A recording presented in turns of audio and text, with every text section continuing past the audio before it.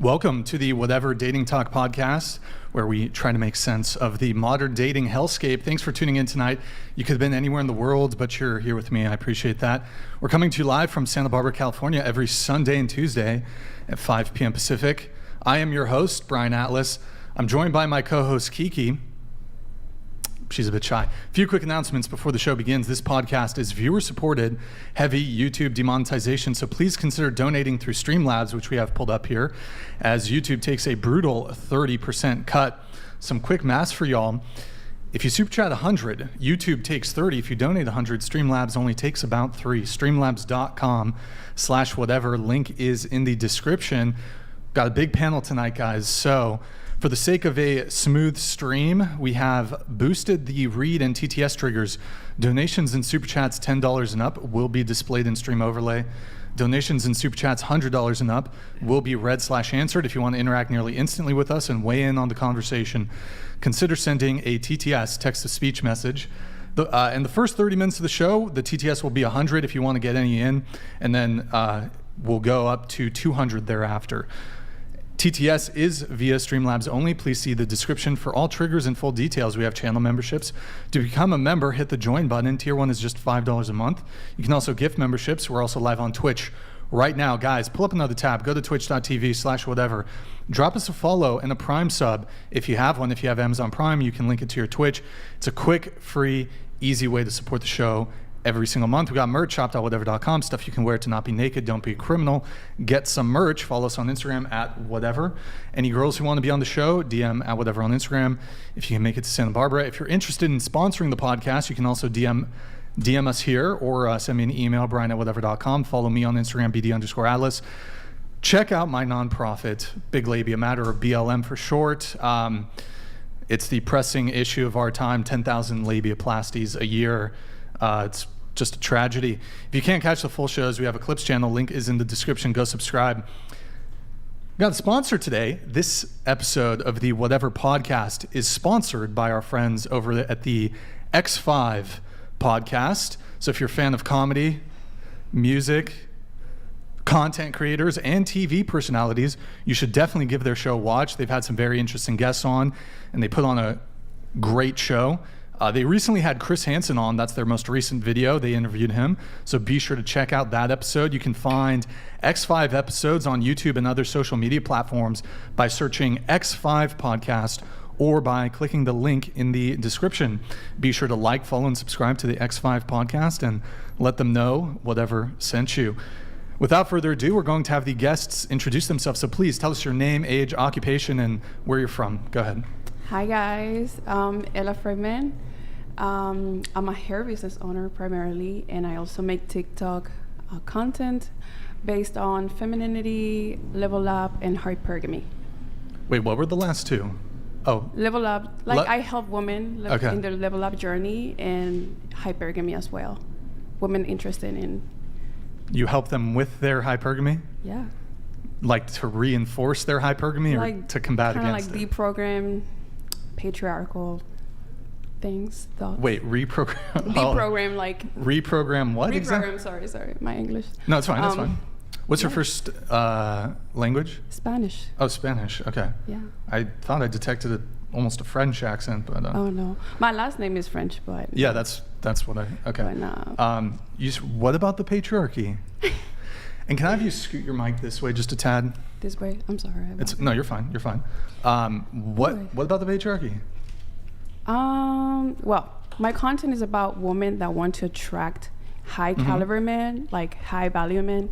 Yeah. And when I say high value, I don't mean your inherent value. I say value in your, in the dating market. Yeah. So women that are interested in, choosing better men for themselves, maybe they're tired of always ending up with, men that abuse them, men that are, don't have the best interest in them, stuff like that. So I help them, kind of in their level up, because these are women that want to level up their life. They want to do better for themselves. They want to make more money. They want to level their self-esteem as well. And so they contact me, I help them, I coach them a little bit. And, essentially it's women that are looking for What's your age? Niche. What? Age. What's your age? Age 24. 24, okay. Yeah. What was the thing about the patriarchy, though? I wasn't really understanding that. We Reprogram can talk the about that like later on. I Okay, guess. I'll bring it. I can bring it back up later on. Reprogram. Was that what you said though? Reprogram the patriarchy? Yeah, reprogram women because No. You said patriarchy. No, because like women, I feel most women have misogyny internalized. But what was the specific term you used related to the patriarchy? Did you say reprogramming the patriarchy? Kind of, sort of, yeah.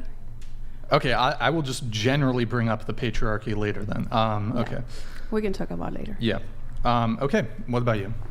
Hi, my name's Brigitte. I'm 20. I do fundraising for charity. Where are you from? Oh, so sorry. I'm from San Diego, California. San Diego, gotcha. And what about you? Where are you from? I'm from New York. New York, NYC? No. Well, yeah. Well, I'm from a lot of places. I was born in Dominican Republic, Okay. raised in Madrid, Spain, and then I'm here in New York. Okay. Yeah. All right. But not New York City. I'm not Or sort of. I don't think I'm a New Yorker because Staten Island? Is that part of New York City? No, because like New Yorkers are very like if you're one of not the born and boroughs. raised here, Oh, you can't you're not claim? from New York. Yeah. You can't claim? Okay, Yeah. I see. So What about you? Hi, I'm Shelby. I'm 21. I am a fundraising and operations manager. I'm also from San Diego. Okay. Hi, I'm Nikki. I'm born and raised in LA and I'm 27. All right. Occupation. I bartend, I model, I do other things. Drug dealing? No. Well, other things is kind of vague, like you know, so. like OnlyFans. Am I allowed to talk about that? Yeah, that's fine. Okay, yeah. Okay. That. You mentioned your occupation too, right? Or did you say you're a student? Fundraising Oh, and operation fundraising. That's manager. right. Yeah. That's right. Gotcha. What about you? Hi, I'm Nicole. I'm 20 and I'm a communication major at UCSB and I'm from the San Francisco area. Got it. Were you previously at Santa Barbara City College? Yes. You transferred. For 2 years, yeah. Got it. And now Okay. I transferred. What about you? Hi, I'm Courtney. I'm 20. Oh, we need a and seat booster for her. That's what I forgot. Continue on with your introduction, though. Go ahead. You're 20? And I currently work at a golf course as a beverage cart attendant, Golf course beverage cart attendant. Where are you from? Northern California. Okay. Got it. What about you? I am Jordan. I'm 37, and I am a senior general manager for Fox Restaurants. Fox Restaurants. Yeah. They serve Fox? No, What is- oh. it's a restaurant group. Sorry, That was we have a foreign. lot of restaurants. Dumbest joke ever. Okay. And where are you from? I'm from Arizona. Arizona. Okay. Welcome. The Q pill. I'm 30 years old. Behavioral scientist, certified relationship coach, YouTuber, book author. All right, welcome everybody. So, and quick, in the title, we were gonna have this girl who recently went viral. We were gonna have her do a call in. She's in Australia. Allegedly, she had food poisoning. So unfortunately, not gonna be able to delve too much into that, but we'll probably be updating the title after the show. So, all right, we're gonna go around the table once more. So what's your current relationship status? Are you single, talking stage, situationship, friends with benefits, relationship, married, polycule, sex cult, harem, whatever kind of arrangement there might be? If you're single, how long have you been single? And what's the longest relationship you've ever been in? Go ahead. I don't know. Well, I would say I'm single. I'm still talking to a person of the past. And my longest relationship has been 2 years. Okay. How long have you been, did you say how long you've been single for? I've been single for, I would say 2 months. 2 months. Like fully single, yeah. 2 months. But you're still talking to this individual who you were A most little. recently dating? Yeah, a little bit. When's the last time you talked to him? Yesterday. Yesterday? Yeah. And was this the guy that you were in a 2-year relationship with? Yeah. Okay. But what did you talk to him about yesterday?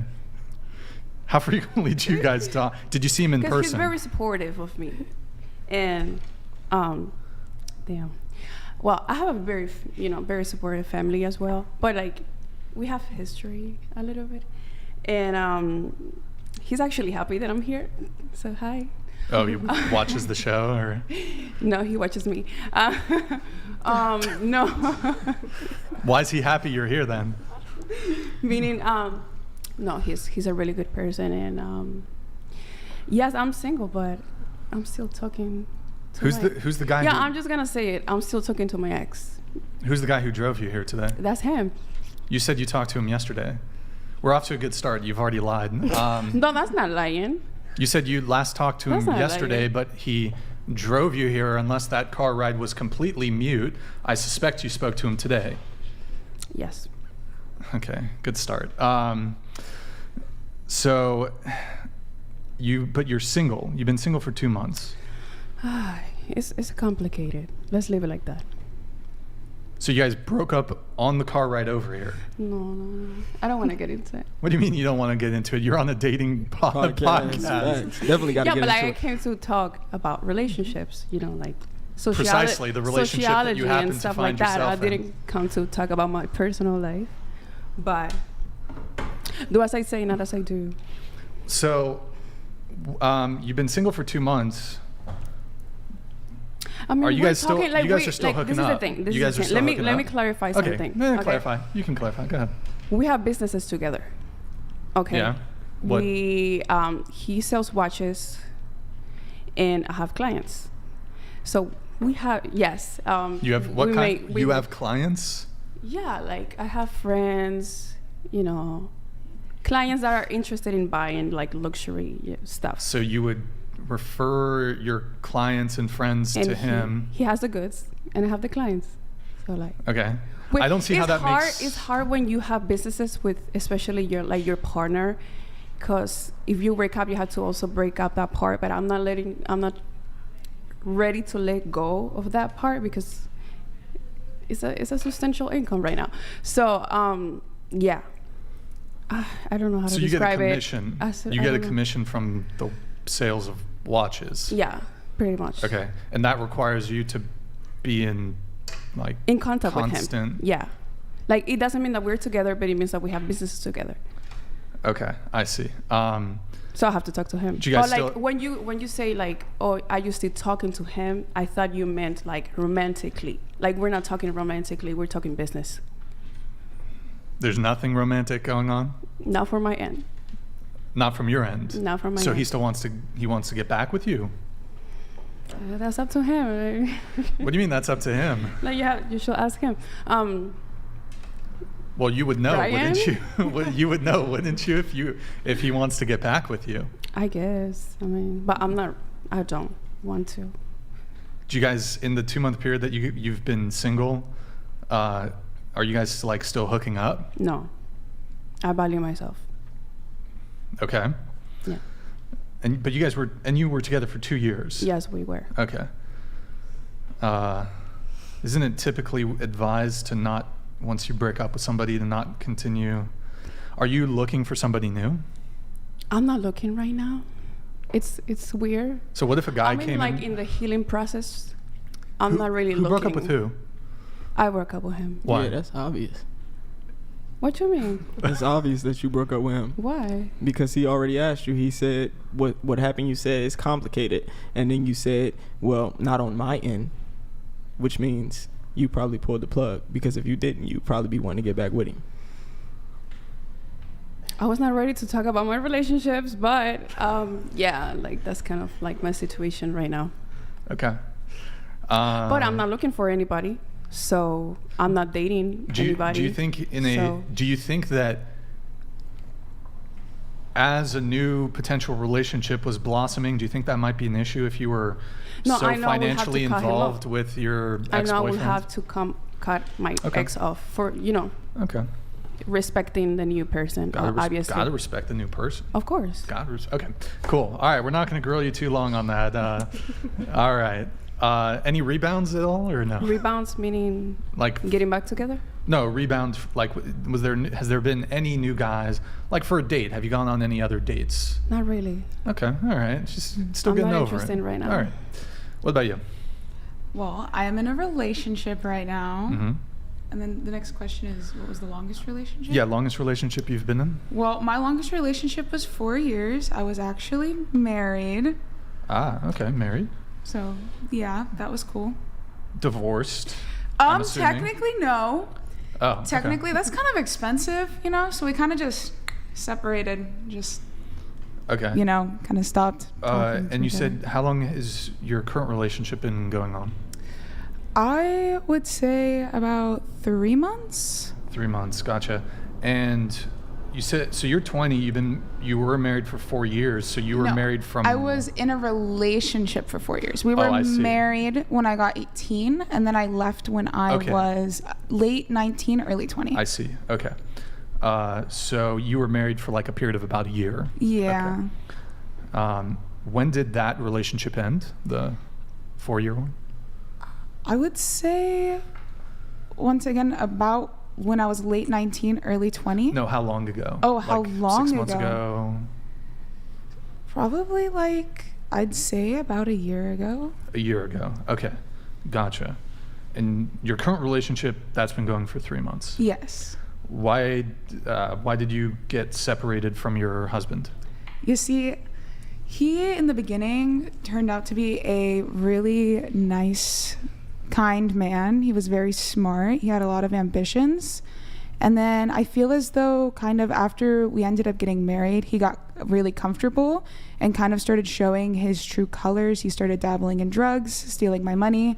So I made the ultimate decision that in order for me to grow and to continue to survive and flourish, I'm going to have to leave my relationship.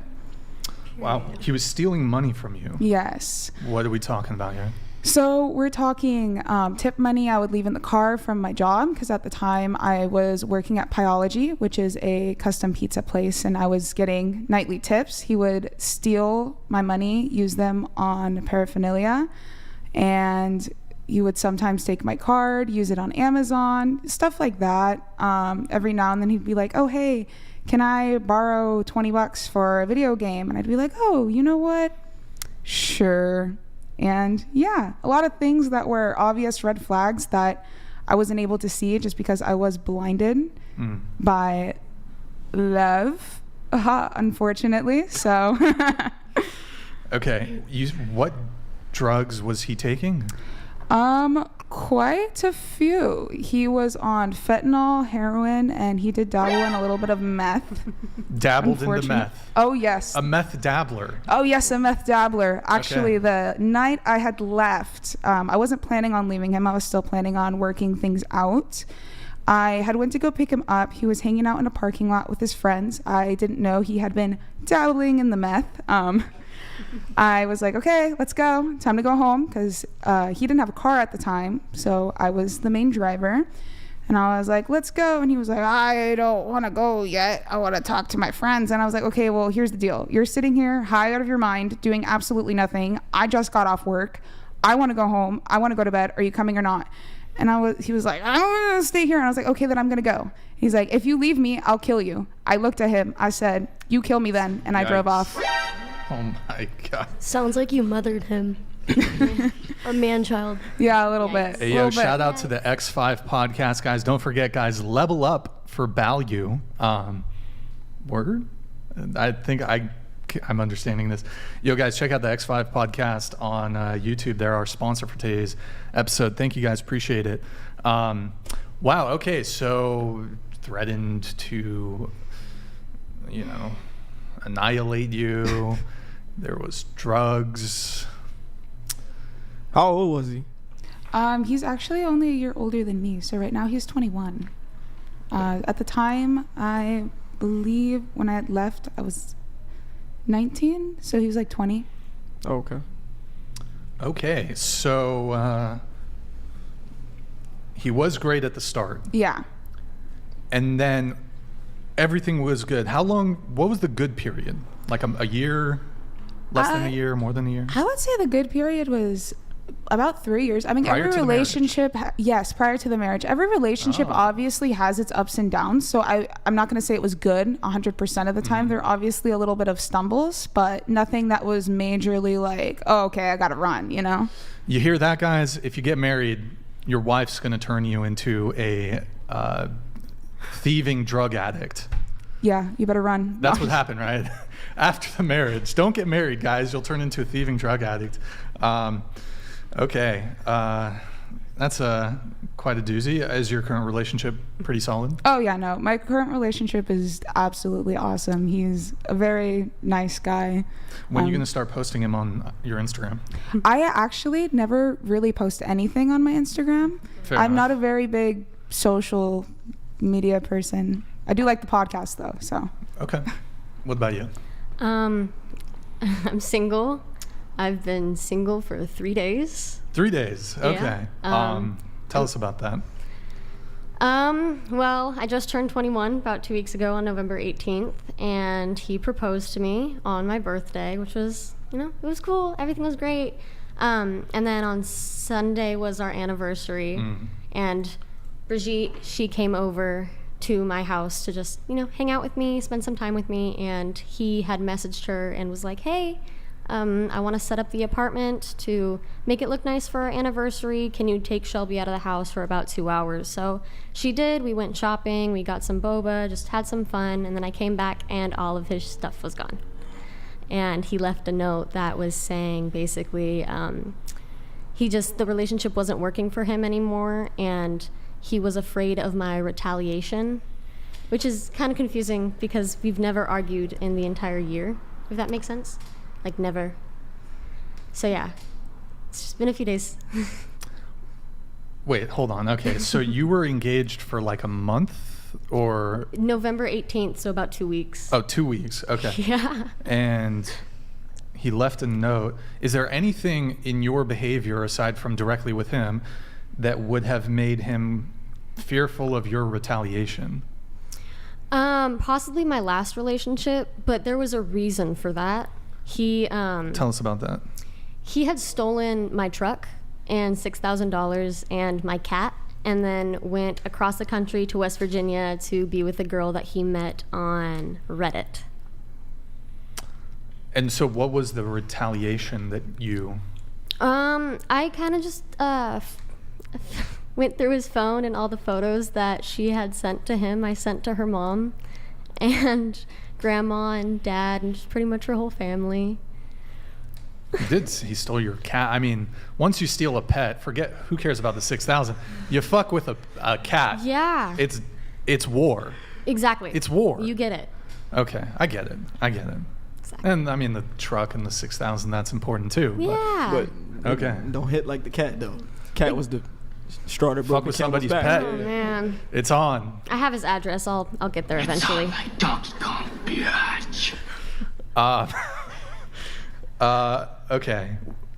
So, I mean, that seems like you. Man, did you get the truck back, the car, the cat? No. What? So basically, when I called the cops about it, because I lived down in San Diego, it was Carlsbad area at the time. I called them and they said, find the state that he's in.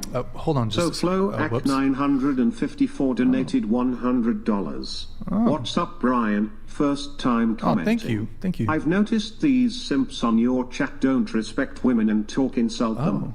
Don't get me wrong, I believe humbling women today is important. No reason for. Look, the thing is with YouTube chat, Twitch chat, any sort of anonymous internet chat room or anything like that, I mean, people are just going to be, toxic and talking trash. They talk shit about me. They call me simp and beta and all this shit. It is what it is. That's just the internet. You just got to you just got to accept that and realize people are going to be shit talkers. So, yeah, I wouldn't take any of that shit too seriously. So, yeah. Wow. Okay. Wait. So you didn't get any of the stuff back though? No. Yeah. So I was saying the cops just basically said find what state he was in. So it took me about 6 months. Folex Commissions donated $99. The Dominican girl is leading her ex on so she can sell fake watches to her clientele. Don't know which one is worse. Oh. And you had to send $99 to say that crap. I guess he did. I guess he did. You should invest those $99 instead. No, actually, it's very much welcome. Your patronage is appreciated. Folex Commissions, thank you, man. Appreciate it. So, Yeah. Oh, holy, what the? Kinky Sprinkler donated $100. My sprinkler goes like this.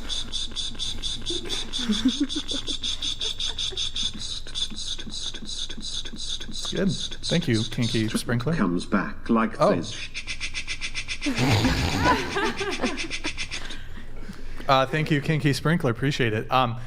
So, was the car also in his name or something? Or? No, it was all in my name. What about the cat? Was that like a shared cat? No, it was my cat. Your cat? My fucking cat. How it? Yeah. So you went to the police locally? Yeah, and locally, and they said find where he is. So it took me about 6 months, and I went on People Finder. Shout out to them. People Finder.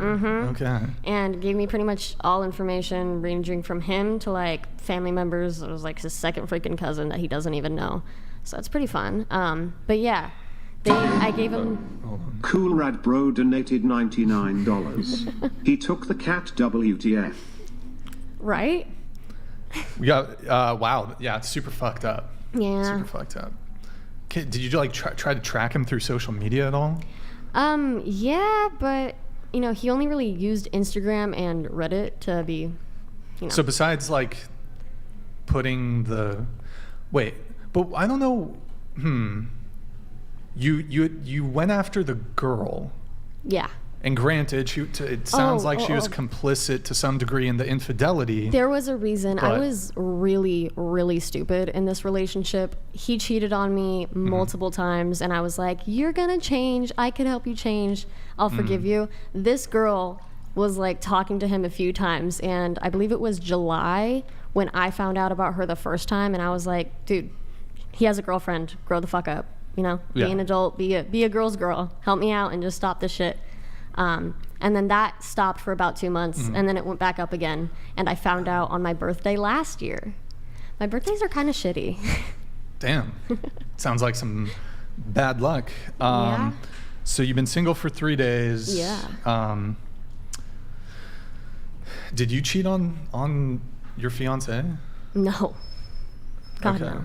Because I feel like, I mean, he wrote you a handwritten note, or was it a text message? It was a handwritten note, and then he blocked me and Brigitte on everything.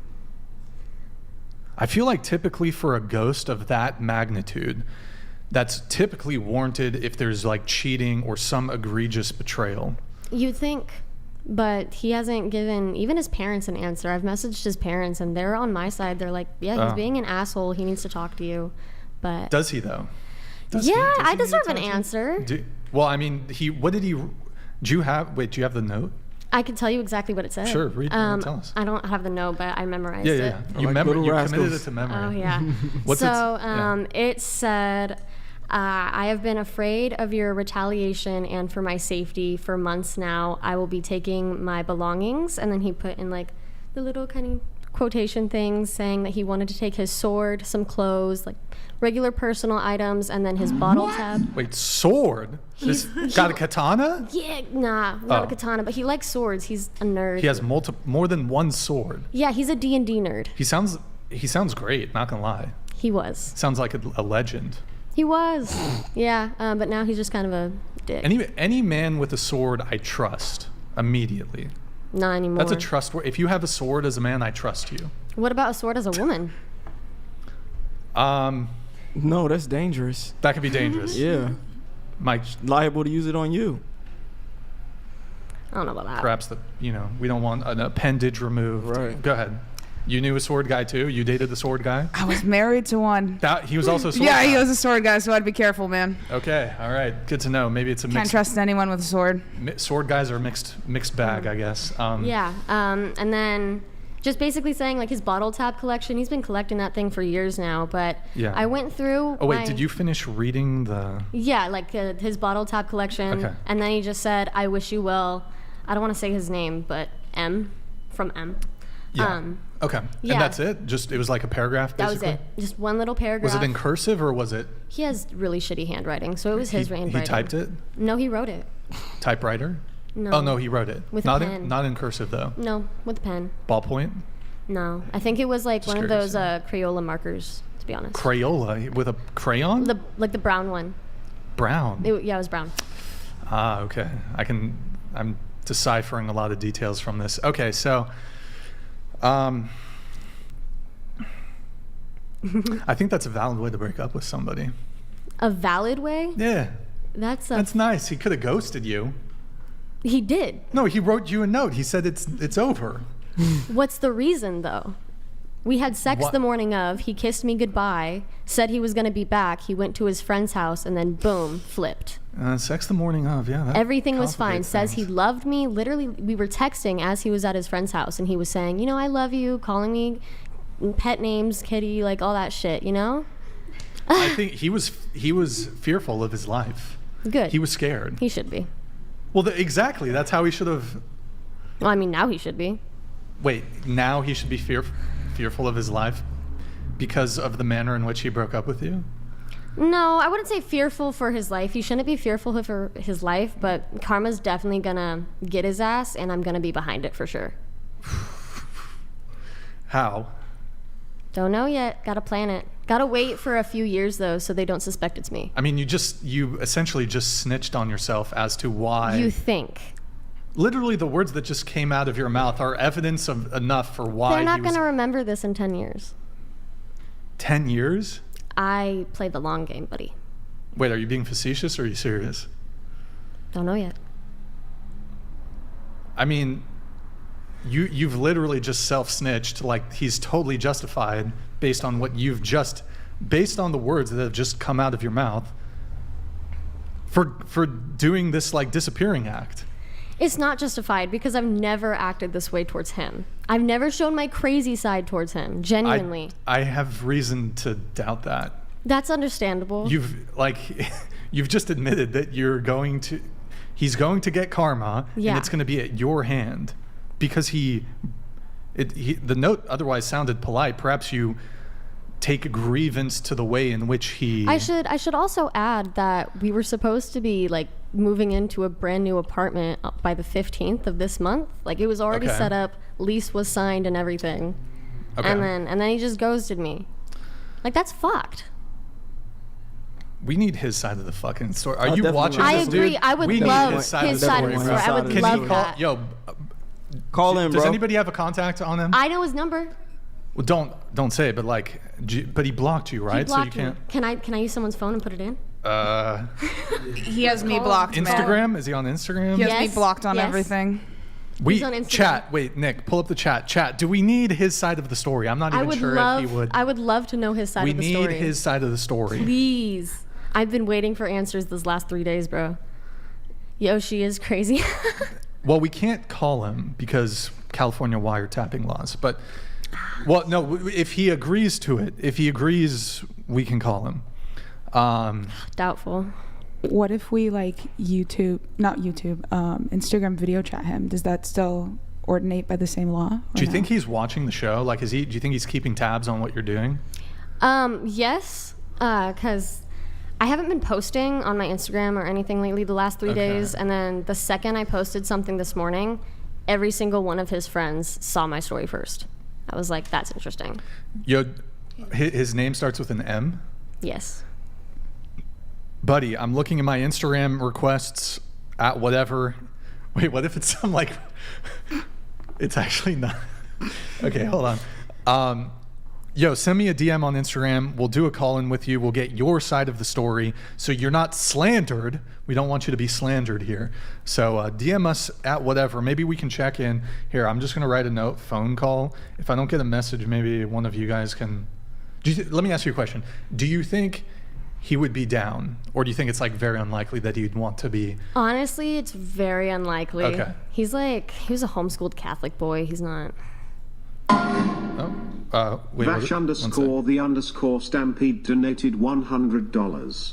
Brian, you're the man. Oh, thanks, also, man. the redhead on the corner legit reminds me of the older redheaded lady on episode 116. Oh. Anyway, cheers and Grid 1 Motorsports. Cheers. Cheers to Vash the Stampede, Trigun, great anime, and cheers to our good friend Grid 1. I'm not sure what older redheaded girl he was talking about. Oh, we got that bastard donated $100. Would any of the girls date Brian / Jaquan? Get in my belly, I want my baby back, baby back, baby back, baby back, baby back, ribs. I want my baby back, baby back, baby back, baby back, baby back, ribs. Chilious baby back ribs. That was good. Thank you, Fat Bastard. Appreciate it. You had something, I guess? Okay. Well, we'll wrap up on that. And would any of the girls date us, I guess? Okay. No. Well, we'll get. You can say no when we get to the question. You mean as a topic? My bad. Oh, I just thought it might be like good to add about the M is that he was actually messaging my boyfriend that day saying how excited he was for the anniversary and how he had like this whole thing planned. So for him to just do that out of nowhere and like lie to my boyfriend for no reason, because he was just at work chilling, like. Plus, I have a theory on this, Q, and I want you to weigh in on this. Real quick. The note didn't sound like him.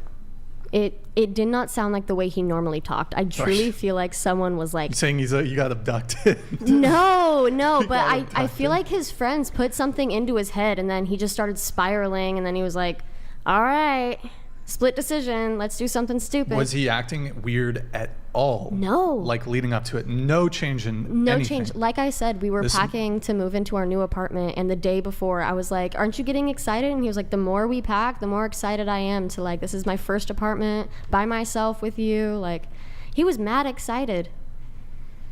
This dude got abducted. I think he got abducted.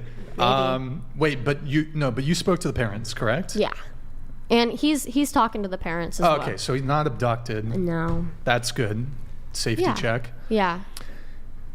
Q, this is what I think it could be. I want your thoughts, right? He texted you he needed to get out. Mm-hmm. He needed to get out, and he had to put on an act. Like everything was okay. That's why he was texting you, everything good, but he just had to dip. He had to leave. That's why he was putting on this act of everything's okay. But why would you propose? Can you tilt your mic down a little bit? Why would you propose 2 weeks before? Something between the proposal. Did he get a ring? Was there a ring? Yeah. Something between. Did he get the ring back? Fuck no. He is owed the ring back. I will let you know. He does legally. You should give the ring back. It was a gift. What? Wait, what? It was a gift. No, actually, legally, like you can look into this when it comes to engagement rings. If the wedding is called off, legally you do have to return. I mean, if he doesn't want it back, that's fine. Keep it, pawn it, whatever. But technically, legally, it's still his property. He did end up sending me the last month rent of this apartment that we're at and the first month's rent. Oh, he sent it? Yeah, he sent me the money, and then he was just basically saying, like, Is it a one-bedroom apartment? It was supposed to be 2, but because I don't qualify by myself, I had to go back to a 1. But it is... The one you're going to move into is a one-bedroom apartment? No, the one I am now is a 1-bedroom. The one I was going to move into was a 2-bedroom. Okay. But because he left, I don't qualify on my own. Oh, so that fell through. Yeah, but like the whole leasing office, they set something up for me. Well, look, I mean, the reality of dating, obviously people build lives together. When it comes to marriage or relationships, you move in together, it's relationships invariably end. So, I mean, it kind of sucks that, was he on the lease too? Yeah. I mean, technically you both are now, you guys can try to have the landlord mitigate his damages and try to release it to somebody else. But I mean, he's equally legally bound to the contract that you signed with your landlord. So, I mean, it's shitty, but I mean, this shit happens. You had something? Yeah. So something I was thinking it could be was, there was something called cold feet that used to happen a lot. Mm-hmm. It still does. Yeah. And it could have just been that. Because if there was like truly no explanation, he could just be cycling through his head into the what if factor. Like, I just proposed. What if I'm not good enough? What if I can't support her? What if I can't do this? What if I can't do that? And I feel like it's kind of like human nature to think that. But it depends on if like you solve it or if you just stay in that mindset and then you eventually, your feet are so cold that you just run away. Is his name Matthew? No. Okay. It's somebody sent me a DM. He's like, no. Okay. It's not Matthew. Another thing is, when we first started dating, I was like in a really low place in my life. I didn't even have like a car or a license. The only thing I had to my name was my apartment. But throughout this year, I've grown so much. Like, I was making $15 an hour last December, and now I'm making $24. I'm making more than what he made. I'm getting more hours than him. And he even said in the beginning of our relationship, he was like, I want you to get your license so you can have more freedom and such, but I feel like when you do that, you're not going to need me as much anymore. So I feel like the fact that I haven't been needing him is also a big reason. He's kind of just like, well, she doesn't need me to take care of her and baby her anymore, so. Word. I'm of the personal view, like, I don't think, I don't know. Nobody's owed closure. I disagree with that. Especially if he, whether it's valid or not, if he feels like he has safety concerns, then that's totally valid. Women do that shit all the fucking time. You will block dudes, you will ghost them, you'll do whatever if you feel there's any safety concerns, whether valid or imagined. He believes that there's some safety issue related to you. Ergo, I think what he did is totally valid. Women do that shit all the time, but y'all surprised if a guy does it to you. Wait, can I speak? What? Oh. Yeah. Oh, okay. So I feel like it kind of goes both ways. I feel as though both parties should offer each other closure, like in any situation, just because if we're not communicating with each other, then what are we? You know? Like, we have the verbal communications and we have the brain to be able to verbalize, hey, this is how I feel. It's not working out. Let's go our separate ways. So both parties are on the same page and are able to move on and further grow from the situation, rather than just sitting there and wondering, what did I do? What did I do? It's not right for a woman to do it, and I think it's also not right for a man to do it. I think neither party should just be like, oh, okay, I'm not going to give you any reason, because He gave her a reason, right? no, There was no reason. He told you, though, it was ending. Do you have any idea what could have motivated it? I truly based on his letter. I have absolutely no idea. Because something in that 2 weeks he was exposed to that made him feel differently. When I read the letter, like I came right home because I have a video camera, and it kept going off, and I was like, what are they doing? So I looked at it and I saw that he was like taking shit out of the house. And by the time I saw it, I was like, well, he's already gone. So I went back to my house and I read the note, and it didn't show like anything that he wanted to leave. I went over to his friend's house right after, and I was like, what happened? What were you guys saying to them? And they were like, oh, we're not going to talk to him about it. You know, that's up to him to talk to you. I was like, I don't know. This is shady. This is weird. Because like him and I were very communicative. We talked about our feelings. Like I said, we never argued, never raised our voice, which is weird because I'm used to fighting in a relationship. So like this entire year of no fighting, it's been nice, but it's definitely different. That's why I'm like, why didn't we talk about this? If you just told me you wanted to leave, that's fine. You can leave. But let me add a caveat to the whole no closure thing. So, I mean, obviously you can determine in your own relationships whether it's warranted or not. But as somebody who's had the experience of a girl demanding closure, demanding talk, and I've actually provided to some degree some explanation why I no longer wanted to see her, she would use the closure conversation as pretext to attempt to revive the relationship, which I've already decided I want to be done with. So if she, like, it goes beyond closure to the point of, and this was with a woman, granted, who like refused to take no as an answer, so it's just, if we can have a healthy closure conversation, I would be open to it. But if it's going to be used as some 2-hour-long cry session, no. No, yeah. I'm not doing that. I agree with that. That's pointless, and it's not going to solve anything. I even, because like I said, he blocked me on everything except email. So I just ended up emailing him, and I was like, so the things you said you were going to take, you didn't? Like, all of your stuff is still in my apartment, so I would like to get it back to you. I would like to get my things, and like I have no hope of getting back together. I just want to move on from this and, grow from it. So he took some of your things, or? Oh, like he had it in his car and like at his parents' house and things like that. Okay. He didn't take Why them. do you want to get revenge on him though? Is it because he broke up with It's you? not so much that I want revenge. It's just that's what it sounded like. I want karma to get back at him. That sounds like Revenge. there's more than one way to say something, but well, you said you I want feel revenge karma. is more like if I'm intentionally doing it. But that's what you said. You were like, I hope karma gets him, and I will be the one that enacts said karma. I'm not going to enact said karma, but I'm going to be watching it when it happens. Okay, you're walking back what your previous statement here. My apologies. I want to be watching when it happens, and I want to have the full she's eating walking it popcorn back. type shit. So what do you want his karma to be? I don't know yet. Maybe him get into a relationship and just have the same shit happen. Okay. All right. I mean, your previous statement was, it seemed pretty clear that you wanted to be the one. Yeah, I should have rephrased that. I don't want to cause the karma, but I want to watch it. I think that's what you actually mean, though.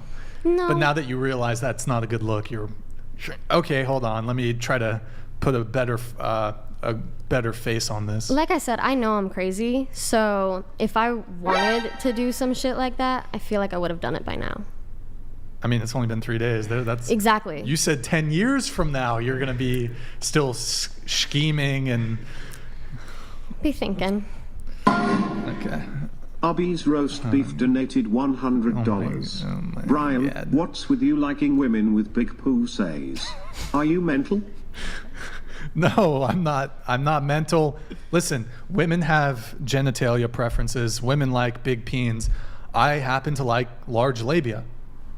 I have a nonprofit organization, Big Labia Matter, BLM, #BLM. You know, right? You guys, some of y'all like big dicks. I like hell yeah, big pussy lips. What's up? Go off. Go off. That's right. That's right. It's unfortunate that some women will get shamed if they do have large labia, and I'm a defender. I'm the shield guard. Well, I mean, it's unfortunate when men get made fun of if they have a small penis. That's right. It is. Yeah. It's I don't think we should be shaming anybody for the way they were born. Agreed. Anybody. So, okay, good talk. Oh, okay, let's go. We need to get through the single thing, then we'll ask the other question that came in this TTS. By the way, guys, the TTS trigger is now boosted to 200 and up. We just had it at 100. I let it go for probably like another 45 instead of 30 minutes. So TTS is going to be 200 and up from here on out. Relationship status. I'm single. I've been single since January, but the first 4 months I was trying to be celibate. Well, I was celibate for the first 4 months, and then Single since January. You were trying to be celibate. You were celibate for the first 4 months. yeah. Okay. And then your celibacy failed, it sounds like? I mean, it didn't fail, but I was just like, okay, I think. Oh, he got Grid it. One Motorsports donated $100. Obviously future Lorena Bobbitt does not get that her crazy is obvious. Sex morning of is a W for the dude, and obviously he called to make sure you were not coming home. Guy barely made it out alive. Cheers to Grid One Motorsports. Do you want to respond to Grid One Motorsports? Who the fuck is Lorena Bobbitt? Oh, Lorena Bobbitt. Do you know this? No. This was like either. Grid. Was it in the 80s or the 90s? In any case, this woman was married to a man. This is pre-internet, basically. Major news story. She chopped off his peen. So I guess related to the sword thing, I guess chopped off the peen, and it was crazy all over the news. And then I guess he got it surgically reattached and started doing adult films. The husband. Go him. Good for him. But it was absolutely despicable in that people thought it was funny that he got his peen removed. Not decapitated. Severed. I don't think people would have thought it was so funny if some dude chopped some titties off or something. I don't know. Chop the labia? I guess. Chop the clit? I don't know. Okay, whatever. Did you want to respond to Grid One Motorsports? Yeah, he said that I didn't know that my crazy is showing. I literally just said I was crazy. Like, listen to what I'm saying.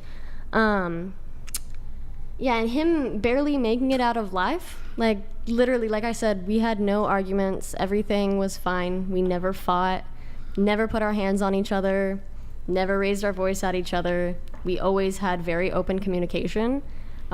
So this just being completely out of the blue, I really don't think there was anything for him to be scared for his life. It doesn't make any sense.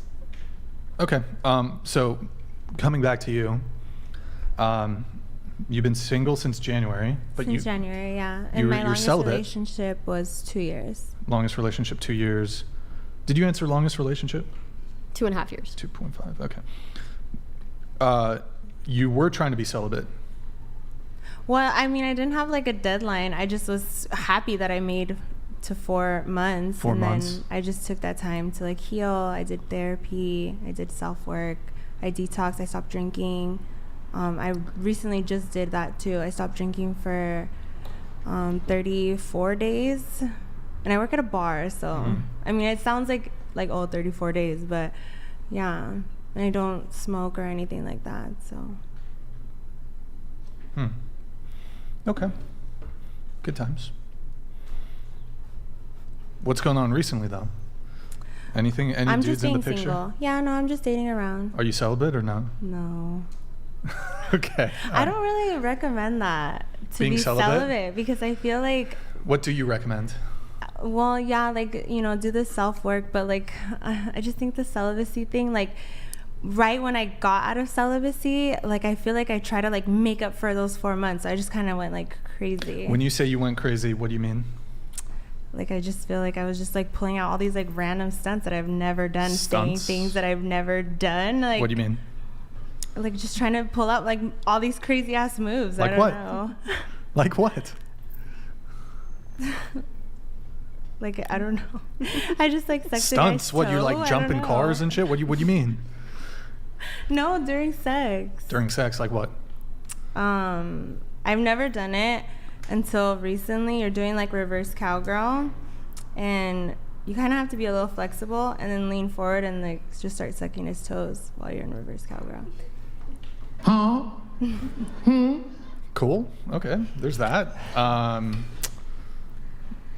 That's it. That's the freakiest shit ever. I mean, sounds like a typical Friday.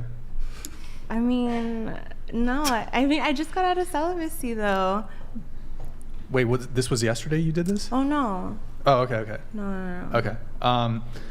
But you said you went crazy. So like, were you just dating multiple dudes? Is that what you're talking about? Yeah, and I just feel like I was like super horny all the time. Because of the celibacy? Yeah. Okay. So when you say you went crazy, like what? Were you dating like 5 dudes at the same time? What are we talking? No, not at the same time. No, I was just 3? like going on dates a lot. Okay, define a lot. What do you mean? Like one day out of, I don't know, maybe Every like single 4 day? days. So twice a week, basically? Maybe, yeah. Okay. Different dudes? Yeah. Would you smash? Not all of them, no. Not all? What was like the smash success rate? Like 50%? Maybe a little less, like 40%. Okay. Sweet. And then are you is there any guy in the picture right now? Not seriously, no. Not seriously? No. So there's like a friends with benefits or a sneaky link currently? No. No, not really. So you're celibate? I don't want to label it as like a sneaky Okay, all link. right. Okay, what about you, Nicole? Currently, I'm single, and my longest relationship was about a year. How long have you been single? For 2 years, probably. 2 years. Okay, nothing's changed really since your last appearance? It changed a little bit in the sense where I was like celibate at that time, but then I wasn't like celibate for a little bit. But then I regret that, and looking back, I should have just stayed Celibate, and I'm kind of like what Ella's on, where I'd rather be alone than be disrespected. And I honestly think as a woman, it's like sex is very different for us. Like we when we have sex with a man, like we have certain hormones that we release that actually brings us closer to the man, and we get attachment. And men, it doesn't really operate the same way a lot of the time, especially if you're just forming an emotional bond. So that's kind of what I'm on, and I'm not really looking for something right now. I'd rather just focus on my goals and put my energy towards that, because And so you said you're currently celibate. Yes. How long have you been celibate? For like a month, because I recently like Oh, okay. No, because I was just like kind of seeing one person. Okay. Doesn't mean I wasn't talking or like open to other people, but I was seeing one person kind of seriously. But Kind of seriously? What does that mean? Just like pretty often. How often? It varied, but like Once or twice a week? 3 times a week? no. Less? Like less, yeah. Once a week? But they were kind of far away, so yeah. Oh, it was long distance, kind of serious. Kind of, yeah. But you were in a long distance situationship? Low key, yeah. Exactly. Why would you be long distance with somebody who's not your boyfriend? Okay. Well, it wasn't like long distance, but it was just someone I had like great interest in that happened to be far away. Where? None of your business. How far away? Like 2 hours away. Okay, Los Angeles. No. Okay. Yeah, it could be San Luis Obispo. Okay, so is that done? That's over? Yes. You broke up with him, he broke up with you? Well, we weren't together. So But I kind of just stopped talking to him. I thought you had really strong feelings for him. Yes, but then I realized that he wasn't who I thought he was, because I feel like us women do this often, where we like think of someone's potential or fantasize about who they could be, to whereby we get kind of delusional and we think like, I'm trying to attract a high value man, and like the second I saw that he wasn't like a high value man, I have no reason to be like talking to someone that isn't, when I'm like a high value woman and going towards that and trying to attract that. How long it took you to determine that he was not a high value man? Probably just like 4 to 6 months or something. 4 to 6 I didn't months? see him that long. Okay. Not even a potential to be though? You said potential. Potential, like his potential? Yeah, like was he He ambitious? definitely has the potential, and he definitely is very knowledgeable about what it takes to be the potential. But I think us women and men mature at different rates, and we also heal differently, because women, we can sit down, a lot of us are going to be more open about our emotions and past experiences and learn from each other, so we heal at a faster rate, and we're able to move on and see the past as kind of lessons. I feel like men struggle more, and they kind of start wanting to hurt women, or unintentionally or intentionally, because of the pain they felt from other women, and it takes them into good, like it'll take them into other connections, even if like the girl is like right, just because they haven't like healed themselves. But anyways, what I'm trying to say is I think he was more immature than I thought he was. How so? What about him was immature? I don't want to like call him out. Hopefully he's not. Okay, like, here I think I have a good hunch. He was seeing other women. He wasn't loyal to you. Okay, but it also sounded like. Well, it's not like I wasn't seeing other people, just not as seriously. But it wasn't. When you. Okay, basically, my friend sent me his Tinder, and that gave me the ick. Wait, hold on. Did you have any dating apps at this time? No, I've never had dating But apps. you said, regardless, okay. But you said that you were seeing other people too. Yes, but not seriously. Like I wasn't. Were like, you sleeping with them? No. Then why hold on. You're saying during the entire period of time you were seeing him, you didn't sleep with anybody else? Yeah, no. So why would you be seeing other people? Well, just to be like open to other people, not put all your eggs into one basket. We weren't exclusive, we weren't together. I'm still open to, but so it's an ick for him to have Tinder and to be exploring his options and to be seeing other women, but if you're doing the exact same thing, that's okay? It's not that he was exploring his options in other women that throws me off. It's just that it was on Tinder, because I feel like a lot of us know that those dating apps, especially Tinder, for like men, they're really like sleeping around kind of with whoever. I mean, what do you guys think is your opinion? I feel like some it's a hookup app. Definitely it's a hookup app, but I mean, but the bottom line is you wasn't serious. Y'all wasn't serious. Yeah, and no. you saying you regret. You said you regret. So I'm guessing y'all slept together? Yes. Okay, so the fact that y'all slept together, would it be far-fetched for me to assume that you sleeping with him actually gave you more feelings for him? Probably. And you didn't like the fact that he was on Tinder because the feelings you had for him were developing past a casual, like, getting to know you type ordeal. Okay, so basically in her head, that eventually she caught happens, feelings, and him being on Tinder translated to him not basically feeling the same way. Yeah, it's not exactly just about that. I guess I kind of viewed it as I'm someone who's so careful about who I hook up with and establish a serious connection with, that why would I be like giving all my energy and all of that to someone who would give that to like anyone on a dating app just for like a quick nut? You weren't like giving him. kind of You weren't giving him all your energy. You were dating other men. I wasn't dating other men, like, seriously. How do you What do you know mean, that seriously? he was just on the app for a quick nut? You said you were like talking to other people. He could have been on the app just to talk to other people as well. That's a fair point. True. And then you were also saying like not doing it safely. Like he could still be on a dating app and hooking up with people, but still doing it safely. So you cut him off because you seen him on Tinder? Well, it was other things too. Okay, because she said it gave her the ick, which means it was just a visceral response to seeing him on Tinder. I guess I just have very set standards in my head, and if something doesn't meet it, I don't mind to leave. Like, I'd rather be alone and like respect myself and not settle, if that makes sense. What are those?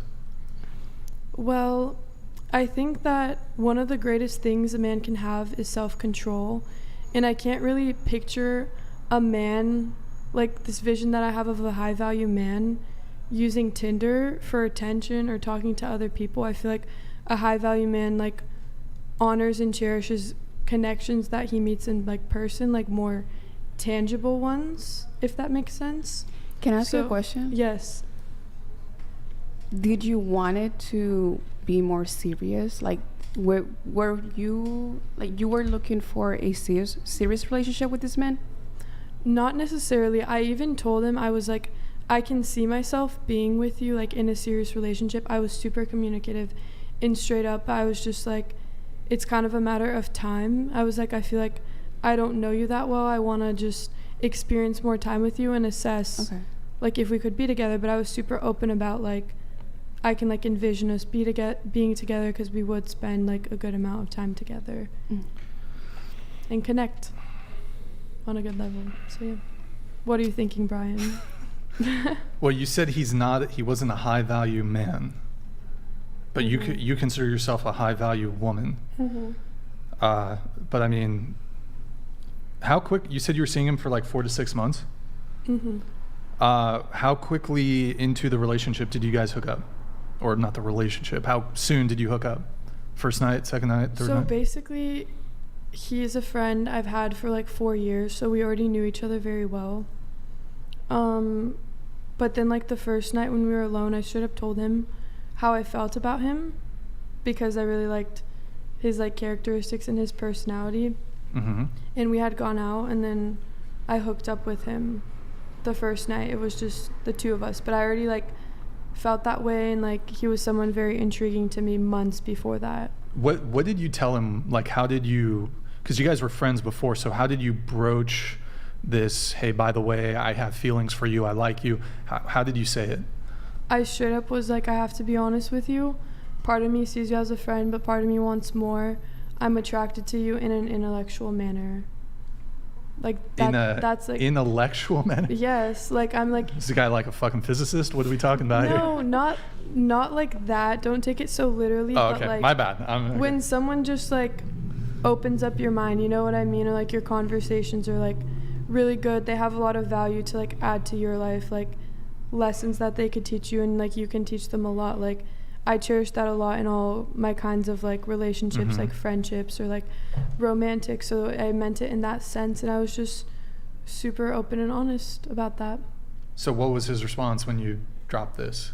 Well, he said that he feels like the same way, but I can't really speak about these details actually. Oh. Because like, Because why? this can't reach the world. Like the reason why like the connection also probably couldn't have worked out. The connection couldn't have worked out? Is there like a family feud or something, a vendetta? Something, it has to do with like what? it's not like it's not serious No, like no, a family like- vendetta, but it's just like more like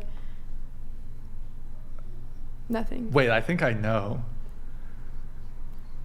It's related to your family somewhat? No. Like how your parents might view him? No, not at all.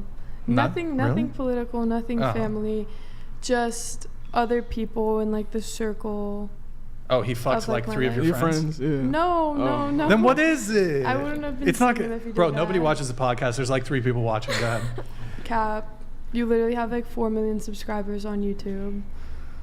Yeah, but word like gets most out. of that's this is old. social media. Like That's this is real old. This is nowadays. old. Like Wait, give us a hint. Give us a hint. Like what's it? there was just things in the past that were stopping us from like pursuing the connection. He was dating a chick? No. He was gay? No, Had a history of abuse. no, nothing like that. You were dating his homie? Courtney, do you think I should just kind of say it, or he Dude, said it? Courtney. Just say it. Courtney. I mean, give them a little bit more. How can I do that? Do it! How can I Just- do that and not say too much? Do it! Yes, you can! Just do it! I mean, YOLO. Well, Basically, there was people that we were involved with romantically in the past that probably wouldn't have been happy if they found out we had a connection. What? Why does that matter? Okay, guys, I can't say anymore. Wait, there are people that each of you were romantically. So is it like a thing where he was dating somebody's ex and you were dating somebody's? Y'all were interconnected. Y'all was like in this circle. Some friend Not like one of orgy. those incest friend groups from high school. Like, no, like, not like that. It was like, Nick, you've got experience from that? No, I just thought we were supposed to use that word. Oh, okay. I thought you were saying that you had a something in high school. Like, okay, I apologize, Nick. they're related? Are you guys related? No. Oh my no, God, that's what it no. is. No. That's what it is. Did you get like one of your friends pregnant or something? No, okay. No. It's just She's stuff, not gonna. It's just stuff I can't really speak on the same way like Ella couldn't really. But what I will say is that I'm very grateful for any experience, and I feel like anyone should be. And like even with your ex now or whatever, sometimes you don't even deserve closure. Sometimes the connection just isn't meant to be, and we're so young. And sometimes it just like take what they taught you. I'm sure you taught them some stuff, and just take that wisdom into your next relationship and spread it to other people like this right here. And not everything has to be so negative, and I'm grateful for him. He's still someone that I value. It's interesting though, because you sound like kind of stepping away from this particular convo, but you're upset that he was like on Tinder and he was maybe seeing other women, but you were seeing other guys, but you never, it sounded like you had said, hey, I could see myself being serious with you down the road. Mm-hmm. But it almost sounds like you didn't want to close things off. Did you at any point want things to be closed? No, like it's something I envisioned in like the future, but just because You knew like, this guy for 4 years and you liked him. Like, Well- what? This is okay. Well, Well, she's young. She's 20. yeah. that's You a have, perfect like, time your to whole get. life to determine. No, you don't have your You Yeah, whole she life. does. You No, she don't have She your does. whole You're 20, life. Yeah. girl. Like, You date don't. around. Don't have her like, whole see life. what you like. You know. Nope, and, don't like, Sorry, date isn't around. It enough that I yeah, just date didn't like around that. do multiple that. men at the same You know, time. No, people- don't date multiple Don't do men that. Yes, at the same time. At the same time. That is Without having wrong. sex. Don't do that. Of Wait. course. Can I say sex? Yeah, you can say sex. Okay. I mean, honestly, I just think about this one TikToker. I don't know his name, but he just talks about how like back in the day, men used to be like the chasers and the pursuers so much more. Like you had multiple men knocking on one woman's like door, and she could pick and choose, and like her and her family could pick and choose. Doesn't mean she was seeing them seriously, but I don't know, I feel like the ball is more like so in like the women's court, and like the women should be pursued, if that makes sense. And I don't see anything wrong with women seeing many men, as long as she's very clear about her intentions and that she's doing that. Do you agree? I mean, that's how it used to be. There was like... Well, I mean, there's a couple things. So first off, I don't know if TikTok is the best source for historical dating information, but oh, you have something and I'll respond. Go ahead. So this is maybe a little off topic, but like when we're looking at science, and we're going way back in the day, like way back at the beginning of human evolution, there was actually studies that found that the human species as a whole was not scientifically meant to be monogamous, right? So there's scientific evidence that supports the reason why like females are able to orgasm multiple times is because they were supposed to go with multiple partners. And literally the shape, oh my god, fuck. And the shape of the man's head is literally shaped like that to scoop out competitor sperm, right? Because just like in the race of which sperm is going to be able to fertilize the egg, it was the same thing with male competitors back in the day in the beginning of evolution, right? So whoever had the strongest sperm, whoever had the strongest genetics, right? Whoever's genes were going to be able to survive longer and benefit the human race more were the ones that were actually able to meet the egg and fertilize. But nowadays we have society, we have civilization, we have all these other things and all these other standards that monogamy has just kind of become a part of it, right? Which there's nothing wrong. I mean, humans in general are a very social species, and we do need to be around each other. You take someone, you put them in solitary confinement, you don't let them see anyone, they're gonna go crazy, they're gonna lose their minds, and they're just not gonna know how to socialize with anyone, right?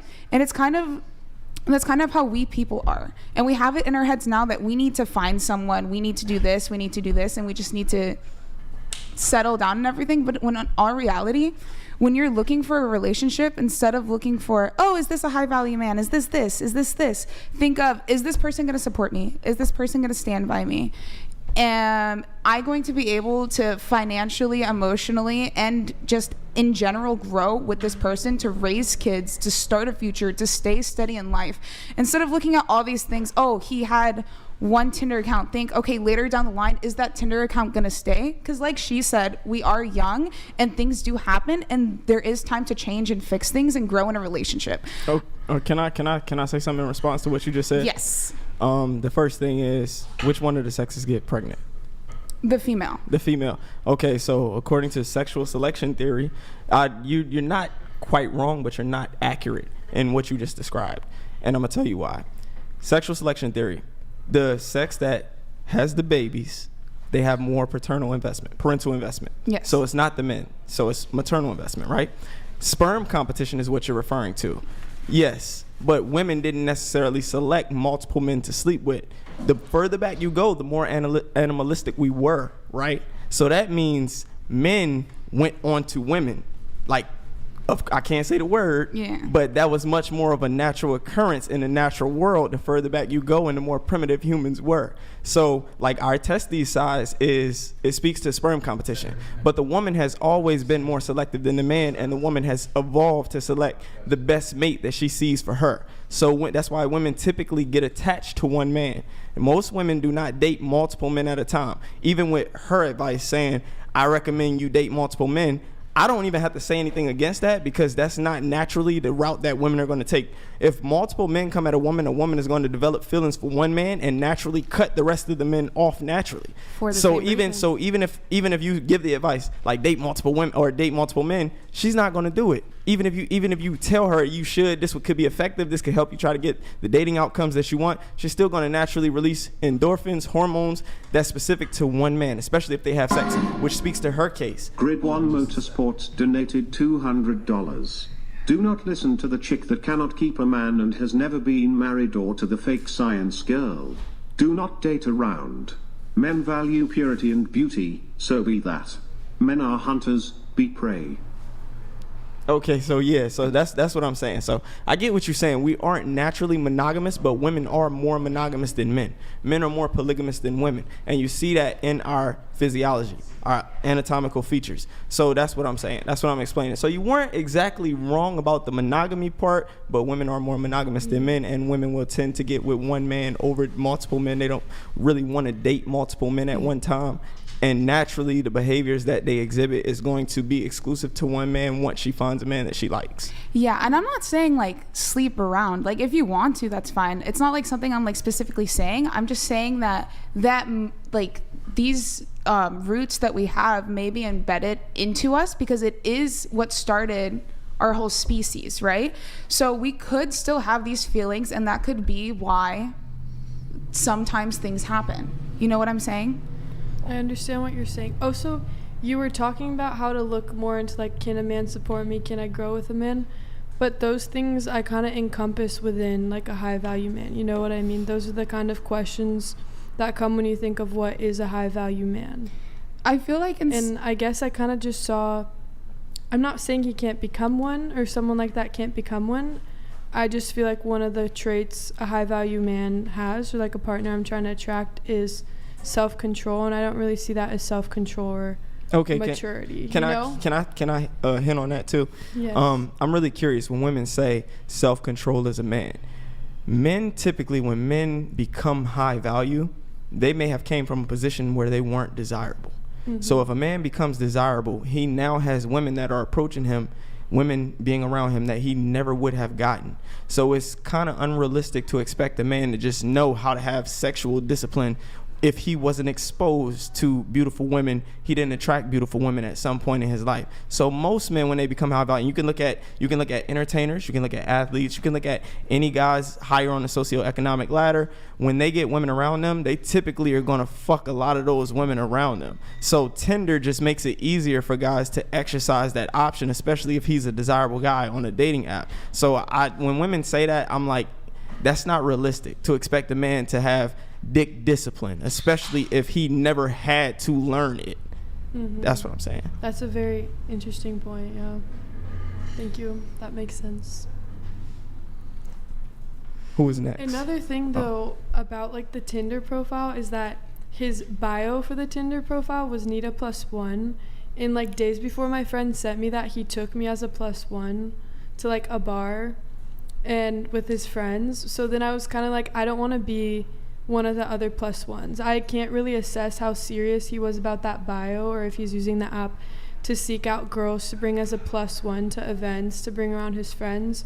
But I kind of saw as that's kind of embarrassing and pathetic for me. I don't want to be like one of the many girls that he brings as a +1 around his friends. Like I think that's special and like important when someone introduces you to their friends, and I kind of just didn't like that. You know, I don't want to be just one of those other ones. Like seen as a side bitch. Exactly. Did you talk to him about it? Did you have a conversation once you seen that and it gave you the ick? I just sent it to him because also this is another thing, is that the first picture on his Tinder profile was in my old apartment.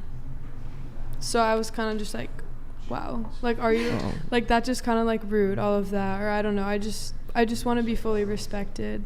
I think you might be looking too much into that. I feel like girls look way more into that than guys do, because I guarantee he just saw the photo and he was like, damn, I look good. And then you're saying that and you're looking all into it and you're like, that's in my apartment. I was just like looking at all of it, and him lying about his age on the profile, and him saying need a +1 when I was just brought as a +1, and it being in like my old apartment. I think I just didn't want to keep talking to him after that. I don't know. Okay. But I feel like when people are in say like a man and a woman are just like in like the talking stage of getting into a relationship, a lot of women will kind of treat it already like it's a relationship even though it's not. So I also did want to ask, like, were you guys treating the, I guess, talking stage or situationship like what you guys had, like the same, equally the same? Like, did you guys respect each other's standards and fit those standards and everything? Yeah, like that? I guess we didn't really talk about our standards through the talking stage because we weren't talking seriously for that long. And as far as we talked about it, it was kind of like we can see ourselves being together.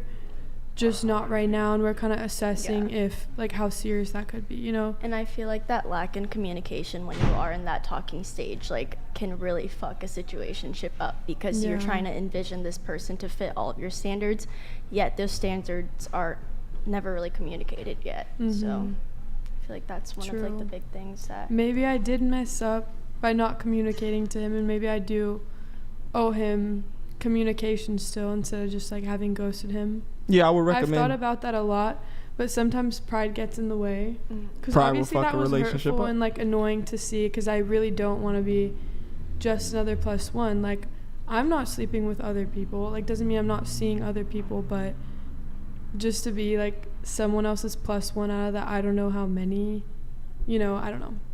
And it's also important to know he can't read your mind either. So if you saying you see him as a potential long-term romantic partner, then it is imperative that you communicate that, because he could be left out in the cold wondering what happened, and you saw something that turned you off, and you made a decision off of that turn off that ended up severing you guys' relationship. So that should be something that you actually should revisit.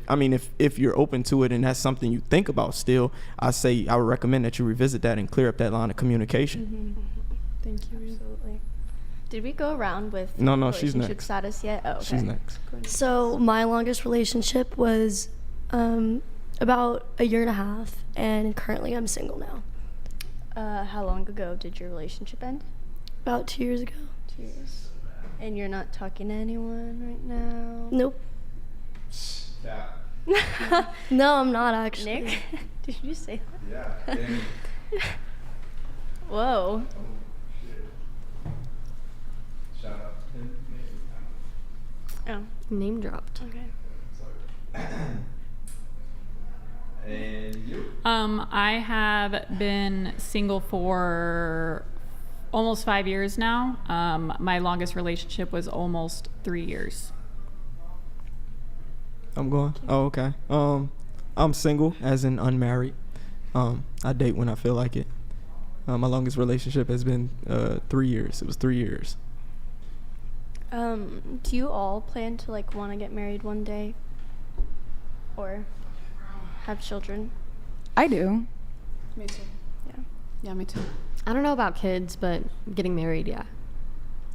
I don't really believe in marriage anymore. You don't believe in No. marriage? Why not? What aspect of marriage do I you not just believe feel in? like there's so much like love I think that I could possibly give that I just don't see myself just like being with one person anymore.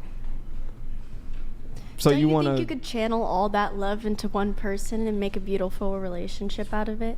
I just think dating now, especially with like the internet and like where I live in LA too, like I just feel like the dating pool is just not serious. So I'm not gonna like manifest my mind into like thinking like marriage. Like I actually want to put that love into like myself and like be more putting into just myself. I'm not gonna just focus on marriage. I respect everyone that wants to get married and have kids, but I feel like I just don't. Well, do you have a desire for a committed long-term relationship? Exclusivity?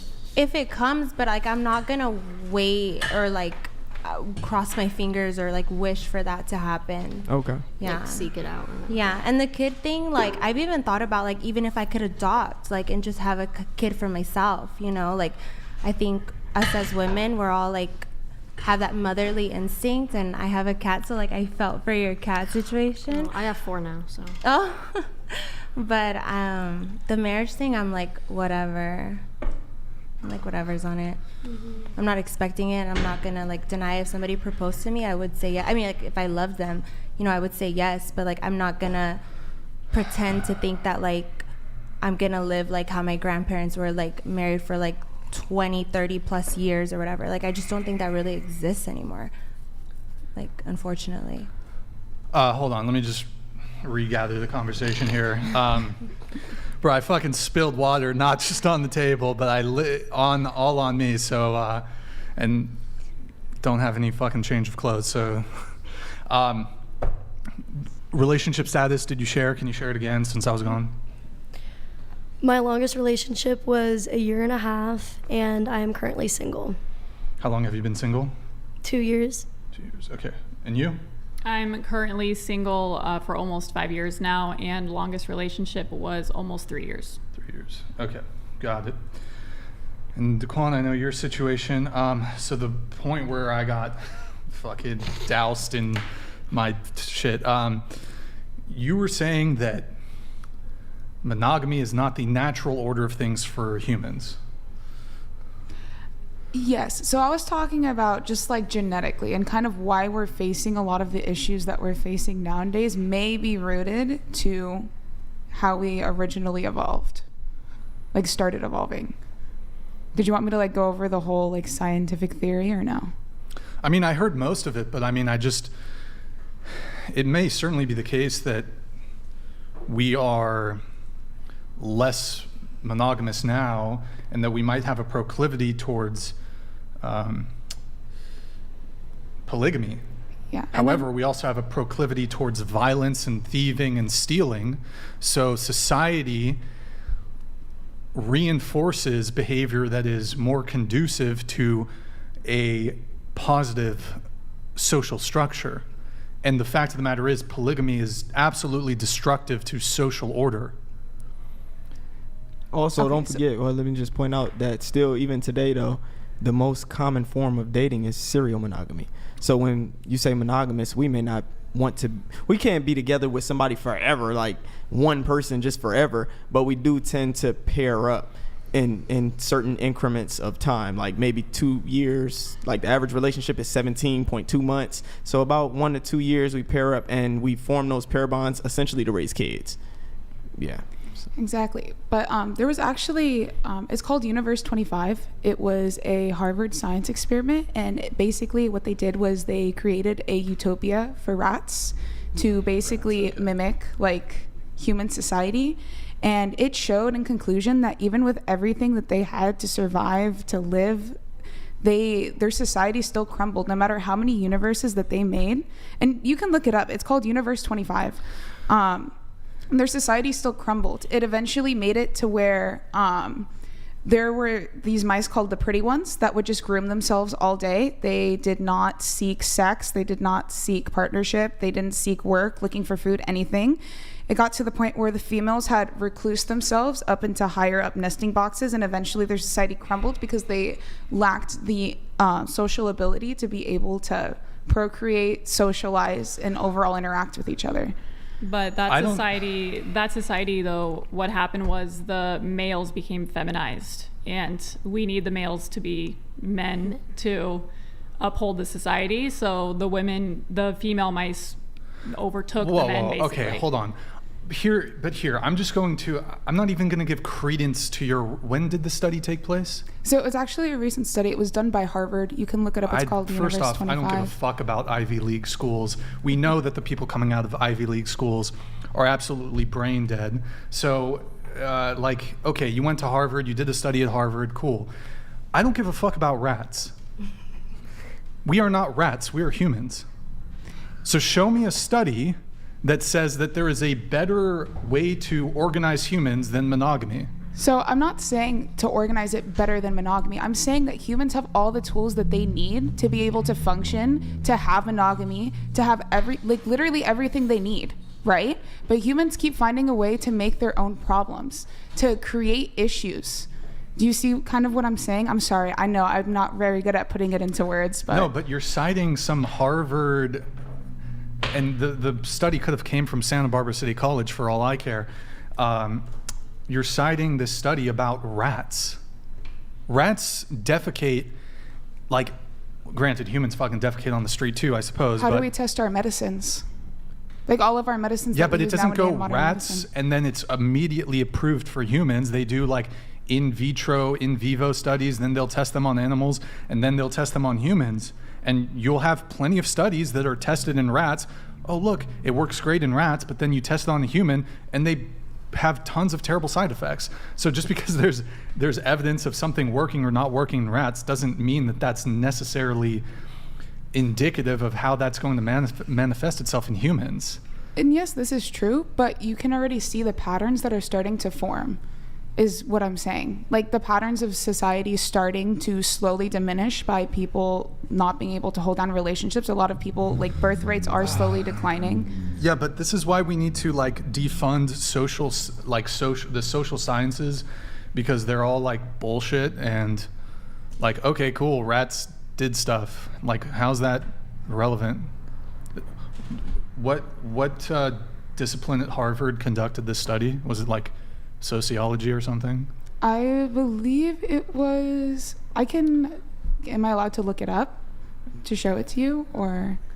I mean, I don't know if we'd be able to find it, but like. Yeah, it's called Universe 25. But we really, I mean, I just don't take, these are soft sciences. There's not like, there's so many glaring issues if like they lack controls and like a rat study. It was done over the course of 50 years with multiple different universes. 50 rats, cool. No, not 50 rats. Oh, so 50 thousands. years of rats. Yeah, basically 50 years of rats in multiple different universes that had the same conclusion. Is this what the best institution, the supposed best institution of higher education is spending its money on? And granted, it's private. I think it's private, so there's no public funding for Harvard. But 50-year study on rats? What? Really? Feel like 50 years on rats? I want to say something. I feel like Sorry. I'm not discounting what you said, but I feel like maybe technology has more of an effect on monogamy. Are you trying to kind of advancement? Oh, sorry.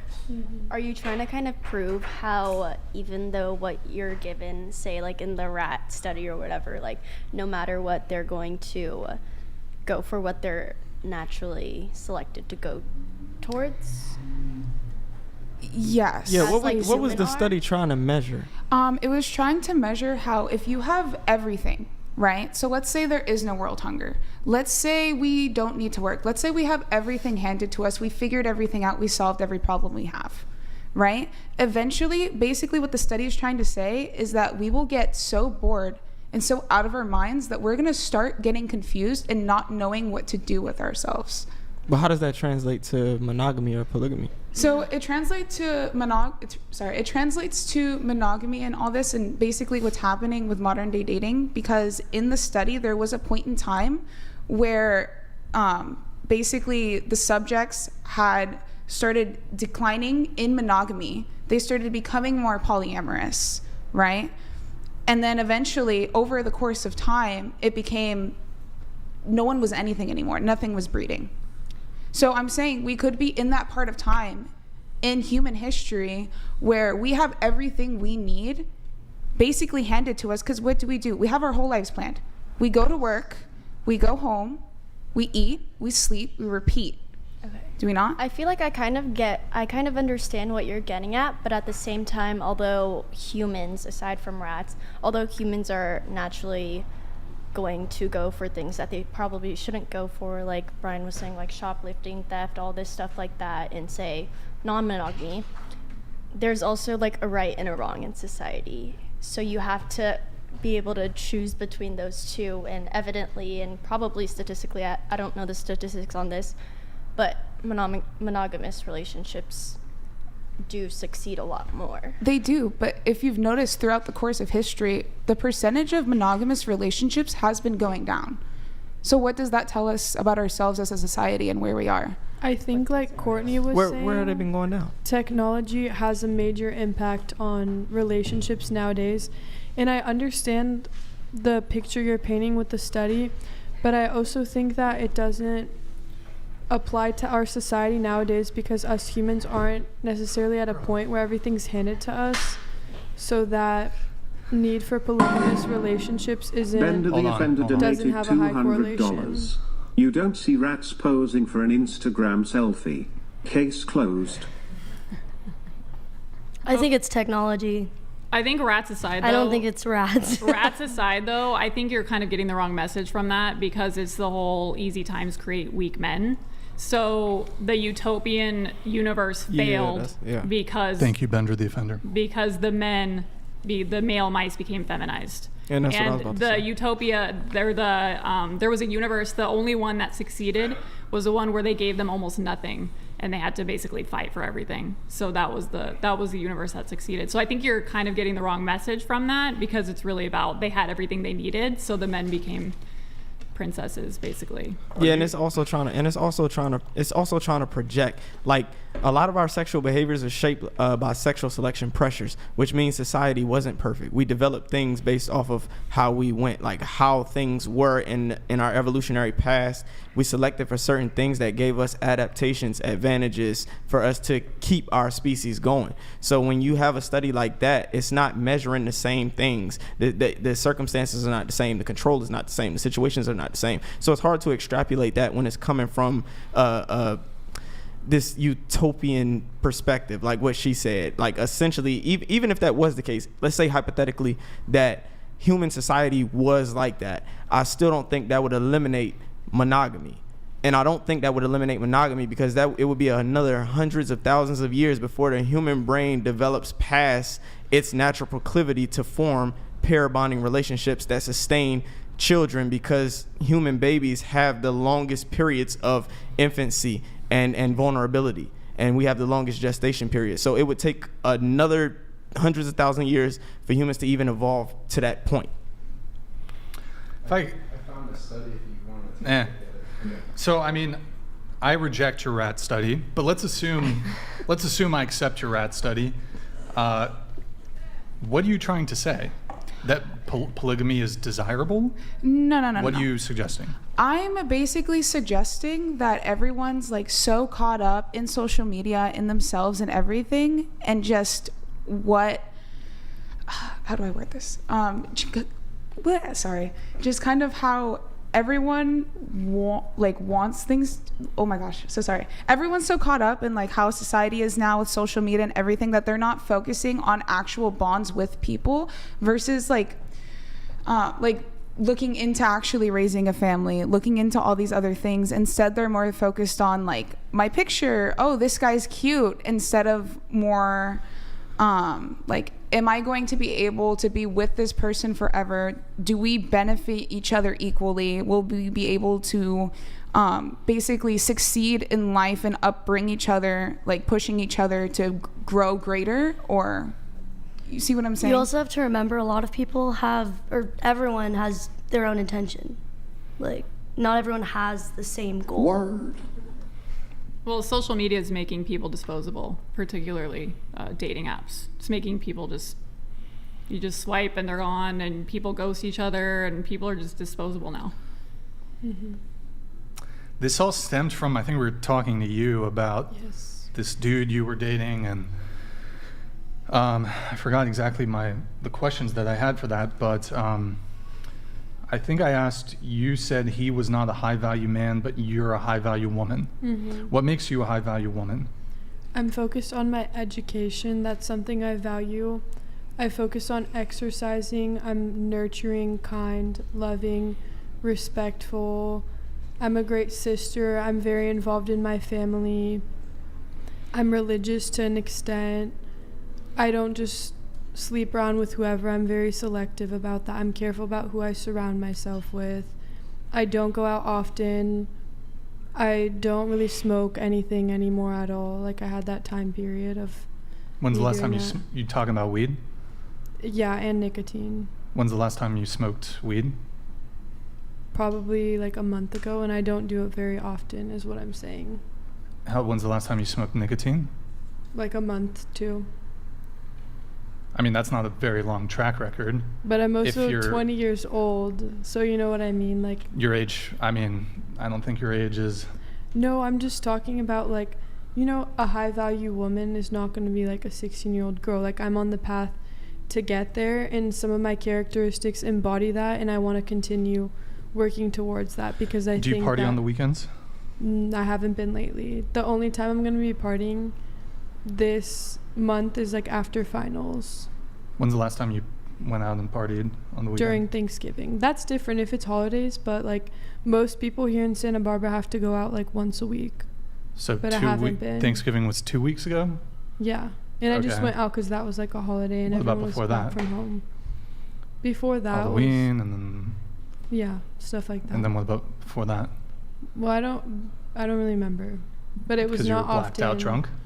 No, it just hasn't been that often, but I think... High-value women don't go out to bars and clubs and parties and get shit-faced and drunk and tanked, but It's not clear to me if you do, but that's why I'm saying like I'm not trying to as much, and when I do it, it's kind of to celebrate with my friends, like we finished the quarter, just to go out with like my girls. It's very interesting because men always think that women go out to go sleep with like men, but the thing is that's some great projection. And I recently talked to some guy friends, and we were just having conversations like this, trying to educate each other, and they were saying 9 times out of 10 when a man goes out, he goes out with an intention of ultimately sleeping with a woman that night.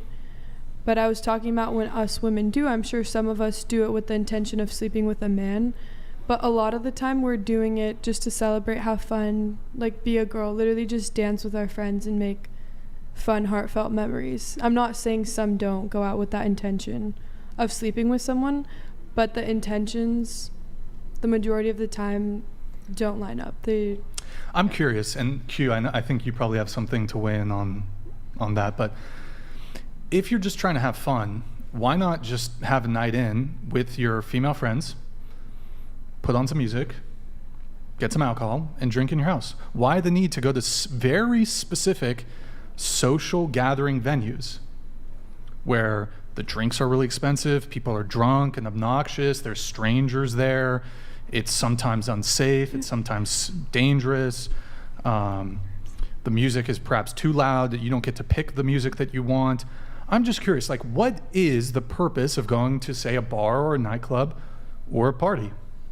I think Courtney has something to say before I do. Well, because it's like a big playground. Everyone's drunk, running around, stupid. It's fun. It's not always the intention of hooking up with someone, and it doesn't have to be, but some people have that intention, and that's okay. And I think you guys can dance around it all you want. Like, it's kind of the atmosphere, you guys can dance around it all you want, but the reality is, like, people go to these very specific social gatherings for the potential opportunity of meeting a new person. Some people.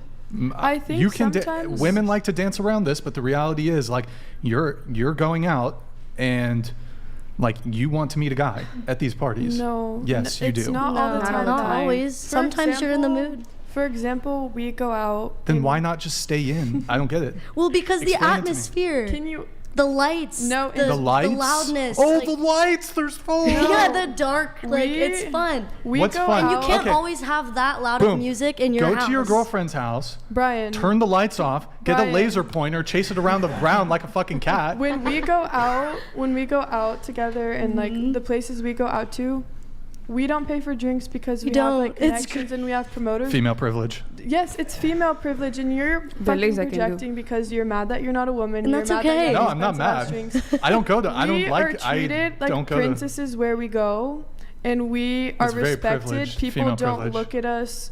Maybe they want to sleep with us, but they don't act like that. They respect us and they treat us like princesses. Really? The guys respect you at Isla Vista parties? They're professional. Yeah, okay. No, it's not in Isla Vista. This is I'm excuse me. You go to the upscale, luxurious Santa Barbara college parties. No. We drive. We go places. We go to We have West our places. Hollywood in LA. Oh, you guys have fake IDs?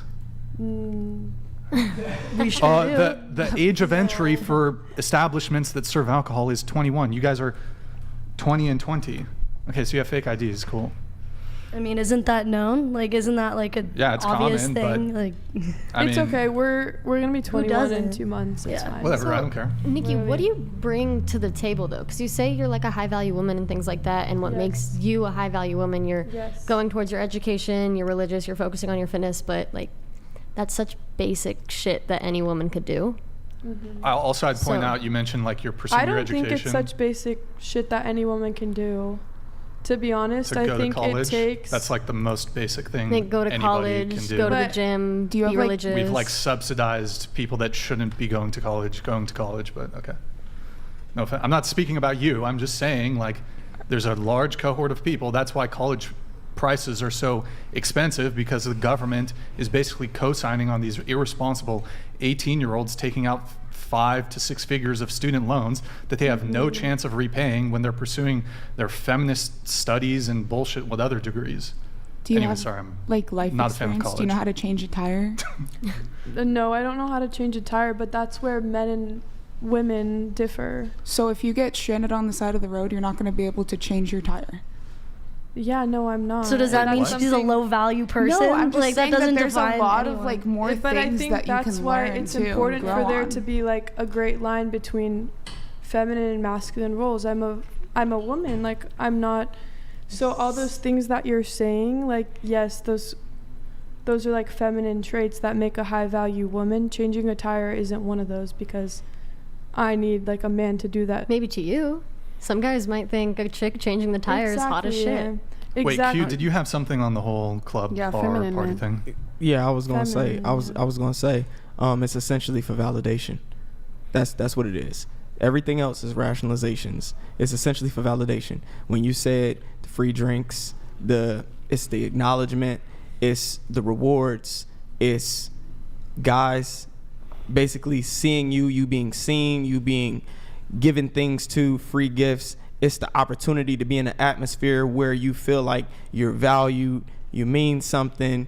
And what comes out of that often is, if it's a club with a VIP section, if there's guys in there who are high status, they the top guys, you get invited into their VIP section, you get special acknowledgement, you get special privilege. You're essentially advertising yourself.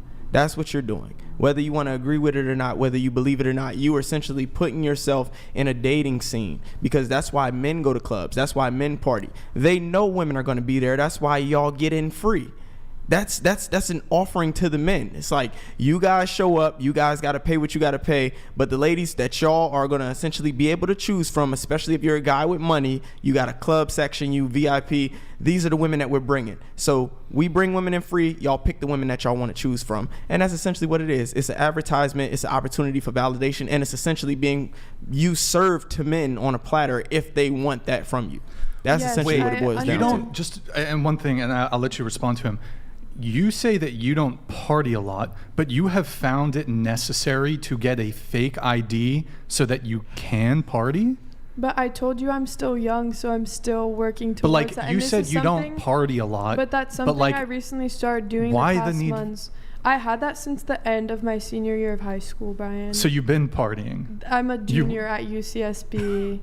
I went through those phases, but in any point in anyone's life, you're constantly being educated on new things. So I'm constantly growing as a person, and I'm going to be learning more and more as I go. And that's something I've recently started to value. You know, everyone kind of goes crazy like their freshman year of college, for example, I think, or at some point or another. So that's at the point I am. Well, let me just, and I know you wanted to respond to Q. I would just say, like, gentlemen, do not date current or former party girls who go to bars, clubs, etc. That's it. That's all I had to say.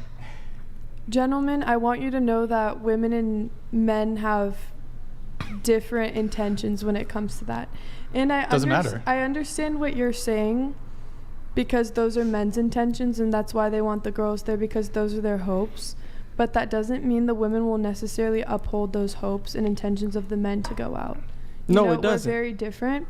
So there are going to be some girls that go out and do have those intentions, like I was saying, and some men that will get those wishes fulfilled.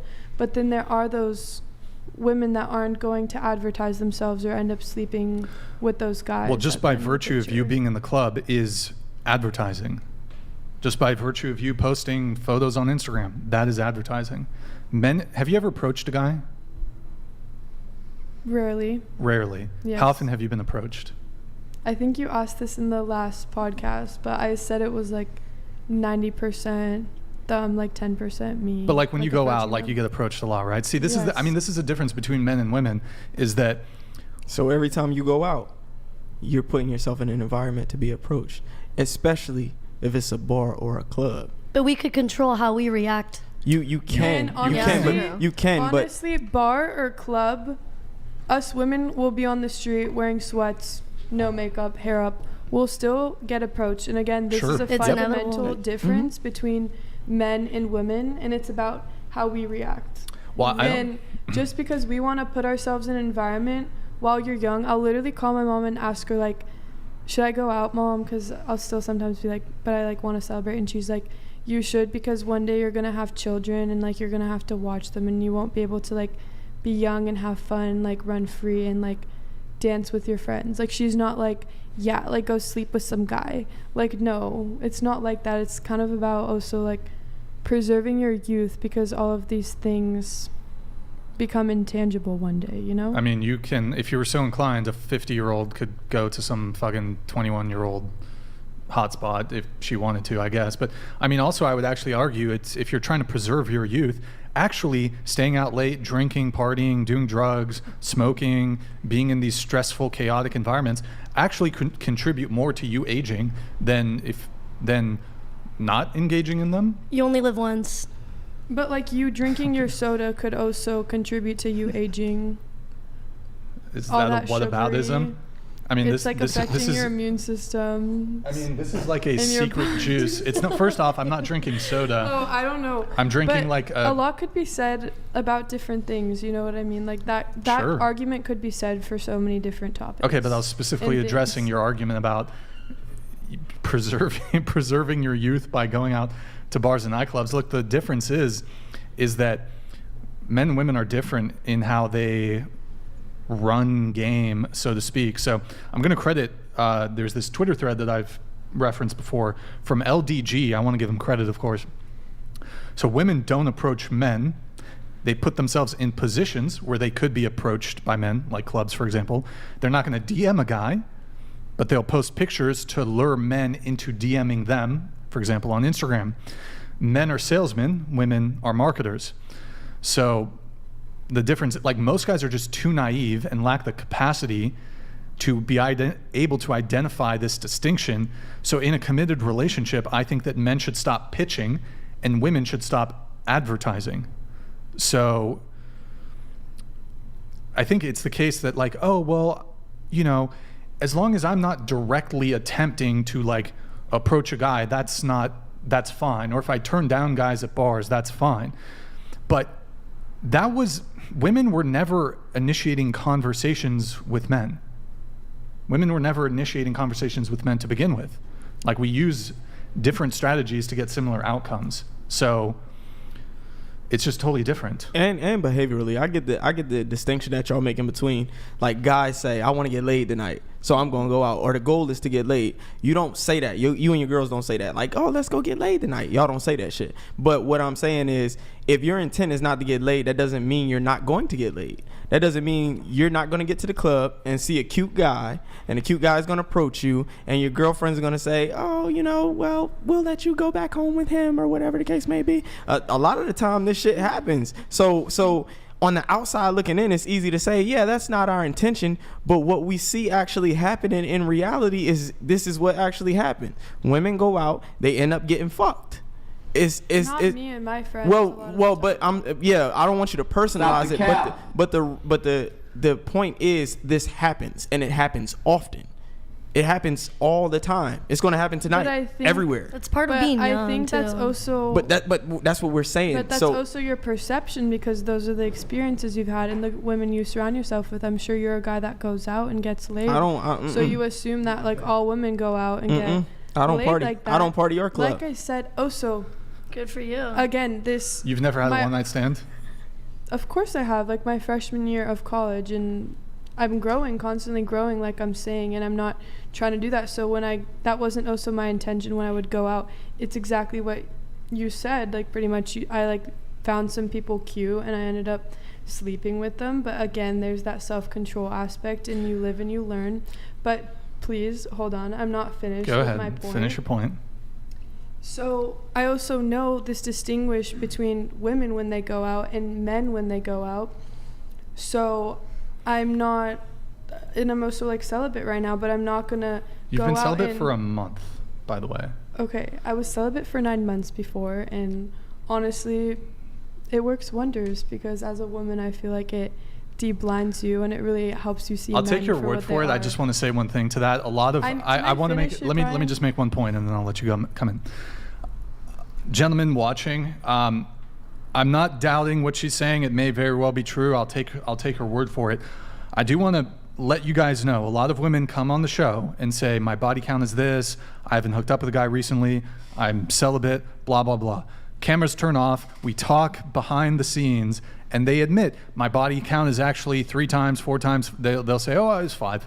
And then behind the scenes, I'm not saying you, they'll tell us the truth. Oh, they said they're single. They actually have a boyfriend. They said they're celibate. They fucked last night. So I'm not saying it's the case for hair, but you guys should take things with a grain of salt when people say certain things. So, yeah. Okay. Not me, but other people. Anyways. Okay. So that distinction I'm making, that makes me knowledgeable about the kind of guys that are in clubs.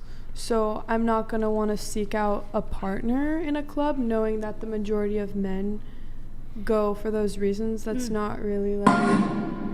Yeah, Loose Pussy Energy donated $200. Fucking cap. These 304s cannot stop capping. Get the fuck out. Stop the damn cap with all that bullshit. Yeah, I said it. Do some. Hashtag Nick Paul's cap lol. Hashtag fuck your rats. Hashtag get the rocks. Hashtag I want the smoke. Do you want to respond to him? Respectfully, I don't know who hurt you, but go to therapy. Who hurt you, Loose Pussy Energy? Like, no. Like, go to therapy. Like, I don't know what woman hurt you, but not all of us are like that. And, who hurt you? Anyways, do some introspection healing. Do it. But, yeah, so that's basically the type of point I'm trying to make is I don't go there to seek out a partner because I know, like, the men out in the clubs are there because they want to, like, sleep with the women at the club. And you wouldn't date a guy who goes out to bars or clubs? Maybe because, like I said, the majority. But then there's always, like, those outliers in any situation. So do you think you're the outlier of the girls that go to clubs? No, I think the majority of girls do actually go out to have fun, and that's what I'm saying. That's that distinction. The majority of men go out to, like, hook up. But not everyone's the same, and I feel like the outliers in the female population do go to, like, sleep with men and, like, seek out men. Not necessarily in a college environment, I just mean in a broad context. Because in college, I feel like people are in this independent era of their lives, and they kind of go crazy at first, and they do have a lot of fun with that. So I have a question for you. Yeah. If you, let's say you found a high-value man, and would you continue going to the clubs with your friends? That would be a conversation for him and I, because I could respect if a man has some trauma or like trust issues, or if he views that in a certain way, then, like, I would probably stop. But I wouldn't respect him saying, like, well, I would still want to go out. That would have to be a conversation we would have, but I would still want to, like, go out with him. If he doesn't let me go out with my friends, I would be like, okay, well, what if you come with us? Or, like, you bring your friends, I bring my friends. What if he says he just doesn't go to bars and clubs and he doesn't want to go out with you guys? Well, like I said, that would be a conversation him and I would have to have and openly communicate. But see, you know that going to the clubs portrays a specific image of you then, so it's obviously a conversation you would have to have, so you understand what going to the club and also means. why does him not wanting you to go to bars and clubs have to stem from him being like a past trauma or him being insecure? I assume that's what you said, and you said, well, if he's got a past trauma and we had to have a conversation about it, what if he just didn't want you to go to bars and clubs? Because I feel like any conception that anyone forms is based on past experiences. And I would think when, like, men think that what you guys think, you've had unpleasant experiences, or you've had some girls that are just kind of, like, for the team and really do sleep around that go out. So then you form this conception that all women that go out are like that, if that makes sense. So it would have to be, like, a conversation. We would have to have, like, a mature, open conversation. Well, okay. So, but it sounds to me like you would not be willing for your boyfriend, maybe even husband, to give up going to the club. No, I would be. Well, that's not what it sounded like. Could you rephrase that? Sorry. Well, okay. I asked you if your boyfriend said, hey, I don't want you going. Let's say you asked the guy for commitment, and he said, I'm prepared to commit to you. However, I don't want you going to bars, clubs, and parties anymore. I would have to ask if he's going to be going to them too. Let's say no. Then no. I would think that, like, the relationship is more important than that. Okay. All right. Like, that's actually one of the most beautiful things in human life is any social relationships we have, friendships or romantic. So I'd be totally willing to sacrifice going out as long as he is too for our relationship, because I would value that more than going out. Wait, like if I was dying tomorrow, like I would pick like the relationship over going out. I left the relationship because of that, and I was so miserable. I hated it. Like I felt like I was like obeying him, and like because he didn't want me to go out, so I was like not going out also. But there was like something that I just like was not happy about that. Like I would like see my friends like going out, and like they were in relationships also, but like they were having fun with their partners and stuff like that. And I just, you're so young. Like I feel like if you want to go out, you should want to go out. Don't just like accept like, oh, because he's saying like, you know, don't go out or whatever. Then here, question for the whole table. Do you guys think a guy not wanting his girlfriend to go to bars, clubs, parties, do you think that's insecurity? Do you think that's him being controlling? Yes, very controlling. I think it is insecure and controlling, but again, that's something that needs to be communicated, and there's a reason why a man holds those insecurities. So like, again, what you guys might call insecure or controlling, I call having standards and boundaries. But then why are you attacking her when she was trying to like make her statement that she's a high value woman? I didn't use that as a cudgel to attack her. I was asking how she's a high value woman. If she was high value, she would respect her husband or boyfriend or whatever telling her that he doesn't want to go to the clubs. Hold on. High value man donated $200. Oh man, she's about as high value as a used gum wrapper. Rat girl is weird, but fine as F.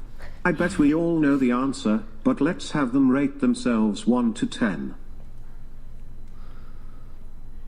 Wait, what? I bet we all know answers, but let's have them rate themselves 1 to 10. Here, high value man. Wait, first of all, I want to finish off. We'll get to that. We'll get to the 1 to 10 question. Stifler has it ready for us. We'll come back to that. Okay. Thank you, man. Also, I just want to say that I don't know why you titled yourself as high value man. He wouldn't be sitting behind his phone screen typing right now. Negativity. Have you ever watched The Kardashians? No, I haven't. You've never watched any reality TV? No. Have you ever doom scrolled on TikTok for 2 hours? When I was younger, yeah. When you were younger? Yeah. Okay. So what do you do for... I watch like videos that educate myself. On what? On like life, on everything. Okay. On the conversations we're having. So how to make money, like how to invest, like how to have good relationships, how to like love yourself. I'd rather spend my time watching educational self-improvement content like that, and also balancing it out. This is a highly educational conversation we're having right now. Low-key, it is. Yeah. I'd rather spend my time watching videos. Thank you, high value man. I appreciate you. Yeah. Did you... So you guys were saying it's insecure, I guess? What do you guys think? Oh, hold on. We'll go around. Butler donated $200. Is it about herpes? Is he going to mention herpes? Yep, he mentioned herpes. Clubs all have genital herpes. I can smell your rancid lady parts from here. Whoa, let's be nice, okay? Let's be nice. For the health and safety for the people in that room. Is herpes... I don't think herpes is... Can I ask you a question? Go ahead. What is wrong with going to the club? What is wrong for a woman to go to the club? I'm genuinely curious to know. And is it going to clubs, bars, and like parties specifically, or is it just going out with the girls? What's the difference? What do you mean going out with the girls? Going out with the girls, like, are they going to be like, oh, I just don't want you going out with the girls in general, which can range from literally getting our nails done, going to the movies, like just having fun? That's fine. That's fine. These are the just very specific social scenarios where there's almost going to be an expectation that you get approached. Look, I get it. You girls might get hit on your way to Trader Joe's. You're looking frumpy and you're wearing sweatpants. I get that happens. I'm not saying don't go to Trader Joe's, but these are very, very specific social gathering venues. They're high-risk environments. Yeah, and also, I mean, there's a whole bunch of concerns like, okay. Stuff getting put in the drinks. Mm-hmm. Right. Guys constantly approaching you all night. And we're talking about from the context of you're in a relationship. If you're in a relationship, that puts a man, it uneases us because you go out, whether you with your girlfriends, doing whatever, having fun, you have no intentions of getting laid or anything like that, cheating, those things can still happen. Things that I can't say can still happen. And then if I told you I don't want you doing that, and one of those things happens to transpire, how are you going to explain that to me? How are you going to tell me that I told you so, and this is the reason that I told you I didn't want you to do this, or I wasn't what's the word I'm looking for? Fuck, I forgot the word. I didn't want you to do it, basically. If I told you I didn't want you to do it and you do it and something happens that comes back and puts our relationship in jeopardy, how are you going to reconcile with me and that relationship? And that's essentially what it's about. It's minimizing the risk that anything harmful that could happen to you or our relationship, that's what it is. It's mitigating that risk. Because women like to do things and believe they're in full control. This is not going to happen. Beaten Cheeks donated $200. My girl goes out all the time, drinks, even hooks up with guys at times, but very secure in my woman, at least washing off after her hookups. She even does of. I am super secure in my future. You, Brian? Yeah, I mean, thank you, Beaten Cheeks. Appreciate it, man. Good to see you in the chat, dude. Good to see you. Did you want to continue on? Yeah. I'm saying we have these conversations and we never look at the realities of what actually can happen, the possibilities, the probabilities. We have conversations in general. We say, oh, we don't like this, we don't like that, or this is insecure, this is that. But the reality is these things happen. They transpire all the time. There are guys who they let their girlfriends go to clubs. They get cheated on. Their girlfriends get, I can't say drugged. Yeah. They know what you're saying. Yeah. That happens. They might get taken into a bathroom. It's just mitigating risk. That's what it is. And as women think, oh, this is not going to happen to me. I'm in full control. But the reality is women don't know what the fuck is going to happen. Y'all have no idea what's going to happen when y'all put yourselves in these situations. Just like you said, and I'm not picking on you, but you said, yeah, I went to the club, you had the one night stand or whatever. Yeah, I met a guy, this, that, and the third. Y'all can't predict what's going to happen. And that's just the thing. So it's better to avoid the risk altogether simply because you can't predict what's going to happen. And that's essentially what it is to us. We're territorial. We're protective. We don't want that to happen to you. Even if you think that never could, the possibility still exists. And we're just trying to avoid that possibility. You can call it insecurity if you want. We call it territorial. We call it being protective. We call it being a leader. As long as you voice that, I don't think it should be an issue, if that makes sense. Did you have something? I was going to say, it could happen anywhere. I mean, to be completely fair, differentiating from what area you live in to everything. We're not saying that, though. Yeah, but I feel like even in those places specifically, why not go together? Why not make sure she's safe? Mm-hmm. Why not have fun with her? Why not? That's a whole other thing. Hang out. I don't know what your views are on going out with your girl, but I think, I just think going out in general, and I'm a bit risk averse in this sense. Going out to these environments in general is dangerous to begin with. You've been out to parties in IV, right? How many fights do you see when you go out and party in IV? Every single fucking night, right? Probably. Some dude, fucking brain damage. Some 19-year-old kid smacked his head on the concrete, brain damage rest of his life. It's not worth it.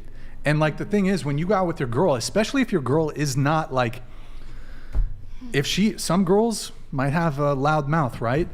Let me ask you guys a question. If you were out with your guy and some guy walked by and said some shit to you, would you want your man to defend you, intervene on your behalf? No, because it doesn't matter. Why does it matter? But I was just about to say, I said I don't party or club when I'm 30 now. When I was 20, I went to a club. When I was 21, I went to a club with my girlfriend at the time. And I don't like those environments. I told her I didn't want to go, but it was her birthday and her older sister was like, we going, I got her, you know what I'm saying? We all gonna go together. It was me, her sister, her male cousin. And just for example, I hated it. I did not want to be there. Didn't like the environment. She got drunk. It was her birthday. She got a little too drunk. And when she was coming back from the bathroom, she bumped into a guy accidentally. He goes, watch where you're going, bitch. Like that. So what do you think I have to do now? Now I got to step in because you disrespected my woman. She can't help herself. She tried to catch herself. She couldn't help. Her sister was supposed to help her, but her sister was going to help her because she went to the bathroom with her.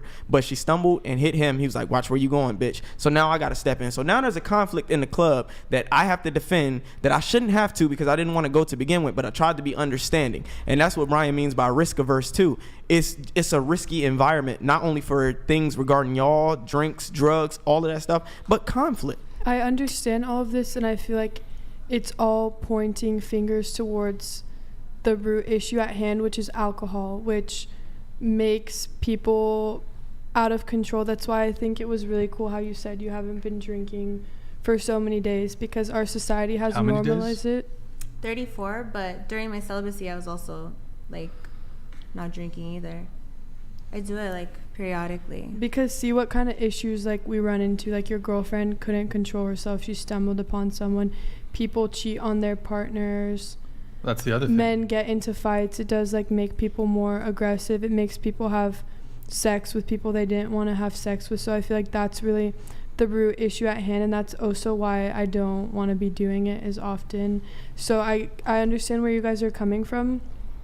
That's why I think it's very different if like girls just like go out with their girlfriends to like a restaurant, for example, than in a club, because alcohol does pose a lot of issues. And that's why if I had go get dinner. That's cool. And if I had a significant partner right now, like I probably wouldn't want them to go out either, because then there's that risk of them cheating on you. So I actually value your point a lot. Actually, it really like opened my mind, and if I had a boyfriend right now, I probably wouldn't want him to go out, and I would respect him not wanting me to go out, because there are a lot of risks that would jeopardize the relationship or our safety, especially the safety of a woman. And to add what Q was saying, so if you're a girl, especially if there's alcohol involved, if your girl's mouthy, like I've seen so many, you can find fight videos online. I've seen it in person, where a girl will mouth off to some dude. You can see this anywhere. You'll see it like in a NFL game in the stadium. I've seen videos of, there was this one video of this girl mouthing off to some dude. And then the dude who she was mouthing off to is like, okay, she's not a threat, but the boyfriend is. I'm going to scorch the boyfriend. And he just fucking, boom, clocks him. Cool, brain damage, good times. So it's a risky situation to be in, especially if you got like your girl's drinking, if she can be mouthy. And like, it's at risk, because a lot of women know that they can mouth off to a dude and they're not going to do anything. But if your boyfriend's in the picture, that guy who you're mouthing off to, he starts looking, redirects his aggression to you. Oh, okay, he's a potential threat. Boom, now you're in a fight, and that could be life-changing shit. People go to bars and clubs, they get drunk, they punch somebody, the guy hits his head on the concrete, boom, murder, 20 years in prison. Or if you're on the receiving end of it, permanent, you fucking die, brain damage. It's crazy. So it's just not worth it. And then of course, like you was saying, like if you go out, like we as men, if you guys are looking at us to be protectors, that's us being like trying to protect you from risky situations. And we know that like the guys, like you guys said, the guys that go to these environments might not be the most respectable members of the community. Who knows what they might try to put something in your drink. They might try to they're trying to get laid. They might try to grab up on you. Like we don't want you in that position. That's us protecting you and wanting to protect the relationship. So that's why communication is so important, because if you're just telling your partner, hey, I don't want you to go to a club, I don't want you to go to a party, and they're like, okay, why? Oh, just because I don't want you to go. If you're telling them like, oh, these are the risk factors that are going into it, I would understand more. But if you're just telling me no and you're like, I just don't want you to go, I'm gonna think you're being controlling and trying to stop me. Yeah, and I get that. I understand that. A lot of y'all date idiots. Yeah, a lot of y'all date guys who can't articulate themselves. They don't know how to explain how they feel, and that's what you resort to. You believe, okay, this is coming from a place of insecurity. But when you have guys like me and Brian who know how to articulate ourselves, I can tell I'm a great leader in my relationships. I know how to tell my woman, I know how to express exactly to my woman why I don't want her to do something. And most of the time she'll understand. I say most of the time because sometimes you're hard-headed and y'all stubborn. But most of the time she will understand. Okay, I can understand that. And to the guys out there watching, it's easier to just avoid women who enjoy doing things like she said, like you said, you felt trapped. Yeah, exactly. It would. But mine wasn't just clubs or bars. Like mine, I couldn't even go to like a trip with my girls to Hawaii. I wasn't allowed to go to any concerts. Like the weekend concert, like I remember specifically that I like wanted to go with like my girlfriends, and like he just like was like, no, you're not allowed to go do any of that because of the reason that you guys had spoken about. Oh, okay, yeah. So it's easier for the fellas out there. Y'all just date women or try to find women who value what you value, who y'all ride in the same circles, y'all have the same interests. Assortative mating is a thing, monogamy is a thing. Date somebody who values the same things you value in terms of activities and things that you can do, because there are women are entitled to do whatever the fuck they want to do. And as a guy, exercising good mate selection is understanding you have to eliminate those women from your dating pool. It's that simple. Yeah, I agree, because we would always go out when we were first dating, so that kind of like twisted my mind. I was like, why was it okay in the beginning and now it's not? Like I got snatched of it. Right, and I can understand that too with him switching up. That's another thing. I agree. Yeah. Okay. Good talk. Good talk.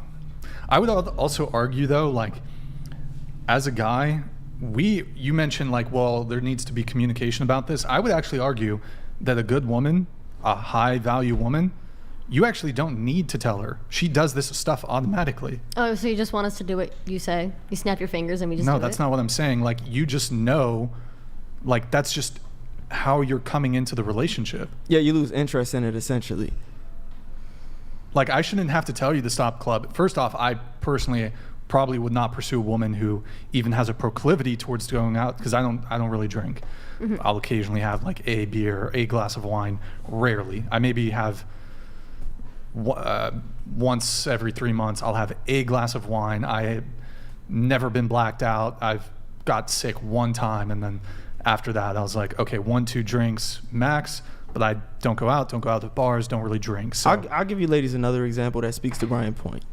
The last relationship I was in at my college, I dated one of the women who was on the women's basketball team, and the women's basketball team, they like to go out and club and party. I mean, college women, they're always on the road, they play games. I went to a Division I university, so they were super busy. So whenever they got the opportunity, they went out. When we got in a relationship, she never wanted to go out with them anymore. Like, she would just tell them, just go ahead. I didn't even have to say anything. I didn't have to tell her I was uncomfortable with it. I didn't have to express that. She voluntarily gave that up. And then what that turned into is, because she was one of the captains on the team, she said, well, why don't we just have girls' night in my room? Like, they would literally just set up beer pong in the room, and they would play beer pong. They would invite some of the men's team if they wanted to come over. They play beer pong. We play, what's the little game where you take the logs out? Lincoln Logs? Jenga. We play that. It was really simple. She altered the way that she heard fun for me, and the whole team followed behind that because she was a captain. But I didn't have to say anything because she already knew that was risky situations, and she respected me to the point to where I didn't have to communicate that to her. She just knew to do it. I got a question for all the girls here. Would you object to your boyfriend going to the strip club when you're during the relationship? We'll go around the table. Yes. Like, why don't you trust him? Because, like, you go to That's the kind strip of club insecure. to see naked women. That's kind of insecure, though. And controlling. No. That's really controlling that you wouldn't let your boyfriend go to the strip and you're club. tipping other women, like, tip me. Like, I'll strip for you, but like... Oh, but it's a boys' night out. Like, he wants to hang out with his boys. Like, have fun, blow off some steam. No. Oh, okay. I'd say as long as he's going to stay loyal and he's not actually going to do anything, I'd be fine with it. Okay, that's fine. Do your thing. Okay. You be cool with him going to the strip club? As being a retired stripper, I think it would be okay, because when I danced, the last thing I wanted to do was be with those guys. I'm just here to get your money. That's fair, because I was going to make the point. Go, please go. I was going to make the point that the reality is, though, some of you might object to your boyfriend going to the strip club. The reality is, his chances with the female strippers is pretty much close to infinity, whereas when you guys go out to bars and clubs, if you were so inclined to cheat, probably like 90% of the dudes in the club would fuck you. So that's the difference. Would and want to. You be cool with your boyfriend going to the strip club? No, and I also think that it's a weird concept. The way just for fun. That's how the boys have fun. Go to the strip club. I envision strip clubs in my mind is like a bunch of pathetic men getting together, going to the strip club, getting hard together, and then going home. There was actually a lot of people having meetings there when I would work there. Why do Like it? Why do you have to do it? meetings. I know men are much more visual, like they value looks so much more and like that visual aesthetic and I would vibes actually, to life. But I just think it's cringy and pathetic, and I just what's cringy and pathetic? Women going out to bars and clubs and But parties. we're talking about in relationships. Like you guys were saying, if I was in a relationship again, I wouldn't want my boyfriend to go out, and like I would respect him not wanting me to go out. So it's the same thing. If you're single, do what you want to do. I still think it's a little pathetic. But you cool with the boyfriend going to the strip club? Into the mic, please. I'm kind of half and half. I don't like the idea, if I'm being honest. Okay. I don't see why he would do that if he has his own girl. But Why go to the club if you got a man? it's different. How's it different? It's different depending on the situation. Like recently I went to the club with my friend to celebrate her birthday. So it's like I wasn't there with the intentions of pursuing a man, if that makes sense. Did you get approached when you went out? I have before. No, that specific night though. Did you get approached? I don't think so. So. What about you? No, I would not. It's not even a trust thing. It's just it's a terrible environment. Okay, Maddie, what about you? Absolutely not. Okay. Nope. All right. What about this? What about your boyfriend paying for another girl's, or not another girl's, but a girl's OnlyFans while in a relationship with you? Would you object to that? Yes. I wouldn't date a guy like that. I mean, it's just a subscription. It's just like He's paying to see another girl naked. Like porn is free. Yeah. I mean, even watching porn. Yeah, porn's a that's terrible bad. option. you know what I think? Wait, is there no horrible like for mental free health, too. subscriptions? No, it doesn't. No. Just say it's It doesn't $20 really or matter. some You're shit. paying to see some other woman. Maybe not. Yeah, maybe not to pay, because it's like, come on, man, you can buy like Not even lunch for with free. that. Not even for free. It's human nature. No, it's not. I think But that is your Here, wait, let's go around the table. Wait, sorry, what was the question? Would you be cool with your boyfriend paying for a girl's OnlyFans? No. No, but you can pay for mine. I think your boyfriend should get that shit for free, but okay. No, and I think it does. That's kind have, of controlling and insecure of you. But there's like intentions behind that. Like we're saying, it's kind of like the same thing as watching porn. I don't think it's normal. I think it's become normal, and I think that it doesn't just impact relationships negatively. I think it impacts the people that are watching it negatively. For example, it gives you an overload of dopamine, which makes you procrastinate the goals you actually want to get to. And going to nightclubs, bars, and parties gives you an overload of those same exact chemicals because you're in a high energy, stimulating environment. Thank you, Brian. Yes, I know. And guys are hitting on you, and you're getting attention. Often. No, but you're getting attention from other men, and men and women value different things. So men want sex, women want attention. So you're getting attention from men, whether you intend to sleep with them or not. So you're getting attention from these other men. You're getting validation from them. So yeah, but you should be getting that exclusively from your boyfriend. Yes, we already talked about this. Sure. That's why if I was in a relationship, I wouldn't want my boyfriend to go out, and I wouldn't go out. But anyways, I think again, Okay. it's also pathetic for a man to like follow OnlyFans or watch porn when he's in a relationship, because then what's the point of the relationship? You might as well be single. Like that's a commitment. You're committing to a person to only sleep with them and see them in that sexual romantic light. Why do you need to see other women like that? Strip club, OnlyFans, porn. Would you Like, can we no. pull up Nicole's Instagram profile? Would you be willing to make your Instagram private or take down certain revealing photos on your Instagram in a relationship? She's like, hell no. I don't know. Again, I would need to think of that. Wait, but it's okay. You would Like, I would not need to be. talk to would you but- would you have an issue with your boyfriend liking other women's Instagram photos and like following IG models? Oh yeah. Okay, but so I you think would be that's cringy posting. and pathetic again. But no, I would not. Honestly, I wouldn't. In a but you do have those kind of photos on your Instagram. Am I in a relationship? And no, but if you were, I'm asking if you were in a relationship. I don't post those types of pictures anymore because again, I'm constantly like growing. But I know what you're talking about, and I don't really post pictures like that anymore. Like bikini no, but pictures. you still have them up. Okay, and that was like part of me. I'm still the same. Right, person. but you could archive them. You can make your Instagram I would, private. Yeah, if he wants me to. Yeah. You'd be okay with that? Okay, that's fine. Yeah. I think it's little boy shit. What's little boy shit? Watching porn, like, why don't you go do that live action with your girlfriend? Like, what if she doesn't want to? Yeah, what if she doesn't want to? Then I don't know. I think sex is a very important part of relationships. Dump her. And if he has to resort to porn, then like. Okay, wait. You say dump her. What if she's on her period? Oh, that's fine. Period sex. You're saying like if it's I was under the assumption you're talking like there's a prolonged period of time where your girlfriend doesn't want to have sex with you. No, not like a prolonged period of time. Let's say you guys just have normal sex and then you go up to her. You want to have sex tonight? No. Oh, no, that's not what I'm talking about. I'm talking if like there's prolonged periods of time where it's like a dead bedroom and you guys don't fuck anymore. If the woman wants to dump the man because he doesn't fuck her anymore, that's totally valid too. Yeah. So, do you have something? I just had something to do, like, with the OnlyFans, right?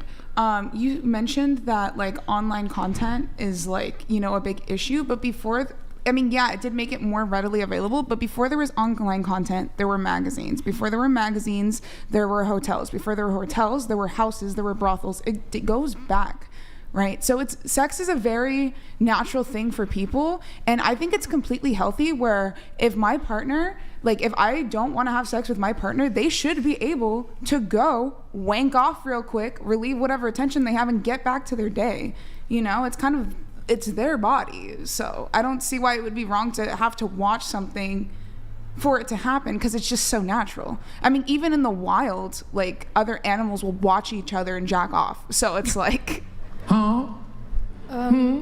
What you're saying, you're kind of saying that porn has been seen in different sources over the history of time, but that doesn't change the fact that it's unhealthy, that men going to prostitutes, like prostitutes being prostitutes, brothels, magazines, that doesn't change the fact that it's still unhealthy in a form of excessive dopamine. So this is true. I agree with that. This is true. Thank you. But at the same time, it could also create an issue because if you have like this unrealistic ideology, like let's say you're like, oh, I only want to have sex once a week, and your partner wants to have sex a little more often, and you're like, nope, once a week, and then you don't want them to be jacking off, you don't want them to be watching that stuff online, right? So then what issue does that create for your partner? They're stressed, they're tense all the time, they're probably thinking about cheating because they're so riled up, they haven't gotten anything, and the way that they are specifically, they want it, right? Wait, I have something related to that. In that situation, who should be making the compromise? Or is that something that should be determined on a relationship by relationship basis? Should the woman try to compromise and be like, try to have more sex with the man? Should the man be like, well, okay? Well, it should be distinguished like amongst both parties, you know? And if that's something that you feel like let's say you don't like your partner watching that stuff, I feel like that's something you should discuss really up front because a lot of men, a lot of women, a lot of people, you know, are going to be watching stuff like that. And they're going to be doing stuff, especially if they're not having their needs met. You know what I'm saying? I do have to move the conversation on a little bit. I actually have one last example here. Let's say you were married, had kids, and let's say you had 3 kids and it was getting kind of stressful and you wanted to hire a nanny. Would you have a preference, for example, maybe hiring an older nanny compared to like a hot 19-year-old nanny? I'd say it depends who has more experience because for all we know, the 90-year-old nanny might have only been a nanny for 2 years. 19-year-old. The 19, you never know. She might have been a nanny from when she was 12, 13. Who knows? Yeah. Who knows? It just depends on the experience level. I do think it would be the case that like a lot of wives would probably prefer maybe hiring the less attractive nanny than the like super hot nanny. How would it go? Do they not trust their husbands? Are they insecure? Or could it come down to there's temptation and there's opportunity and the means. So I think in that situation, instead of worrying about who's hot, who's not, you should think about who has more qualifications to be watching your child. Like, if they're going to know what to do. Equally qualified. Whoever I got to pay less.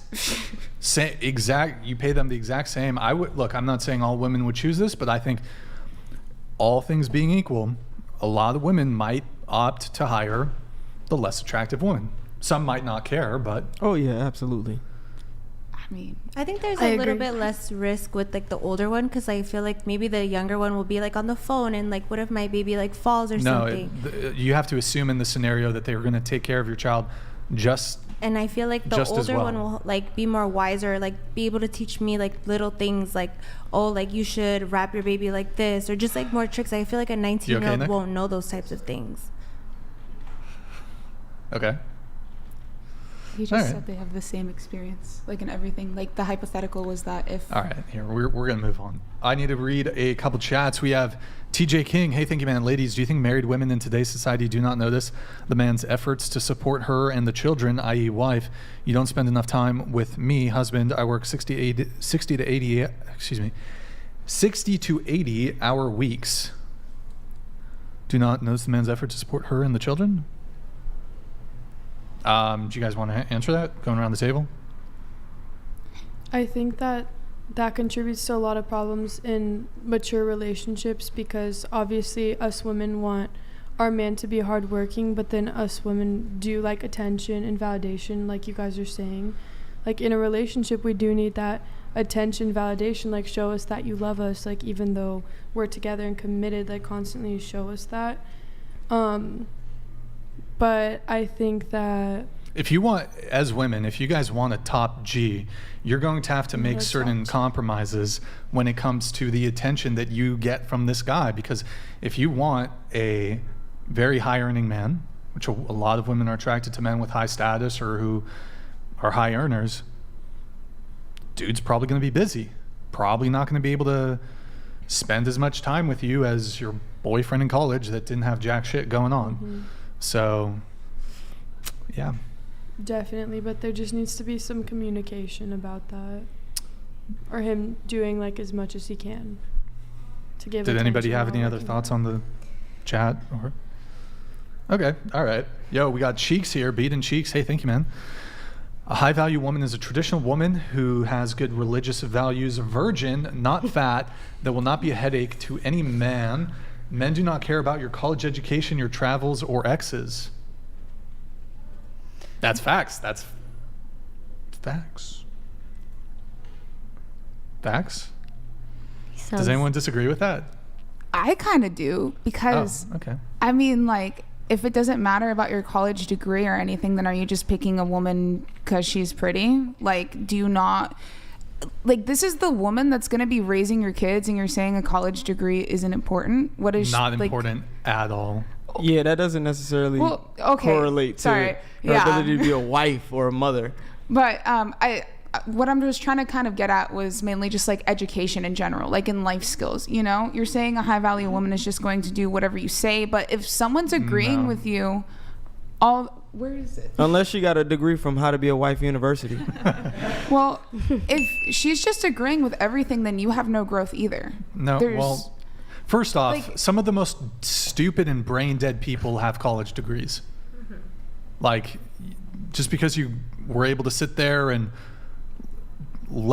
basically, college is a 5-figure. You basically want somebody to read to you. Like, congratulations, you're able to be a cog in the machine and complete the tasks. I don't think college is really pumping out anything really spectacular intellectually. So yeah, kind of where I was like going with that was more on like education on like how to do real life things. In college? No, sorry. Just what I took away from him basically saying college degree was like kind of an education. Well, I mean, essentially what he was saying was, if you ask women what do men value? When you ask women what they bring to the table, they often say college education. I'm educated. Yeah. So what he's saying is men don't care about that. And it's not that we don't care, but that's not our that's not our preference. Like, we don't value that. If there's a hierarchy of things that we value in women, college education is not going to be at the top. We have a preference for youth and beauty, how kind you are, how feminine you are, like things that actually make you enjoyable to be around, and a mentality and an attitude that can raise our kids. That's what we value more than the college education. This is very true. But how are like looks and femininity and all of that going to actually raise your kids? That's attraction. You got to create them. That's what starts your connection. Yeah. How is your degree in, what's a fucking bullshit degree that people have? Women's studies. Yeah, in feminism. How's that going to help you raise your children? Congrats, you have a bachelor's in feminist studies. I mean, shoot, do you learn a little bit of history in that? You learn false history and bullshit and man hating. Well, actually, I would argue that if your college degree is in feminist studies, that makes you barred. You should be barred from having children and families, because if you birth a son, you're going to hate your son. If you have a husband, you're going to hate your husband. So no, I don't think getting, and also the reality is, I think in a lot of universities, I think it's a requirement. It might be, I don't know. Do you have to take any like sociology or feminist studies classes as general education? Sociology. Yeah, you got to take sociology. Not necessarily feminism, but I feel like you can like pick too, like what you want to take. Congratulations, you've just learned how to hate men. Cool. Essentially, yeah. Basically. That's what that is. I think that all these college institutions are just churning out man-hating women, basically. That's what they are. They're indoctrination factories. Believe this. 99% of my professors are probably liberal. Okay, I'm going to believe the main storyline, and I also believe in feminism, and men are terrible, and men are oppressors, even though 60% of college graduates are women, and women don't have any opportunities, and there's male privilege, even though I'm more educated than my male counterparts. So, hello? Sorry, I'm just ranting there. Facts. It's facts. That's true. I agree too. What do you disagree with on that? Just the fact that what do you disagree with? What he said? That colleges are teaching that now they are. Instead of like actual science. Well, most women don't major in STEM. They don't major in any of the sciences. Those are predominantly still men. Most of the nursing, education, the feminine studies, all of those liberal arts, those are predominantly women. Women are getting degrees mostly in those fields. Nursing is probably the most useful field that most women get degrees in. Your college education does not make you more attractive. I think college or not, I feel like everyone's attracted to education, like even if it's not through college, just someone who has the same values and morals as you and the same ideas as you.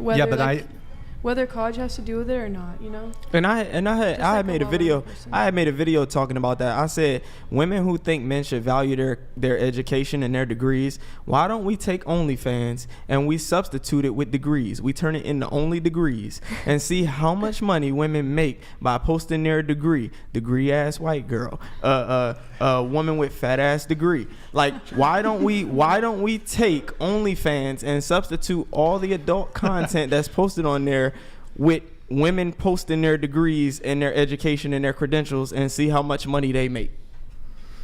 That shows you what men value right there. I think the guy's comment itself was just fucking stupid. Just the traditional wife is a virgin, and You said it straight. Yeah. The traditional wife being a virgin and things like that. Like, automatically, if you want your partner to be a virgin and you're not, like, I think that I don't think there's anything wrong with that. I think people just have their own definitions. What's wrong with wanting a virgin? why is that like the perfect girl? Why is that the perfect Because she girl? hasn't been sexually conquered by anybody yet. so fucking stupid. It's what men are attracted to. Actually, yes, Nick. I think we have those already pulled up. I mean, look, it's one. There's hold on, Nick. Hold on. I mean, one, STD risk. So a woman who's a virgin, like absent her getting something from her mother in childbirth, very unlikely to have an STD. Get a woman tested. who's okay, cool. You get tested. You have herpes. Congratulations. Don't be with them then. Wait, what? But okay, if you're promiscuous, if you sleep with a lot of people, then the likelihood of you having a sexually transmitted disease is higher. Yes, absolutely. And sometimes they're asymptomatic, and you can pass it along to your partner. The other thing is when women have had a lot of sexual partners, their ability to pair bond with future partners is greatly diminished. The likelihood of infidelity is much higher. The likelihood of reporting relationship and marriage dissatisfaction is much higher. What else? There's the likelihood of divorce is much higher, and they've done studies on this. And also, like, men and the women value experience, whereas as a guy, women like men who are leaders. As a guy, if you have sexual experience, you will be able to have good sex with a woman who's a virgin. It's not clear to me if women seek out virgins, like, to have really good sex with. They actually don't prefer that, according to the research. And my last 2 girlfriends were both virgins. I'm not a virgin. I know how to date. I know how to fuck. So, but essentially, I turned them out. They imprinted on me. I liked making them like feel like they were mine. I became the standard of what they're used to. It's an ego stroke. It's an ego boost. I'm not gonna lie about that.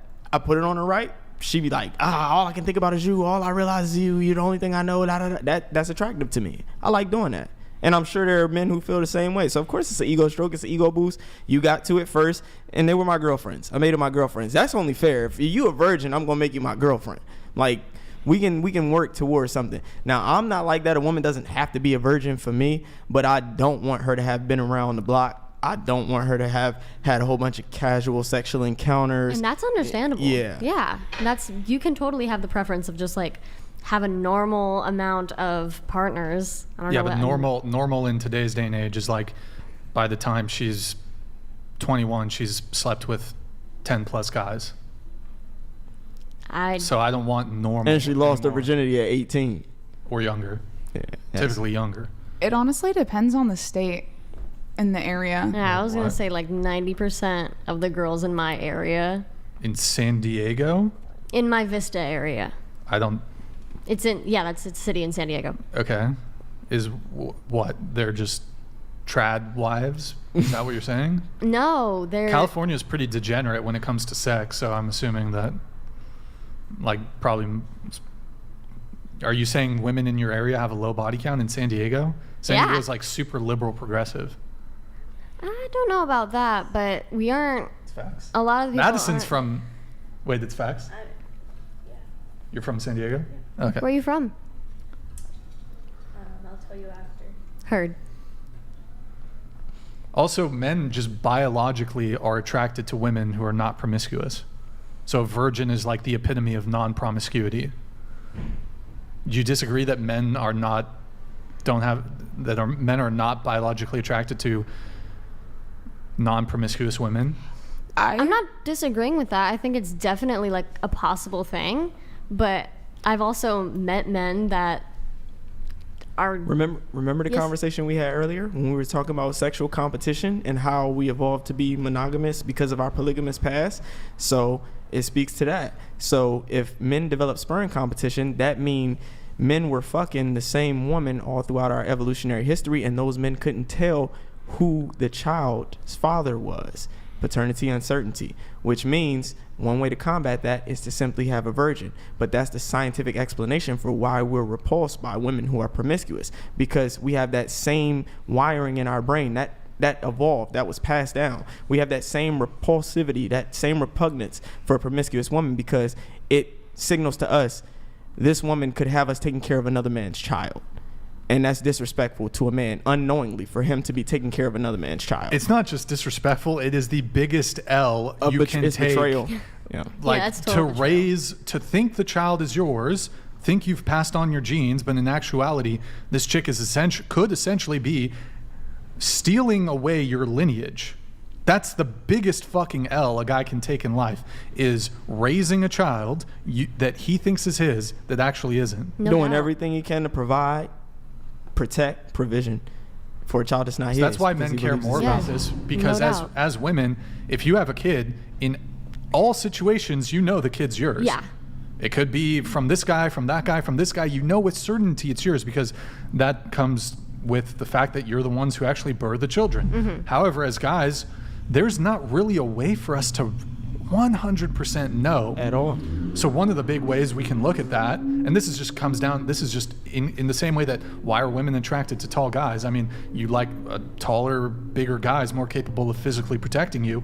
A woman who's promiscuous is more likely to essentially be cucking you. That's also why we get jealous as well.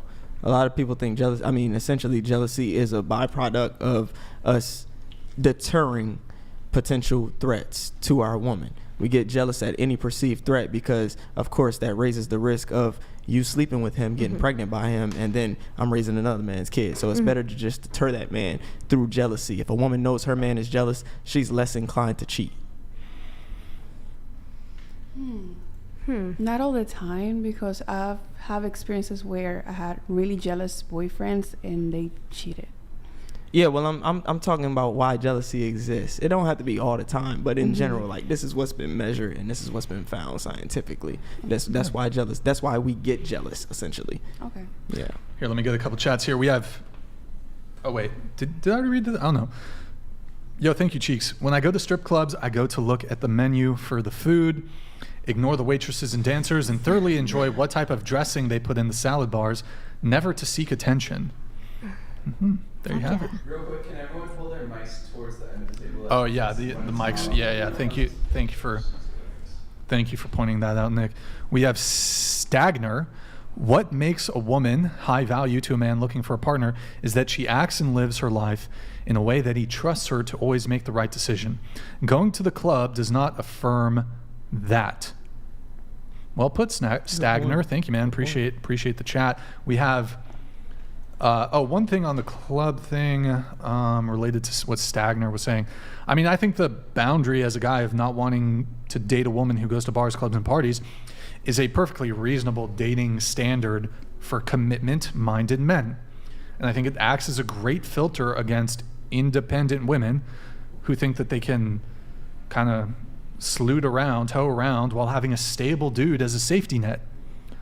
Like, a lot of women claim that men are commitment phobic, but when we say, here's what we need for you to secure our commitment, you guys don't want to make a lot of compromises, it seems. So that's one of the reasons I'm single. You must be dealing with some pretty shitty women. It's women who stuck in their own head. No, I'm actually most of the women I've dated were not, even before dating them, they weren't going out to bars and clubs anyways. So I just, because it's not even just like a standard or a boundary, it's just a mismatch of values. Like, I rarely drink, I don't go to bars, I don't go to clubs, I don't go to parties. So in addition to me just not wanting it in a partner, I don't do it myself. So I feel like I wouldn't have a lot in common with, like, give me a shy, nerdy library chick or some shit. I don't want the party girl. So here we have a chat here from Praxis. Brian, I have excellent news. Your hypothyroidism means you're medically disqualified from joining any branch of the military in any capacity. Okay, you and anyone with health issues like asthma, HIV, cancer is safe from the draft. Also, warfare is good for men. I say competition. I don't think warfare is good for men. Like, all the vets that went to World War I and World War II probably were not like, yeah, the fucking glory of war. Nah, trench foot, chemical gas. Actually, I don't know if we can pull up photos of men who suffered from like mustard gas and shit during World War II, but trust me, dude, like, there's no glory in war. So yeah, warfare is good for men though, dude. Warfare almost, I mean, look, like being part of the military can instill discipline and structure in your life and stuff, but actual warfare, that breaks men.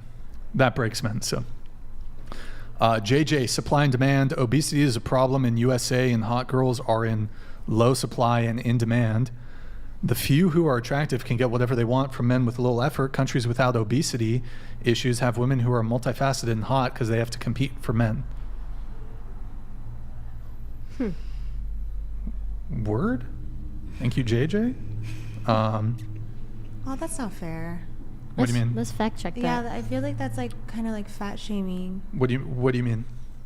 Like, is he saying that obese girls, like, they don't get that? They're not considered hot and they're in low demand?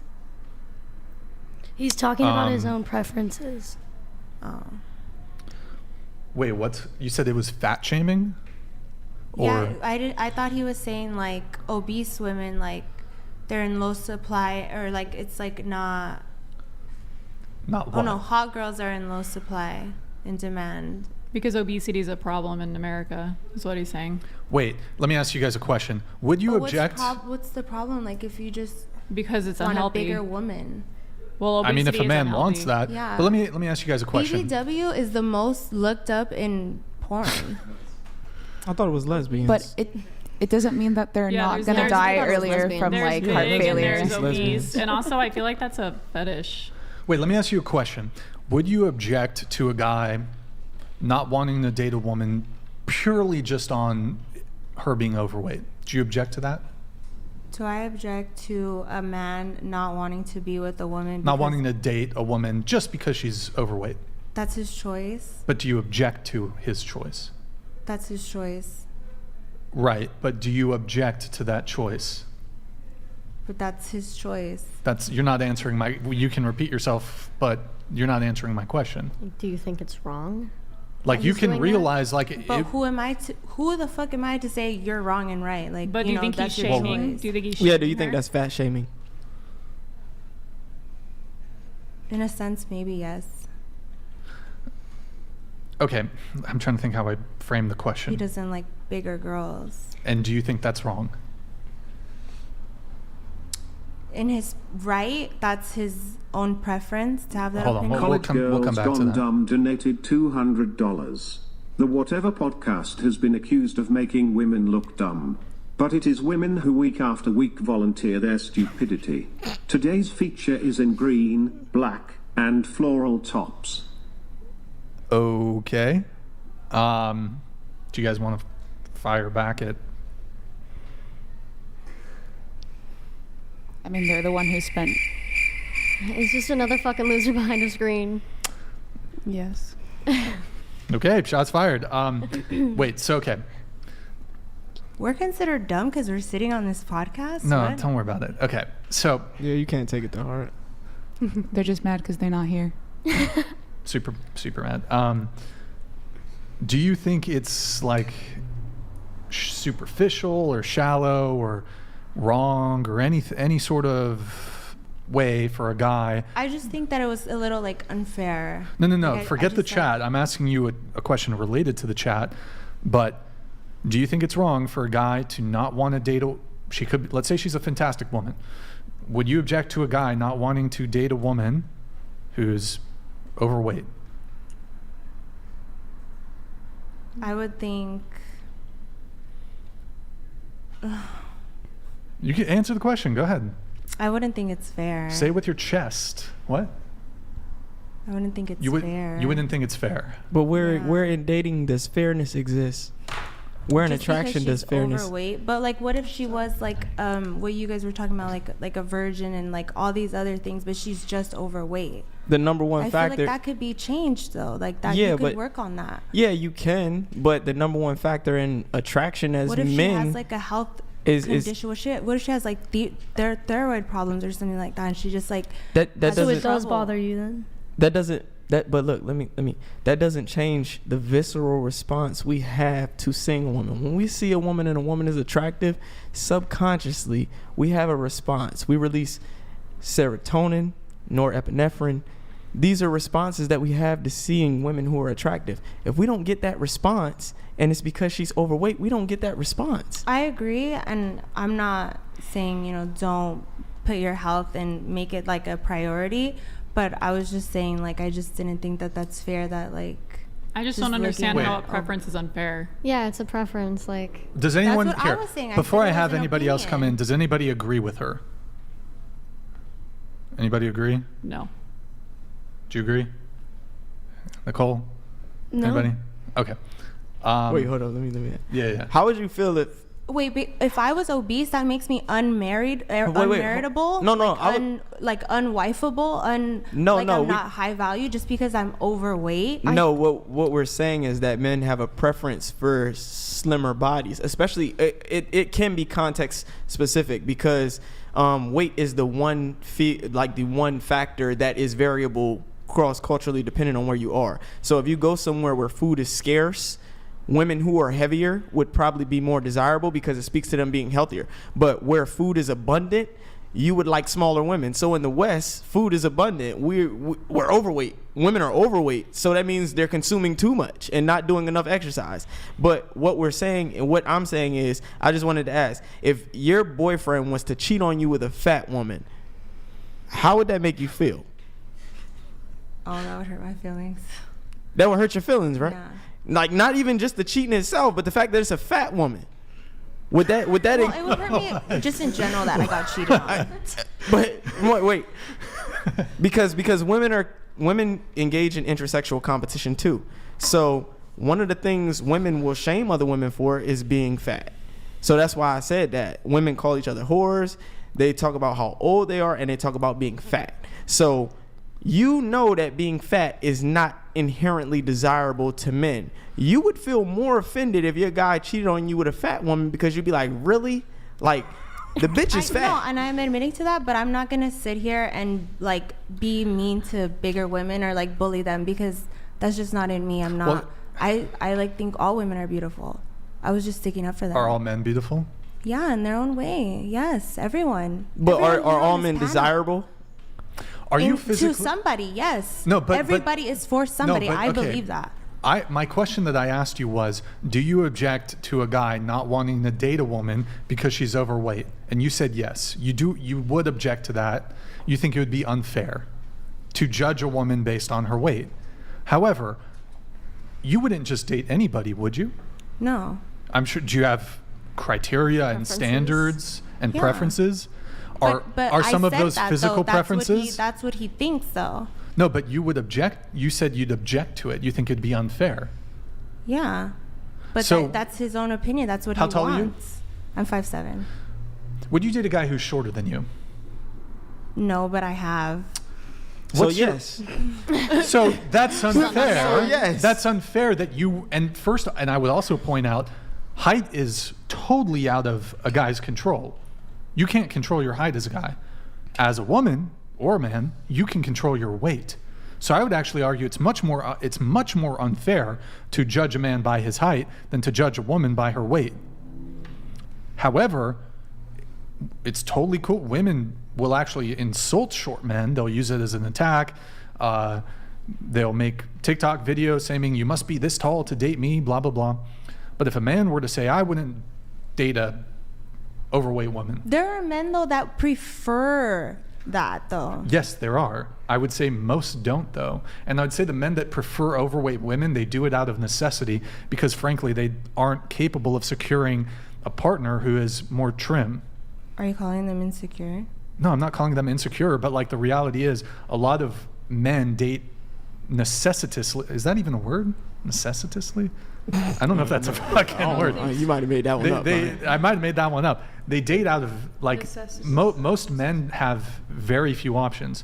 So I think the saying goes, I haven't used this one in a while. Women date who they want. Women sleep with who they want. Women sleep with who they want. Men sleep with who they can. Yes. True. So if that's your only options, look, there's some men with fetishes. That's fine. Those are outliers. The majority of men probably prefer women with a healthy BMI and who are not overweight and obese. Let me ask, do you have a height minimum when it comes to who you date? Not a minimum, but like I would prefer somebody that's at least like my height, 5'7" and above, which I don't think is that difficult. How tall was your last boyfriend? We were the same height, 5'7". Same height? Yeah. Okay. Maybe he would have been 5'8". Right. So the reality is most women would probably prefer to date a guy who's taller than them. Mm-hmm. Nobody bats an eye at that. But when a guy says, I don't want to date a woman who's overweight, oh my God, fat shaming, insecure, blah, blah, blah. I didn't say he was insecure. You said you object to a man not wanting to date a woman who's overweight. Go ahead. And I think it goes both ways too, because when you are looking at a potential partner that is overweight, you got to think about when I have kids, A, it might be harder for them to have kids. B, they could develop heart issues like heart's disease, not to mention they have a shorter overall lifespan. So knowing that you're going to be getting into a relationship and that person might and probably is most likely going to die before you, and you're going to be alone with the kids, why would you enter into a relationship knowing that those might be the terms and costs because of weight? Okay, if that's the argument, then the guy needs to be literally in the gym every day. He needs to be on top of his health also for him to be able to say that. And then I would be like, okay, that's valid because you take care of your health and you make that a priority. Then I'll respect that. But like just being like a big heavy set man and being like, oh, I'm not going to date somebody that's big. Like what? Like you have a lot of nerve. I mean, you make a fair point. However, I would argue that a lot of women desire traits in men that they themselves do not possess. For example, a lot of women want a guy who's funny. Are they funny themselves? A lot of women want a guy who's tall. Are they funny themselves? A lot of women want a guy who's charismatic. Oh, did I miss that? Yeah, you said funny. Yeah, you said funny. Oh, sorry. Okay. A lot of girls want a guy who's super confident and has charisma, yet they're not charismatic or confident themselves. A lot of women want a guy who's rich. They're not rich themselves. So both men and women desire traits in a partner that they themselves do not necessarily possess. Now, I do think when it comes to if you're a fat dude, women can also choose to not date an overweight dude. That's totally fine. That's totally valid. So, yeah. Oh, I thought there was going to be a response. Okay. Oh, can I say something? Oh, yeah, of course. I just, I often hear women say things like it's not fair. And I always say dating is not fair. Attraction is not fair. Men and women are sexually dimorphic. We have different mating strategies. We've evolved different sexual selection strategies. And it's for the betterment of us pushing along our lineage. That's it. It's just about what is most sustainable, what is most attractive to us that will allow us to have kids and their kids to have kids and their kids to have kids. That's simply what it is. Dating is competition. And competition, everybody can't win. And you said you think there's somebody for everybody. I mean, clearly that's not true. That's not the reality of how the world works. Because for one, there's more. You don't think that there's somebody for everybody? How can there be when there's so many people on this planet? How can there be when there's more women than men? That's number one. Every man is not desirable. Not even there's a woman who's going to find you attractive somewhere. No, a lot of these guys that you see in the chat and stuff like that. They're all Giga Chats. All the chat's Giga Chats. They're all fucking 10 out of 10. But the point is everybody's not going to find somebody for them. That is like fairy tale utopian talk. And if that was the case, the divorce rates wouldn't be as high as they are. Rejection wouldn't be as common as it is. Men on Tinder who can't get any type of swipes, matches, that wouldn't happen. So dating is just not fair. It's not fair. It's never going to be fair. And the fact that we select each other on physical qualities, physical traits, physical characteristics, it serves a purpose. It serves an evolutionary purpose. And women have to suck that up. Have to be okay with it because it's reality. I would actually argue women are far pickier when it comes to looks than men are. Y'all are way more picky and selective when it comes to looks than men. Well, I don't want an ugly baby, I think it kind of just makes sense. No, but it's attraction for example, if you look at, I would argue that women are far more superficial too when it comes to looks, because a lot of the things that you guys care about when it comes to looks are totally out of men's control. For example, height, 100% out of men's control. And a lot of women here be sitting here wanting a guy who's 6 feet plus. Okay, that's 15% of men. Cool. You don't want a guy who's balding, most of you, especially if you're young. That's totally out of men's control if they start balding early.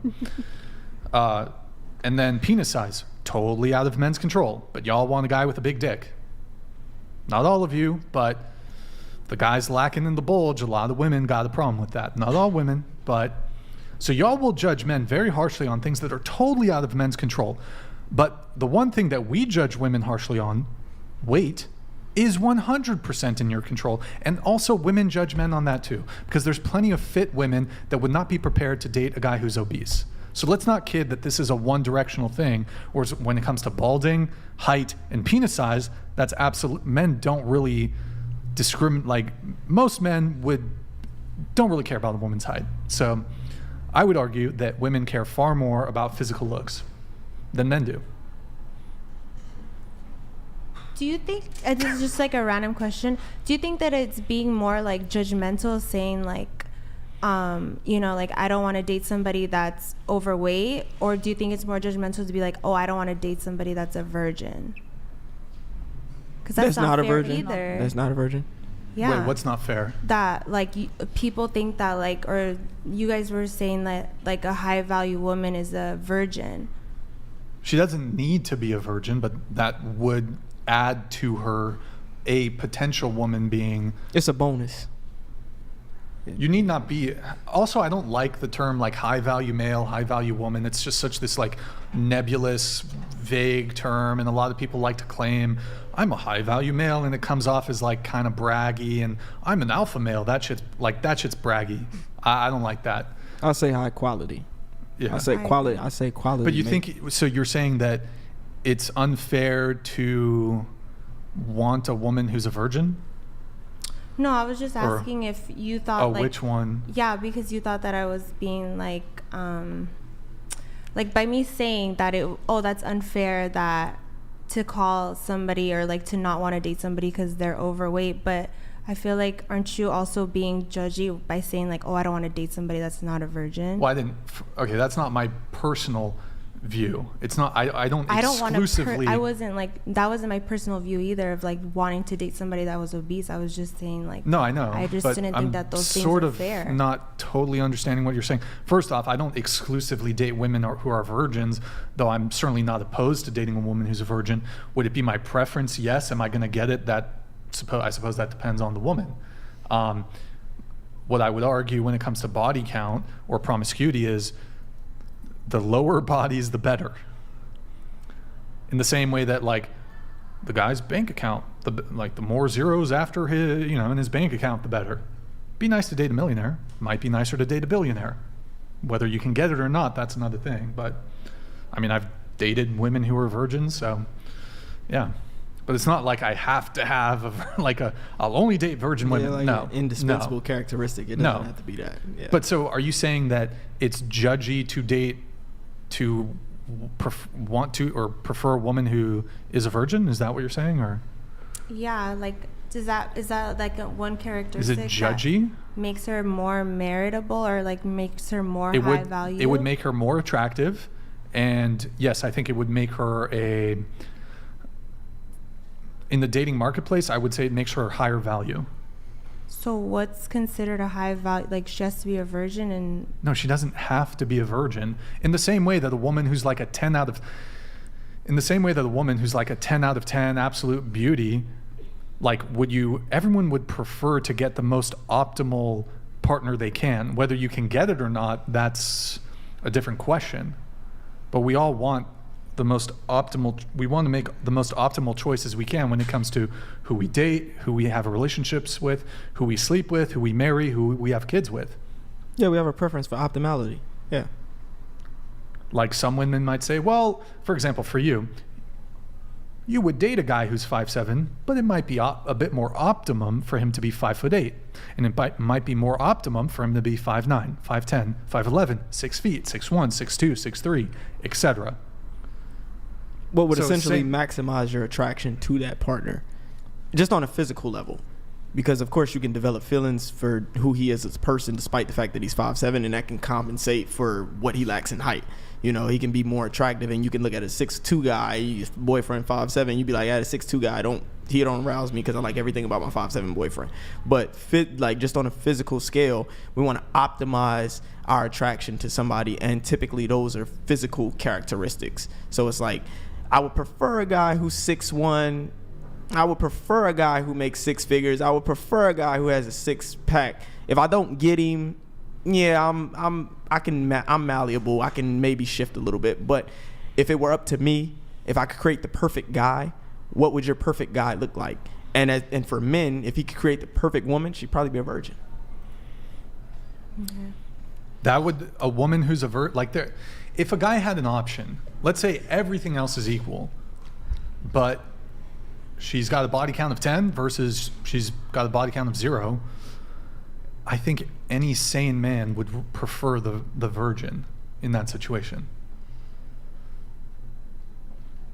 You guys disagree on that? I mean, why would and I'm not particularly inclined to sleep with a girl just once or have a one-night stand with her, but even for a one-night stand, one-time casual encounter, I would always prefer to pick the girl who's a virgin over the girl who's slept with 50 dudes. Even when ostensibly the girl who slept with 50 men could give me a supposedly better sexual experience. As somebody who knows how to lead in the bedroom, I'll take the virgin every single time. Then why are some men falling in love with strippers and promiscuous women? I Probably. don't know if I would call that love. Well, they build relationships with those women.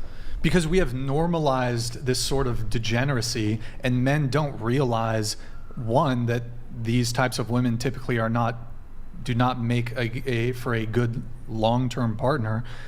Their interest in them may be purely short-term or purely sexual. A lot of men, you will probably heard it from men themselves, yeah, we'll sleep with that girl, but we'll never wife her up. So, but me personally, I wouldn't even want to have casual sex with a girl that I couldn't potentially oh, she's slutty, so I'm just going to sleep with her. No, I don't even want anything to do with a woman who's slutty or who has a high body count, even if she's otherwise down to engage in easy sex. That doesn't interest me. I want if I sleep with a girl, I want there to be a continuity. So there's absolutely I don't want to get with a girl who's slutty or whatever. Okay. I have a question that correlates to that. Yeah. Because you just reminded me of Sadia Khan. I don't know if you guys know her. She's a psychologist that does podcasts. She used to follow me.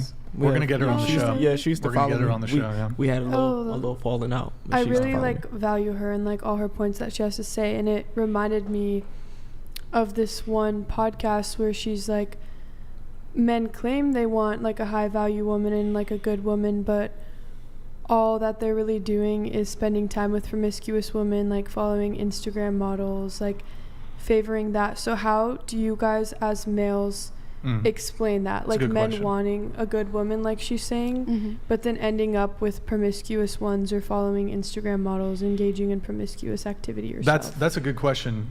I'll go after. The reason why is because we're still very visual creatures. We're still emotional beings. We say all of these things on podcasts. When we're actually out there in the real world, when we're scrolling social media, when we see these women, that natural innate reaction is, oh, she's attractive. These men aren't thinking about what her wife qualities are like, what her motherly qualities are like. And then a lot of these guys who sleep with these women, they roll in the same circles. They engage in a lot of degenerate behavior themselves. These are not the cream of the crop men in terms of integrity and values and things like that. So they're just as compromised as the women that they're getting with, these women that they're sleeping with. And that's essentially what it boils down to. See, a lot of these guys, they talk about these things as if they're pure themselves, and they're simply not. It's the visceral response to seeing a woman that you find attractive physically, whether on social media or in the strip club or whatever the case may be, whether she got shit done to her ass or titties, whatever. It's the attraction, and then it's the fact that these men aren't the cream of the crop high value men that they actually claim to be in terms of their character. Yeah. Q, and I just want to add on to that. Q absolutely hit the nail on the head. A lot of these dudes are absolutely degenerate, and granted, men are very visual creatures, and I think some of the issues that we're seeing in society, certainly, I mean, we have agency and we have autonomy, so we have some blame on the individual level, but like, you know, these social media platforms are very, I mean, there's algorithms, and, you know, there's something to be said of, you know, we have not evolved to be able to handle this sort of information and stimulation overload. And I mean, try reading a book after you've just scrolled on TikTok for 2 hours. I mean, we're rewiring our brains to get these dopamine hits. And I agree with you what you said earlier. Porn is not good for men. And me personally, I'd recommend this to other men. Like, I have my personal Instagram. I'm not really big on social media. If I wasn't doing what I was doing, like this YouTube shit, I probably wouldn't even have Instagram, Twitter, any of this shit. I'm just doing it for my business. But I don't follow any chicks. I'm not like liking chicks' photos. I think it's a big fucking L as a dude to be liking random chicks' photos, like Instagram models, whatever. If like, what? It's just, to me, that's just weird. So I follow one account on my personal Instagram. That's my business account. That's it. I'm not checking out chicks' photos. Like, I'm not looking at photos. If I'm in a relationship, granted, if I'm single, sometimes, listen, you need a release if it's whatever. But in a relationship, I don't watch porn ever. Like, I'm gonna get my sexual satisfaction just from my girl. Don't watch porn. Plus, it fucks you up too if you're watching porn, especially in a relationship. Yeah, so I think men should definitely try to pull back from porn. And certainly, bro, it's fucking simp shit to be liking girls' photos. They already get, like, come on, bro, you're already gassing them up enough. Simps have destroyed dating. You're gassing up these chicks. So, yeah, I don't think dudes should be liking and following all these girls. So, yeah. I agree, unless they actually have, like, a real-life chance of being with that girl. This is the point. But they don't. And it makes the girl look dumb. They don't is the thing. So, yeah. Did you have anything else, Q? Or you good. Okay. You said everything. We have a chat here, and I'm gonna finally get into some of my questions for the panel. This one from High Value Man. High Value Man donated he wanted us to rate everyone. So going around the table, would you rate your looks on a scale of 1 to 10? Starting with you. Go ahead. 10. 5. 5.5. 8.5. 10. 10. 6.5. I'm gonna go with a 6 today. Okay, I used to say I was a 6, but I've gained a little bit of weight, so I'm a 5. I'm a 5. So wait, 10, 10, 10. Don't take this the wrong way. There's no 10s at this table. You guys are not 10s. I think. And who are you to say that? Mm-hmm. Oh, I said I'm a 5. I don't think I'm like super attractive or anything. Like, I'm a little bit chubby right now. I need to lose some weight. Pale as fuck. Getting old. What makes her not? I just want to know what makes her not a 10. Like, I just want to know what is a 10. Like, what is considered a 10? It's personal preference. Yeah. That's all. I think beauty is in the eyes of the beholder. No, but what makes a 10? What makes her not a 10? Objectively, it doesn't exist, if you ask me. I don't think there's such, like, there's 9s and shit, but. But you also asked us our opinions. So if you can't answer that, what makes her not a 10? How are we wrong? It's hard for you. Want me to like do an analysis of her like facial features and jaw structure? Like, I'm not going to actually articulate the ways in which she is or isn't a 10. So what makes a 10 then? If you don't have to do it on her. Just in general, what makes a 10? I'm not saying she's not. I'm not saying you guys are not attractive women. Or like describe in your eyes. I'm not saying you guys are not attractive women, but you're not. Saying you're 10s puts you on par with among the most beautiful. Hold on, let me finish. Saying you're a 10 you're saying that puts you on par with the most beautiful women in the world. Like, where's the modeling contracts? Maybe you have them. Look, granted, you're an attractive woman. You got pretty eyes. Cool, good for you. But there's no 10s at this table. But that's your opinion. It's not my... Okay, here, maybe I should ask a different question. It's an opinion. It's not No, fact. but there's an objective component to beauty. He's right. For example, if you were a 10, you would not need to wear makeup. If you were actually a 10, granted, and again, you've been invited onto a public platform, so I'm not saying, oh, like, you shouldn't be wearing makeup right now, but like, if you were a 10, would you need to wear makeup? Most of the 10s do. Models. Yeah. Most of them do. They actually are required to for shoots. I mean, I could articulate it in other ways, but I don't really feel the need to actually articulate the reasons why you're not 10s. I feel like that might be offensive. So are you saying to be a 10, you have to be a model? Because that's what you said. We're talking about your looks, your physical beauty. Yeah. Mm-hmm. So by you saying that... But you asked us what we thought about ourselves. So how is that wrong? No, but like there's... Your self-perception does not determine the reality or how other people see you in the world. Basically, beauty is in the eye of the beholder. Do you think all women are 10s? No. Do you think all... Okay. Well, I'm also not attracted to women, so like... Okay. Let me ask you a question. Can you think in your mind right now of a guy who you think is unattractive? Yeah. Okay. Can you think of a guy who you've ever encountered who thinks he's hot shit but isn't? Oh, yeah. Okay. Now, what if that guy, who you think is a 5 or a 6 in looks, said he was a 10? Well, then that's his opinion. Like, but is he wrong? I might not agree with it. But is he wrong? Some other girl might think he's a 10. Yeah. I mean, I know some people who have some bad taste in men. It's just like how different countries have like their different preferences for like beauties too. Oh yeah. Like a preference for beauty like depends on different people. Chimpart Walmart donated $200. Every person has a universal attractiveness score, if everyone on the planet rated everyone. Yes, there is personal preference. A universal 7 can be a 9 to someone, but they are still a 7 on the market. I mean, a better question. Go ahead.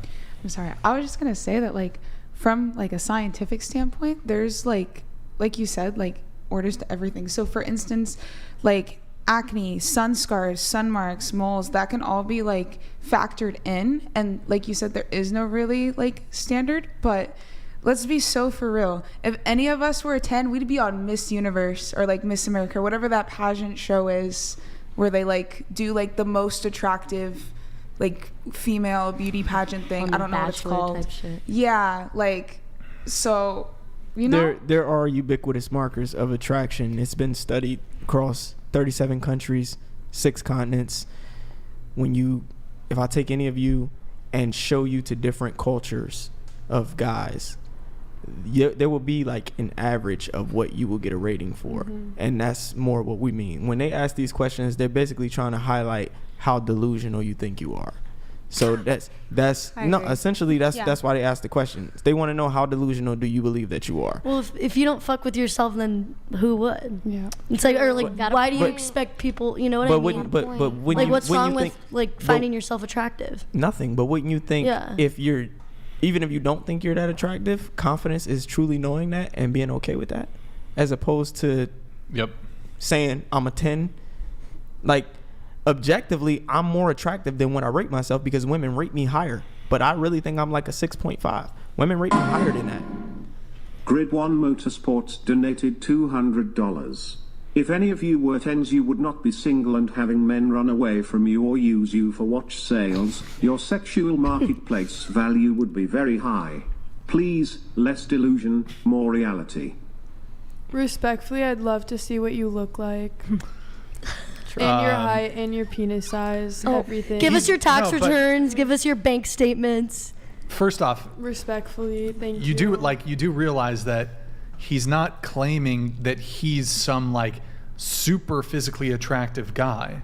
Like, you can still have an assessment over someone's level of the falsity of their own self-assessment when it comes to their physical attractiveness without you yourself being attractive. Like, it's not like, oh, you must be Brad Pitt in his youth to be able to be able to determine if a woman is attractive or isn't attractive. Yeah, but it's about his negativity because, like, that's negative. Okay, then all right, yeah, ad hom, that's fine. But yeah. It's not about Okay, so you rate yourself a 10. So what do you think someone else would rate you? Again, beauty's in the eyes of the beholder. Like, I think. But that's that is the question. I don't know. It depends. I mean, I think you know where you fall in society. Some people Are might you being rate honest me, with yourself, though? Some people might rate me like a 7. Some people might rate me an 8. Some people might rate me 9, 10. Maybe someone might rate me 4. Okay, but do you wake up every day, look in the mirror, and is like, damn, I'm a 10? Yeah, or are you? I honestly do. Are you just saying like, I'm a 10? I honestly do, and I'm gonna tell you why. Yeah. It's because I think for you to attract the opportunities you want in your life, and for you to attract optimal respect and love and positive experiences, you have to respect and love yourself. Yeah, that's where it starts. And I think that's just delusion, though. Yeah. You can absolutely respect delusion. and love Sometimes yourself, but no, you're not a 10. It's good. No. No, this is like the body positivity movement. This is why it's terrible. It's making people delusional. It's the yes queen, and it's just like, it doesn't work. It doesn't make sense. You have to know your flaws. You have to know what you need to work on. It's delusional. Are you talking about character or talking about your appearance, your look, everything? Well, what? Like, tell me what's wrong with me then, because like I like the way I look. Well, I didn't say there's anything wrong with you. I'm just saying that you have to be honest with yourself, and you need to know what you need to work on. Facts. And by you saying you're perfect, you're delusional. Facts. I'm not saying I'm perfect, because you did. You said you're a 10. Well, being a 10 is perfect. I find myself a 10. I like the way I look. Okay, well, you need to be real with yourself. Being a 10 is perfect. There's nothing wrong with not being a 10. Like, you're not perfect. Then say what's wrong with her, because you're saying she needs to be real with herself. Yeah. Explain why she's not a 10. I mean, I might not be a 10 to you, and that's totally fine. Well, I want to hear what she has to say about Courtney. It's not even about what's wrong with you personally and your appearance. It's that you're delusional. You need to understand what she just called me delusional. I could give you one answer. Wait, you just said being delusional is good, though. I can give you one answer. You're short. That's a reason why you're not a 10. I mean, I like my height, but as somebody who likes short women, I object to that statement. I was gonna say, that actually short you like to bad, one person you can be 7, or to another person you can be a 10. Like, go ahead. Sorry, but when it comes to height, so in order to even be like a model, supermodel, any of that, there is a minimum height requirement. Exactly. No, but okay. First off, a lot of these models are like waif thin and like anorexic. But okay, we're using. Why are we comparing to models? Because you said you were a 10. And models are typically 10s. I mean, I think it's subjective. I think that anyone should love themselves for the parts that they can't control. I don't think like we were saying, I don't think obesity and this whole American culture supporting it is healthy, because those are things you can't control. But I think that people should love the parts of themselves that they can't control, because yesterday I was walking on the street and some girl just decided to be like, girl, you have no ass. And like, me, I know I have a fucking ass. Like, I work out all the time. Wait, hold on. Should we get a little preview? No, like, just because I'm walking back to my fucking house and she says, it's not fucked up, and you know why? Because she wakes up in the fucking morning, she hates herself, and she goes out there and hates on other people. The way people treat other people and speak to other people speaks about how they feel about themselves. Did she have an ass? Did she have a fat ass? Wait, can we? She was in her car. What? Because my point is, she wakes up in the fucking. Should she show us? Do you want to show us? What? Show what? My ass. I guess. No, because I know I have an ass. Okay, all right. She woke up and chose violence. Yeah, anyways, she woke up and she chose violence. Me, I was about to choose fucking violence. I was so close to my car. I was about to run into my house, grab my fucking keys, chase her down, and like speak my shit. Or maybe even like, I don't even know. Just kidding. I didn't, because I chose peace. Was and she drunk? I don't know, maybe. That seems like some she was idiot drunk she was driving her car. And okay, that's wrong. And my point is, for like the part, and respectfully, she was what you would consider probably mid, obese, but I would never like. The girl in white has the face of a catcher's mitt. I can already envision what she's going to look like when she's 40. You're a 4.5 at best, but I'm gonna knock you down to a 3 due to genital herpes. Bro, what? Fuck. No, because I walk in and I thought. I mean, other way. Not everyone has good taste. I think It's you're okay. really pretty, by the way. I just want to say that. You too. Yeah, I do think you're pretty. Okay, look, it's just to consider yourself a 10. It's delusional. It's delusional. You know what it is? When you think you're a 10. Then why did you ask our opinions of ourselves? No. He didn't. It was. When you think you're a 10, He did. you walk like a 10. And you believe like you're a 10. And you see yourself in the mirror and you say, I'm a 10. And you start to being socialized as a 10. Like you start walking into places and rooms and like you project that energy and people react to that energy You think and so? treat you accordingly. You think so? Hell yes. I think that whole I fake will- it till you make it is just I bullshit. No, Yo. I think that's true. I think thoughts are very powerful and how we treat ourselves Yeah, is you very should have- And powerful. also You you take care of yourself like a 10. You should obviously have Yes. positive feelings about yourself. You're not gonna eat but the junk you can food, still you're like gonna go to the be gym. operating. You can still be operating in reality and be like, yeah, I'm not among the most beautiful people in the world, but I still love myself and I'm still a good person. You need not be delusional to have positive feelings towards yourself. Like, I'm not gonna sit here and say like, I am the most intellectual I'm a 10 out of 10 in intellect. No, I'm not. I'm not a 10 out of 10 in my ability to articulate points. Sometimes I stutter. English is my second language. Like, I see my own faults. I try to work on them, but I'm not going to be like, yeah, I'm a 10 out of 10 podcast host. No. I fuck this shit up half the time. It's cool. It's okay. I still do the fucking show. Like, it's all right. I try to work on it, but obviously we're talking about something very different here. We're talking about looks.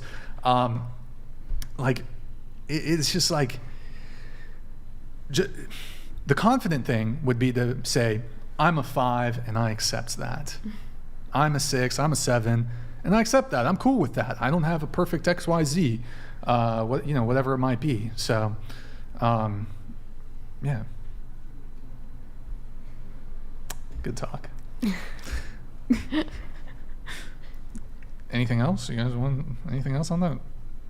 I don't know. I think say your we're piece. mixing up. I mean, it's fine to be confident, but you have to be able to go home at the end of the day and understand there's things you need to work on. Like, it's totally And not fine. be You can completely portray confidence delusional. out in public, but you don't go around and say you're a 10 and then believe it. Like, it's, Yeah. Let me read the definition of delusional.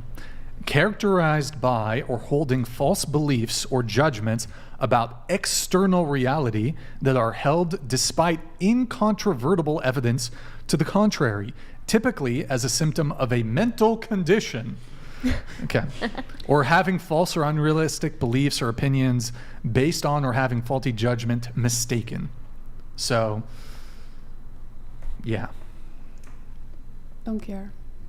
That's fine, but like, No, because like... I'm not saying you guys are not attractive women. Okay, you can say I'm delusional, whatever, but it has bring me nothing but positive experiences. Literally. Yeah. I would actually argue. So What's wrong? You- I'm but not why- how changing do you my know? ways. You're stuck with yourself forever. because But I'm you not think saying I'm you not a guys. I'm not 10. saying you guys get like down on yourselves and just like sob in the mirror all day because of your physical appearance. I'm not saying that. Obviously, live your life in a positive way and move through the world in a positive way. But like, a lot of people, when it comes to dating, right? I would argue that men value modesty in women far more than the reverse. Like, I think men maybe have a little bit more room because women value confidence. Men don't really value confidence in women. But modesty is a very attractive trait in women. And if you're not modest and you think you're hot, like, we don't want girls with big egos. And I think girls don't want men with big egos either. Grid One Motorsports donated $200. It is beyond hilarious to listen to the feminist talk about seeing themselves as a 10. Delusion is not reality. Feminism has failed you. How can the patriarchy save your miserable existence today? Yeah, thank you, Grid One Motorsports. Cheers to you. I think what I was trying to say is that... Shit, I lost my train of thought. What I was trying to say was...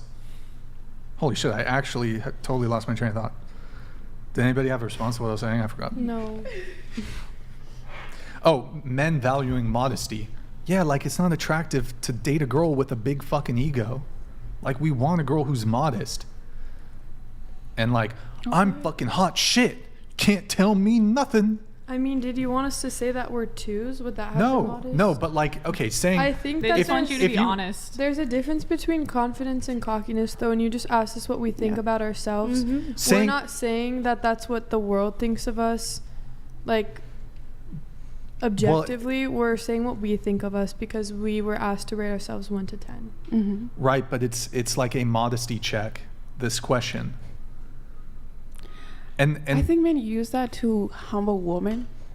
And I feel like there's men out there, they feel the need to humble women because they cannot access to women, men who, don't have experiences with women and, have to subscribe to OnlyFans or have to go to my comments and remind me of how bad I'm going to end up I'm going to end up single with cats, whatever. It's because mainly they don't have access to women. Like in the day-to-day, they don't get dates or like they don't get, like they're not desirable in the dating market. And I don't give a fuck. If you're trying to humble me, I'm just going to do me. And if that bothers you, then just take it. Do you think people shouldn't be humble? No, why?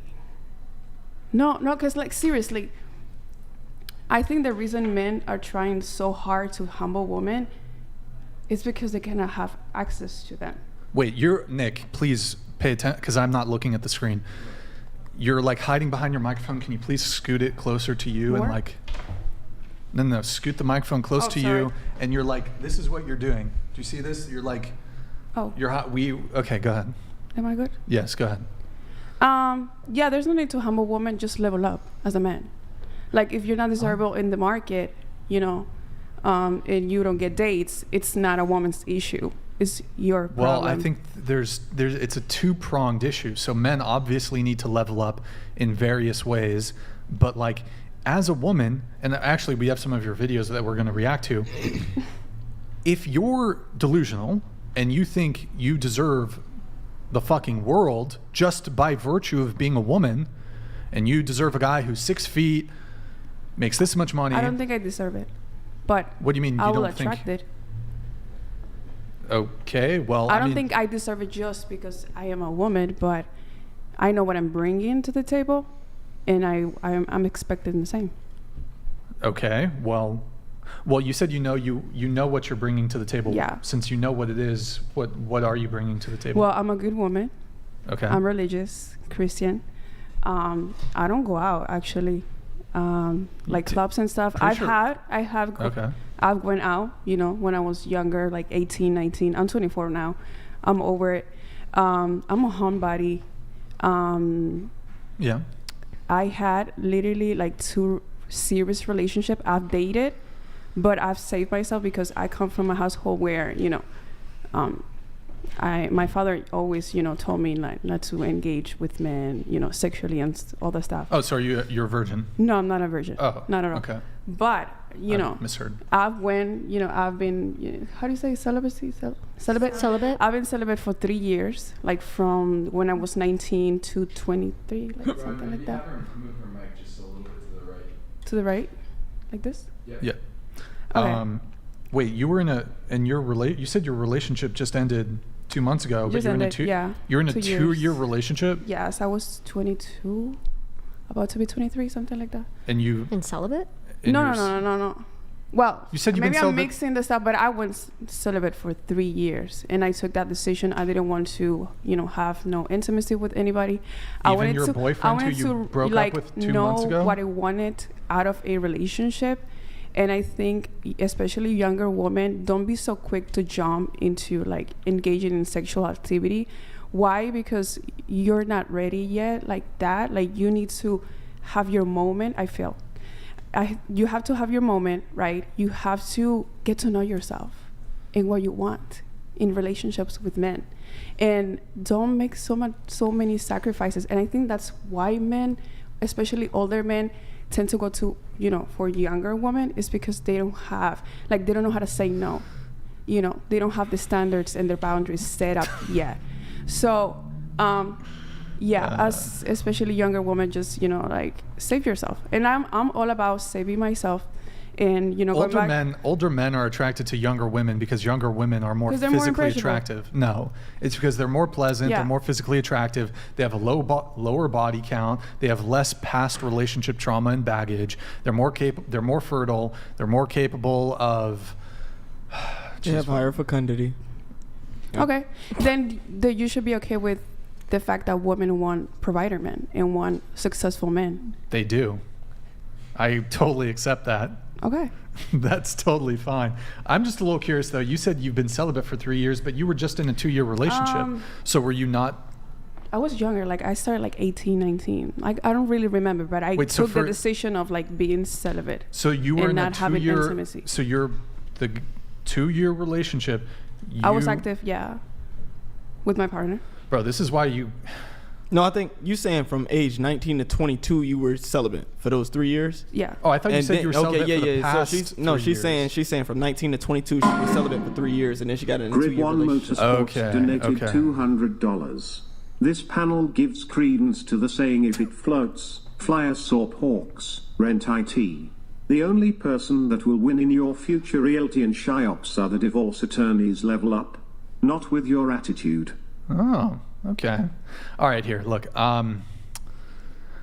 Here, I'll just try to articulate why I think it's important. Look, you guys want to keep thinking you're 10s, that's totally fine. I just think, and a lot of women come on the show, and look, you guys are attractive girls, but a lot of women come on the show who are clearly not 10s in physical appearance and think they are 10s in physical appearance. If you're so gassed up by all the guys hitting on you and all the attention you get on dating apps and all your girlfriends, oh my God, you're so fucking slay queen in your Instagram comments, you're going to start being gassed up and thinking you're hot shit when you're not. I'm sure you all know a dude who thinks he's hot shit and you're like, bro, this guy needs some fucking humble pie. He's not all that. So when you think you're really hot, you're gonna think you deserve a certain caliber of guy. And here's where women get into trouble. If you think you're a 10, you're going to demand a man who's a 10, whether that manifests itself in his looks, his status, his money, whatever it is, his charisma, his personality.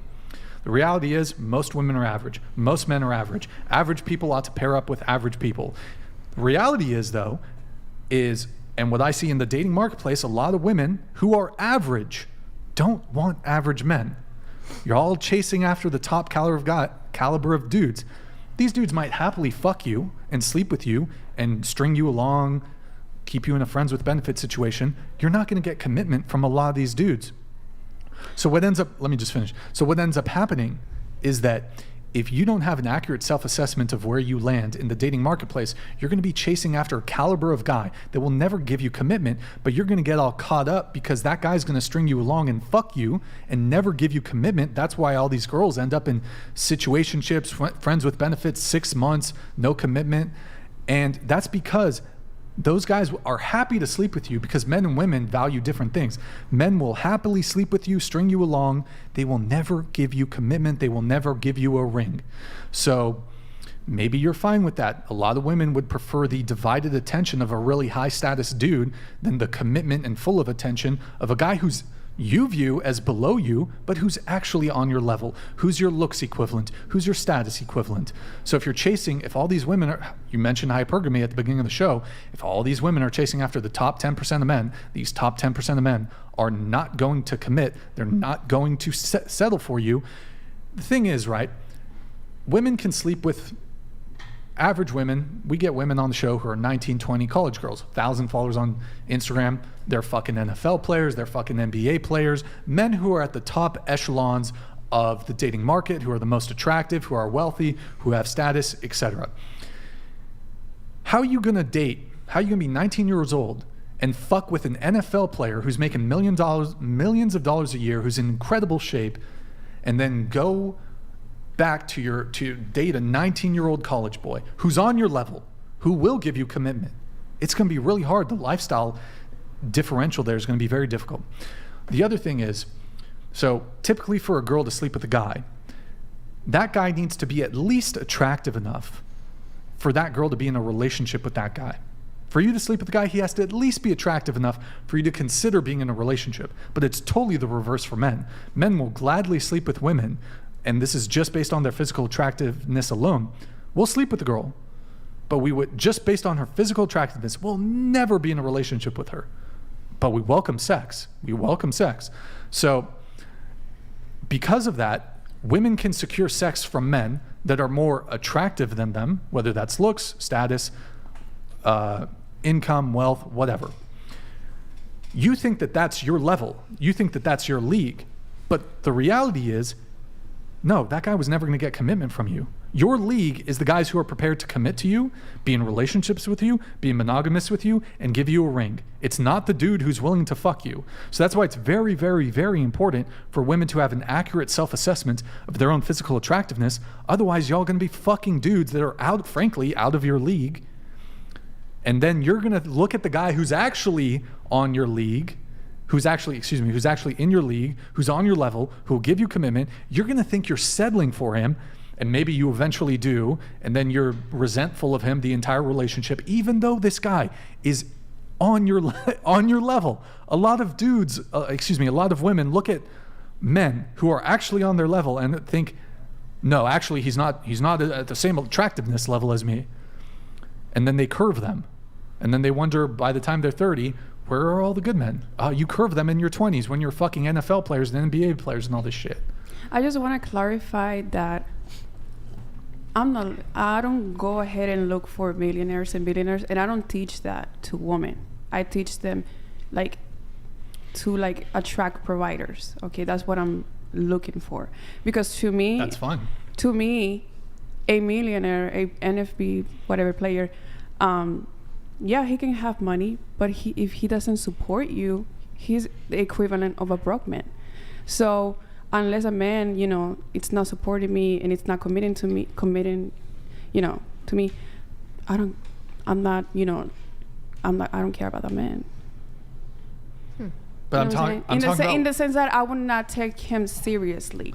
Like, I'm not those type of women that be sleeping with millionaires just because he's a millionaire and then they go home and they're still broke. Like, that to me is stupid. I'm sorry. That to me, it's dumb. It's the equivalent of, dealing with a broke man. So I'm looking for commitment. I'm looking for stability and somebody that can support me. And that doesn't mean that it's not unattainable. And I think that you're saying, oh, women are only going for the 1%. No, we're not. We're going for provider men. We need that security and that stability. That really doesn't add up, though. And I hate men making excuses for lazy men. Like, I don't. Right, but you even mentioned at the beginning of the show, you mentioned hypergamy and that women should be hypergamous. I mean, you are basically you're basically advocating hypergamy is the tendency for women to date men who are of a higher, and that could be attractiveness level or a socioeconomic level. So not necessarily millionaires. But okay, sure. But the whole thing I'm trying to get at, and it could even be like you're a college girl and you're just like fucking the super hot college dudes, and then like the guys who are actually prepared to, you're gonna friend zone the guys. You girls want to know where the guys who are prepared to be loyal and who will commit to you. That's the biggest complaint of women. All these men, they're cheaters. They don't commit. That's because y'all are chasing after this like small percentage of hyper attractive, super attractive dudes. You know where the loyal guys are, he'll give you commitment, who will be good boyfriends? They're probably in your friend zone because you curve the guys that are actually on your level because you all are chasing after the really hot fuck boys and shit. I don't care. And this is evidenced by, if you look at dating apps, if you look at dating apps, women are only swiping on like the top 10% of dudes. They're getting all the women, whereas the rest of the guys are getting nothing or the scraps. But women are not the problem. I was just going to say, that's why I think it's very important that women have a realistic self-assessment of their own physical attractiveness, because if you think you're a 10, you're going to be chasing that dude who you think is a 10. I don't chase. Okay, however you want to put it. You're going to be going after these guys who are like really attractive, that might be more attractive than you, that want to fuck you but will never give you commitment. I don't value attractiveness in a man. That's not in my top priority when choosing a partner. That's fine. And with me, I agree with everything Brian is saying. And for me, it runs a little bit more personal than that because I am a certified relationship coach. So, and I have a huge clientele. So a lot of the women who come to me, these women come to me wondering why they aren't getting the dating outcomes that they want. And a lot of times it starts with them not being objective about their mate value, physical appearance, what they bring to the table, what they have to offer, who they are. And you have to remind them that these are the things that you woke up every day and told yourself in the mirror, daily affirmations. I'm a 10, I'm this, I'm going to manifest this, I'm going to attract the energy that I put out. All of that is bullshit. All of that is bullshit because you live in a world to where someone has to pick you too. It's just not about what you believe about yourself. It's about the way the world sees you as well. And if you have the expectations of as a woman, I want to attract this type of guy. I think I'm on the level of this type of guy. And the reality is you're not. You're really going to end up heartbroken. I'm telling you, like, I deal with these women who are heartbroken. They're disappointed. They wanted to be wives. They wanted to be married. They wanted to have kids, not out of wedlock. They're single mothers. All types of women, they're just disappointed. They're heartbroken. And if you would have started being objective and being able to take some constructive criticism and being able to say, well, you know what? You're right. It took this long for me to come to the realization that I'm not the shit that I thought I was, or I hyped myself up to be, thinking that I was doing something, body positivity, or doing something for myself that was going to manifest what I wanted. I realized it didn't work like that, and now I'm here. And that's what I have to explain to them once they get there. So you ladies are young. You don't understand it. You don't see it. But if you continue to hold a certain attitude about yourself that is not aligned with reality, reality is going to show you what the fuck is up. And when it does, it's going to punch you in the face. And you're going to be so much more heartbroken and wish that you had just been more realistic and maybe took advantage of some of the opportunities that were presented to you in terms of dating, in terms of relationships with guys who could have been good partners, but because you felt that you were above him when you really weren't, by whatever metric you choose to use, now you're single. You're stuck. You're single. And you can't get what you want because you spent all your years that you should have been investing in those guys who are on your level, trying to get something better that you weren't really qualified for. Let me ask, I want to, last thing on this. Do you guys want an average man? Going around the table, do you want an average man? Define an average man. 5'9", 50K a year, salary, average looks, average personality, average guy. I want him to make either like more than me or like exact the same as me, because I'm planning to have babies. Mm-hmm. And I want to create a family, and I need stability and I need support to do that. Sure. Honestly, I don't care as long as he has the life skills to bring to the table and we're able to grow together and fully provide for our family together. Okay. Considering my last two were below average, I'm going to say yeah. Yeah. As long as he's a man of God. Okay. Like she said, I would want him to make as much or preferably more than me. And I also would want him to have an above average personality, to be honest, because I feel as though I have an above average personality as a woman. And I don't know if you guys might think that's delusional, but I think I do. And if you want, you can ask me questions. I try to think very positive. I never try to bring down other people unless they like bring down me, like that girl yesterday. I just chose like kindness. I'm very respectful. I always check up on my friends. I take care of my grandparents because my mother isn't able to, so whenever I'm at home it's like chaos because my grandma's paralyzed and my grandpa's very old, and I grocery shop for them, call my grandma every day and like tell her everything going on in my life. And I'm very close to all of my family. I stay connected with my friends. I always try to like ask them how they are and like open up to, and I'm very like open. I like to share my experiences because I want people to learn from them. And every step I'm taking towards my life lately, I try to be one of growth, and I try to spread that knowledge to the people in my life too. So I think that makes an exceptional personality, in my opinion. You have an exceptional personality? I think above average personality, yeah. And you can ask me more questions if you want. Do you think you're charismatic? I think so, yeah.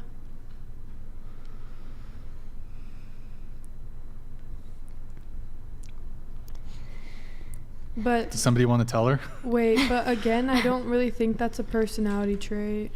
Well, of course, charisma is a personality Yeah, trait. it would be. It would be on the extroversion. Yeah, it's a personality trait. On the extroversion, yeah. I'm definitely more extrovert than I am introverted. Do you have a job? Yeah, I do currently, yeah. I think we have a... Here, what about you? Do you want an average guy?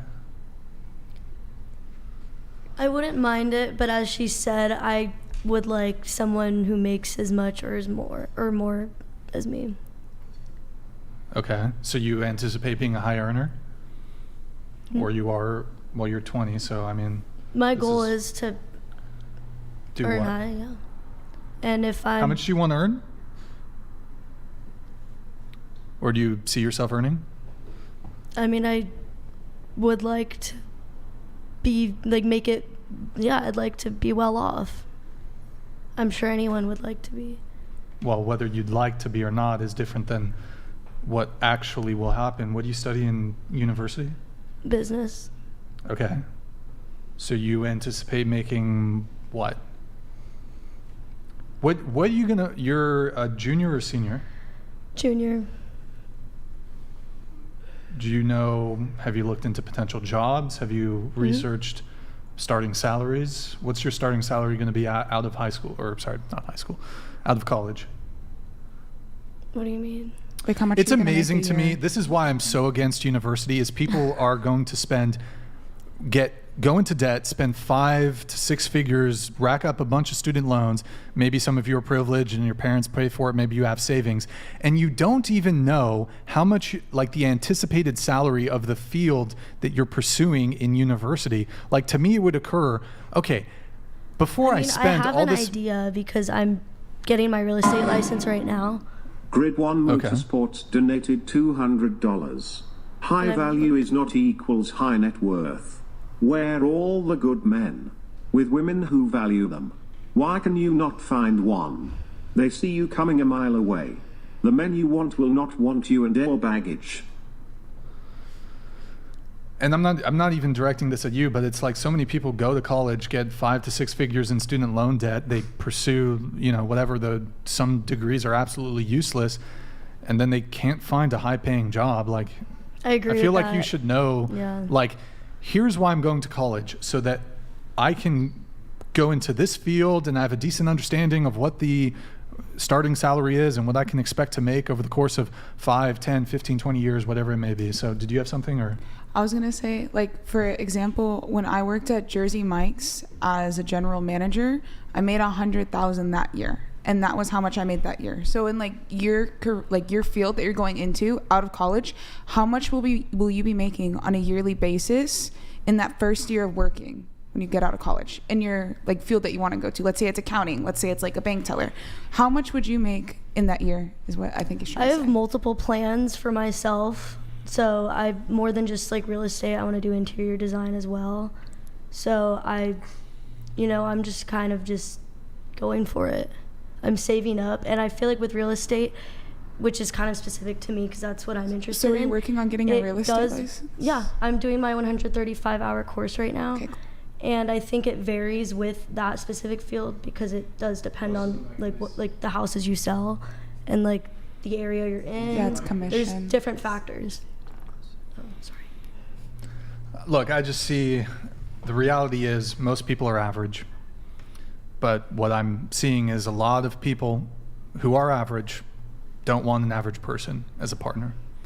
They think, here's what I want, but wouldn't it make sense that if you're an average person, don't you deserve to be with an average person romantically? Or are we just going to gas up women and say, even though you're average, even though you're not remarkable in any way, you deserve the best? You deserve a top 10% guy. No, top 10% women deserve top 10% men. 50% women deserve 50% men. That's how it is. No, yeah, I agree. And I think to attract what you want, you have to be on that level. That's how it works scientifically as well. So for someone to want to attract someone specific, they better be matching that person or actively working towards that, and you can't expect to receive that if you're not doing what correlates. We're going to move on. I have to get a couple chats in. Madison is the most attractive woman on the panel by far every time. Go Madison. Quick question for Madison. How has hearing all these panels impacted your views on dating? Quick answer, Madison, if you want. It's honestly made me recognize how corrupt the modern dating world is, and it's made me feel so incredibly lucky that I have Frankie, and makes me value my relationship and want to strengthen it even more. Yo, W Frankie's in the chat. Can we get Wankies in the chat, please? All right, we have Bender the Offender. Ladies, do you believe shame and judgment is a good thing or bad thing? Explain your answers. We'll go around the table on this really quick. Go ahead. What is the question again? Sorry. Do you believe shame and judgment is a good thing or a bad thing? Explain your answers. Shame and judgment. I don't know. I'll pass. Go ahead. I think it's a good thing because, I mean, you can't know how to grow unless you have criticism, right? Mm-hmm. Criticism is going to be your best friend because that's how you're going to know what you want to change specifically about yourself in order for you to grow and to be better. Mm-hmm. Yeah. Oh, shit. I'm going to say to an extent, it's fine. If you're going a little too hard and you're just consistently judging and making someone feel like shit, then... Yeah. Yeah, I agree. Because I don't think everybody should feel that opinionated. I feel like right now everyone feels super opinionated. But I do think, yeah, it's good to have a little bit of criticism so that way you know what to kind of like work on. But also too, like, I don't think listening to everything is good also, because then you're not like really believing in yourself and like what your potential is either. I think that it can be good or bad. For example, that girl yesterday hollering out her car saying, "I have no ass." I think that's bad, and it just shows where she stands with herself. To be honest, I think that's when it's a bad example of judgment and criticism. But I think that it could be good, like telling someone, you know, you should be losing weight, you should be getting in the gym, I've noticed you've gained weight, like you don't want to go down a bad path and eventually get like heart disease or like other problems or like what we're talking about right now. I think that it's good because it can open up our minds and make us think of different perspectives. And just this podcast as a whole, we've kind of been debating each other in a way to make each other grow. So I feel like it kind of it's beautiful. Depends. It's a beautiful it is thing. beautiful. It's a beautiful thing. It honestly is, and like I've learned a lot from it so far, and it's not even good right now. But Curtis _ Leon donated $200. Thank you, Curtis. Pill, I have a true example. In the Marine Corps, the few WMs who were below my league were the shit. Once they leave, they find out they aren't shit. Emergency room at VA, 4 women came in, all STDs. I mean, yeah, that's actually a good example. Yeah, like a lot of women in the military, because there's so few women, there's a lot of dudes. The supply and demand, basically. Yep. I mean, shit. Good talk. Did you have an answer to the previous TTS or previous semester? No, good real world observation. Good shit. No, I mean, did you have an answer to? I think criticism. Do you believe shame and judgment is a good thing or a bad thing? I think criticism could be helpful, like to an extent. Okay. I think it's good and it builds character, and we need to bring shame back. We need to bring shame back. There you have it, folks. There you have it. Okay, let me finally get into my notes that I actually have from you guys. I'm going to try to get through these as quick as possible. Nikki, we have a tweet from you. Shout out to the random man who paid for my food in front of me. Thank you. What is that a regular occurrence? Like, dude, I just thought that was such a nice gesture. It was like a Chipotle thing, and he like paid for the food in front of me. I thought that was so sweet, and it was like an act of kindness that made me want to. Oh, hold on. Yo, AB Check, thank you for the gifted 20 memberships. Appreciate it, man. You're a fucking legend. Appreciate it. That's what I'm talking about. That's why he's the MVP. That's why he's the GOAT. The GOAT. Okay, thank you, man. Appreciate it. So, it just reminded me that there's still like really nice people that like give really nice gestures. Sounds like a simp if you ask me. I felt like, no, that wasn't a simp. I thought that was like such a like gentleman. Like that was so nice. Like he didn't have to do that. Have you had that before? Like anybody just like pay for your shit or anything? Yeah, and maybe I just didn't document it that day. But that day, like, how often? I had just gotten out of the gym. Like I just was not feeling like my best. Yeah. Like I had no makeup. Like it was just super plain, and the guy just like paid for it. Other ladies so here has that anything like that ever happened to you? Like a dude just like, oh, let me pay for that. Has that happened? Yeah. No, he say didn't no. even say it. No? Creeped out. But you've had offers, I guess. Like I've had it like once, but it was a girl. It wasn't. I've had it once, but it was a girl. It wasn't like a guy. What about you? Yeah. You've had that. What about you? You get. Yeah. Tell us briefly what. Like free drinks, like stuff like free that. drinks. What about like you're getting food? The guy. Any other non-club related? Paying for food or just like. Randomly, like you're in line at Chipotle. Oh, let me get that. Yeah. Have you had that? Yeah. Have you had that? Yeah.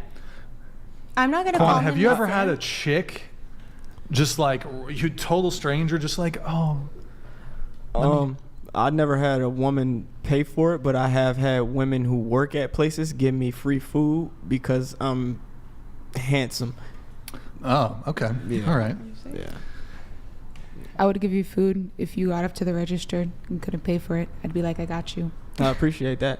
But a couple of my exes did ask me on first dates, and they paid for the first dates. Or like free rides. Excuse me, doesn't approve of that. But. Or like free rides home. Like I don't know, just kindness. Kind of sounds like female privilege a little bit. It kind of is, and that's real, and it exists. Honestly. Mm-hmm. Kind of sounds like life on easy mode. Oh. A little bit, don't you think? We're the ones, just total strangers here. Let me just finance your life. We're the ones with the periods. We're the ones who end up having the baby in our stomach. Oftentimes, being left by like the man we had the baby with. That's okay. I mean, there's a whole lot of. They're paying for a meal. It's not like they're paying for my rent. Finance my life. Like you're literally buying me food for a day. It's a kind gesture. Yeah, but I mean, maybe some of you have had sugar daddies. I mean, yeah, we can get into that, but. There's pros and cons to both being a man and woman, for sure. Yeah. Shoot. I mean, I guess I was my own sugar daddy because I've been living by myself since I was 12. So. Yeah. See, but that's like expected of men, but like. Anyways. Wait, and let's also not forget that men get their egos up and they like when they do those things for a woman. So simp. It's so simp. Well, they do. You're such a beautiful girl in the line. Let me pay for your food. He was not about feel like a simp is if he would have waited till I got there and asked me for my number. Nothing. He just paid for it and then left. And then when I got to the register, the lady was like, "Oh, that makes him more of a simp." No, it doesn't. It was just like a kind gesture, and then he just left. Have you ever done that for a dude? With me and have you ever done that for a guy? I have. Just some random dude, like. Yeah, actually, I have. I've given a guy free drinks before, like while I'm buying. As a bartender? Yes, I have to pay for it out of pocket. That's totally different. How's that different? You're saying this was another guy in line. The question was if I've ever done like a nice gesture, right?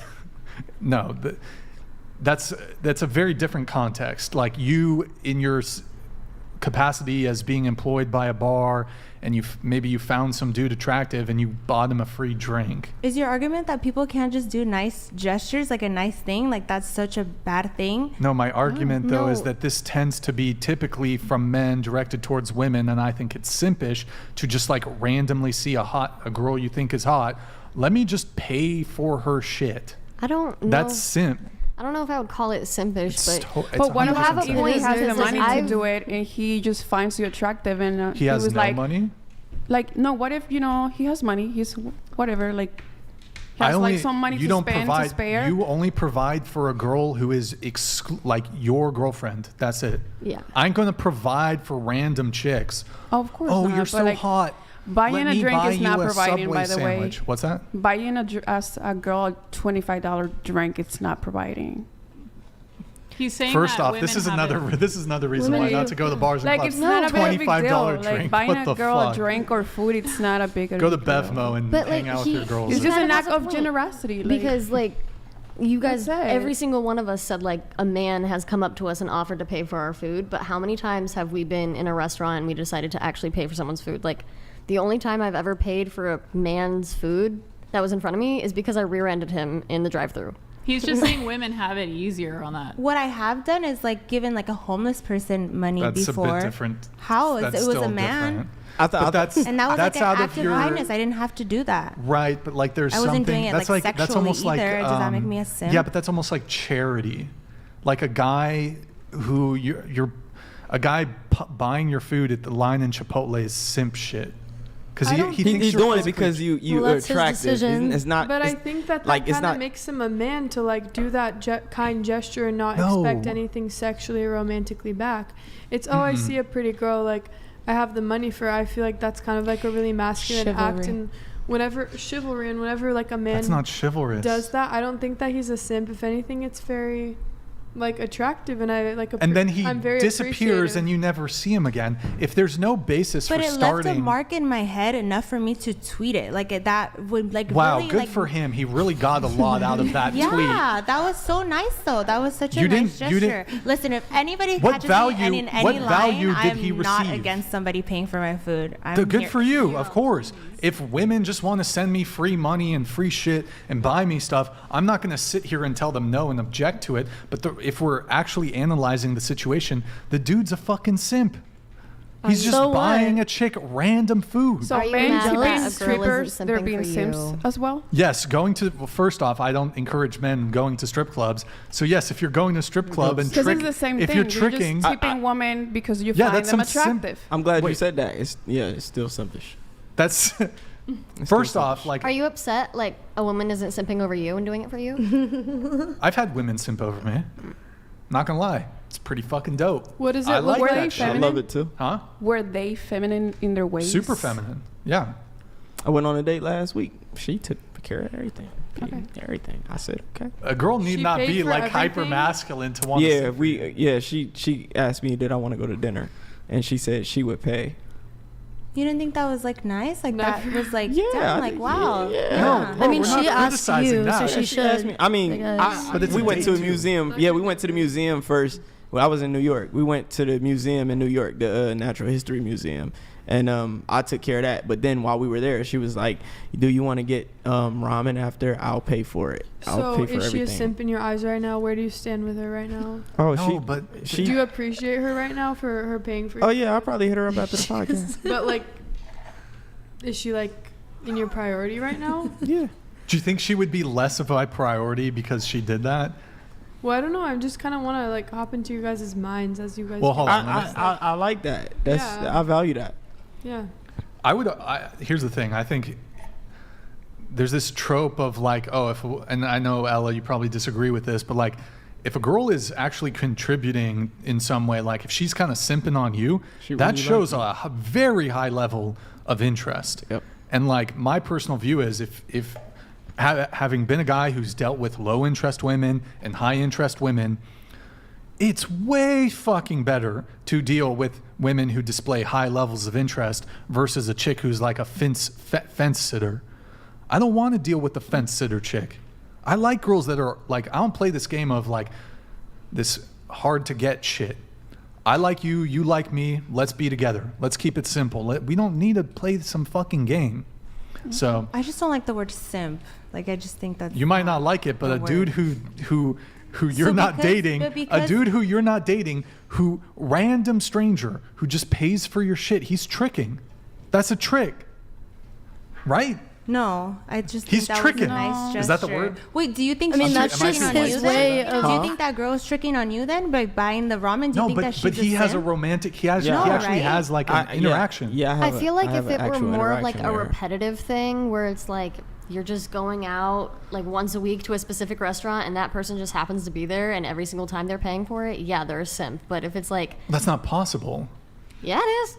But what if like paying for your food, it doesn't make a difference in his finances? Yeah. Like he's just wanted to do it because he wants to do it. Like it's not an impact it's not affecting because you're him in any way. pedestalizing some random woman who doesn't Well, deserve it. let him be. That's how guys flirt. I feel like. What is the like He they didn't shoot flirt, their, though. But He that's literally- their way that's of showing their interest. But not all girls are gonna show their interest by just buying a Well, how random about guy how about here's if you something. want to actually flirt with the chick, how about he step to you and be like, "What's up? Are you single? I'd like to take you out sometime." And at that point, he can start spending potentially spending resources. But to just like buy you your shit and be like, "Peace," that's fucking weird. That's simp shit. Well, some guys are dumb, I guess. Like Facts. They guess are. they are. Like, They're I guess it's That's his I don't point. think it's dumb. That's his point. Dumb as well. Of It's course trying to you prove got. his masculinity, if anything. Like if a man buying you stuff or like randomly buying you a drink or whatever, is him like trying to like proclaiming, "I'm a man. I It's can not take care of things." masculine Okay. to trick They on like women. to do that. Hold up. Okay, so say that is the case. Did you say anything to him? No, I didn't get the chance to. He had already left. Okay, so if I have men buy me drinks and not even saying hello to me, just like randomly like. do you say sending anything me to them? stuff. Cowards. They're pussies, and they don't have what it takes Yeah. to actually step to No, you I and be did like, not think "What's he was up? pussy. I think I'm it's Bartholomew. like I appreciate you Hi. took the extra Nice to time. meet you." You took the extra time in the mirror. I appreciate that. That's how I see it. Have we taken into account that it's like Christmas time and that maybe he was like, oh, I'm gonna do a little like Secret Santa real quick and just buy her food and dip I think to that do tweet something was nice from for karma? 2020. Was it I from mean, 2020? it Was it not this month? Yeah, no. It was from 2020. Ignore me. Okay. Look, that's just some simp shit. I mean, Yeah. obviously you guys are going to object to me categorizing it that way because you guys stand to benefit from men continuing to just fund your life. Are you essentially. jealous? Well, no, because the way I see it too. Yes, I 'cause, would like, love it if women Should just. we turn down those things? Yeah, was I For supposed to real? be like, Should we no, say no? Oh No, my no, God, no. how Because it's dare like, What about when you. I don't buy mind when food for people are guys? No, I that, don't like, blame left their women. wallets The and stuff. disrespect. Okay, No, well, it's I fine. take issue with the men doing this. There's no blame on women. If some fucking dork wants to buy your Chipotle and say nothing to you, good for you, bruv. You saved $15. Congratulations. Good for you. But like, Fuck yeah. I criticize the men. If you're guys, please never do this. Don't do it. What do you Please think do men it. do that? Huh? What do you think men buy What? women randomly things? Because they're fucking pathetic. That's why. What about you're you? just What- jealous. What do you Do you think? Please think keep that buying maybe us you have things. too much pride and trauma Trauma. built up? Yeah. Trauma, son. Do you feel like you have a little too much to whereby you think that they're like being simps when in reality they're just men that have let go of their ego and pride in that moment and have like healed Let the go of parts their of them that were ego. hurt by some woman that they just want to do a kind If thing they for a had woman if 'cause they were have on that some Eckhart Tolle masculinity? shit, if they were on some Power of Now, Eckhart Tolle, Power of Now, and they're like, they destroyed the ego, they destroyed the whatever the fuck it's called. It doesn't Their have their heart chakras were aligned. Please, it doesn't have to be that deep. He would You just know be what I mean? like, the ego move is like, I'm going to show how fucking dope I am and pay for this girl's meal. No, you just be like, No, the I'm going to ego- buy my own shit. Who the fuck? I don't give a fuck about this person. That's the egoless response. The ego response is like, let me fucking flex on this chick. Let me buy her fucking vegan Chipotle, son. Hell Yeah, yeah. and sometimes let's it's do it. adorable of them because they think Yeah. it's like so. They're like, I'm Manly. doing such a great thing. They feel Oh, like yeah, a I'm gonna man. say Yeah, why and it's it's not called a cute. It simp. makes them so happy. I remember when I was younger, my dad paid for the ladies in front of me's all of her groceries, and I not once thought that was like a simp thing at all. I thought that was like such a nice thing. That is very nice.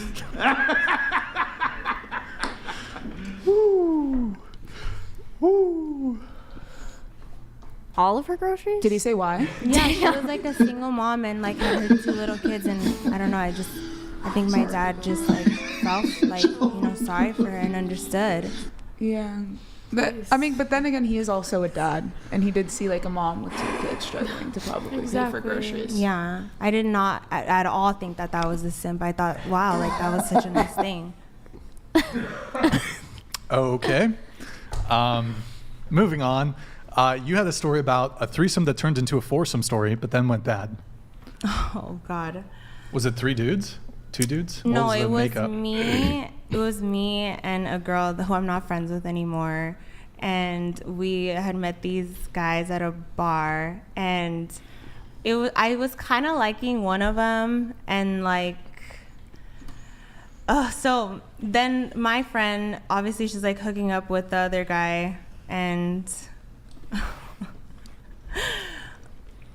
so once we get to the room, I start to realize that I actually don't like the guy that was kind of flirting with the whole time at the bar, and I just kind of like focus more of my attention on the other guy, what my friend was like also like flirting with at the bar. Nick, too. Can you close the door? So then we were like trying to like tell the like guy that I was talking to from the bar, like, okay, like, can you like get out, and like this will be just a threesome now, like it's not really a foursome. And he had like this big old temper tantrum and like started fighting the guy in his own house, and like me and the girl are just like sitting there like, okay, like is this really happening? And then we just left. Y'all should have just fucked each other. What? Wait, so there's the main dude whose house it was, who was getting down with you and your girlfriend? Yeah, and they were friends. And then there's like a random dude? No, it was two guys and me and my friend.